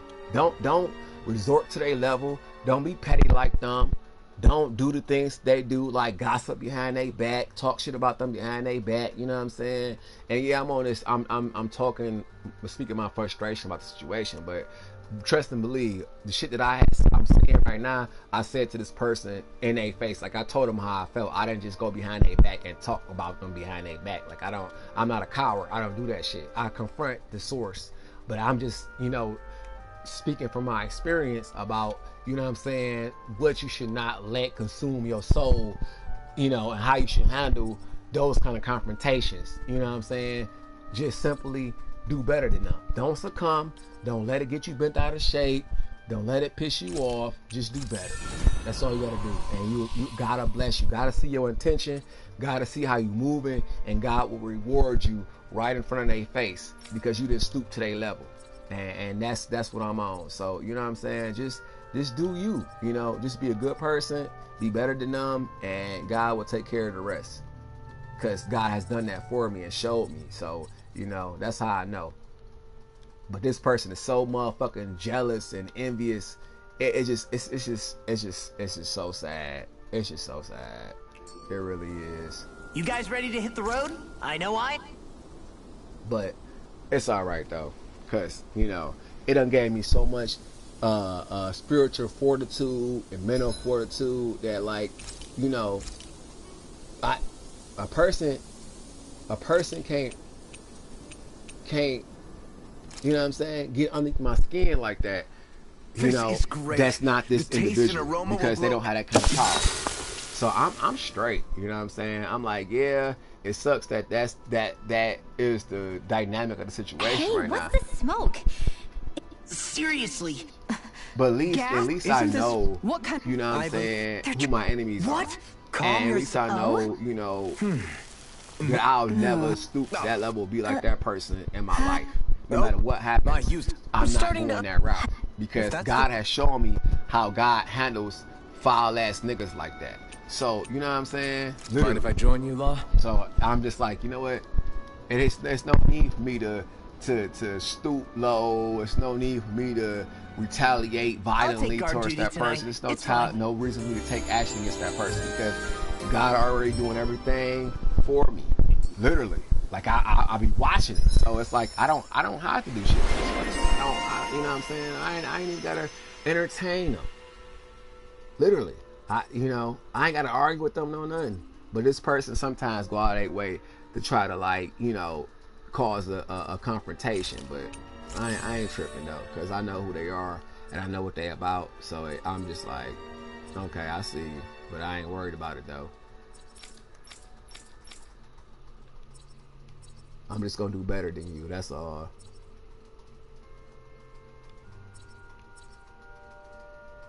But it's a shame that you would stoop that low and you know what I'm saying, and try to do what you can to fuck up what I got going on though. But it's alright, you know what I'm saying, because in the end, you gotta answer to God, not me. You got to. So when your shit ain't working right, when shit is unbearable for you, guess what? Who you got to blame? Your damn self. Because you did that foul shit, right? Right. So when you have to reap what you sow, hey, guess what? Guess who brought that shit on you? You did, right? Because you made that choice, right? You made that choice to be a foul ass, backstabbing, evil ass bitch. You made that choice, not me. So when you hurting because God put a whooping on you, hey, you did it. You know what I'm saying? Sympathetic. Well, pretty. Because who did it? You did it. You were.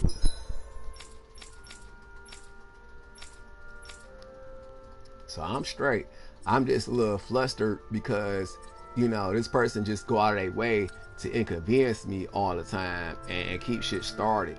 And I just hate that shit because I don't like conflict. I don't like being in the midst of hostility. So, but it's all right though. Anyway, Fresh I'm after out. that sleep.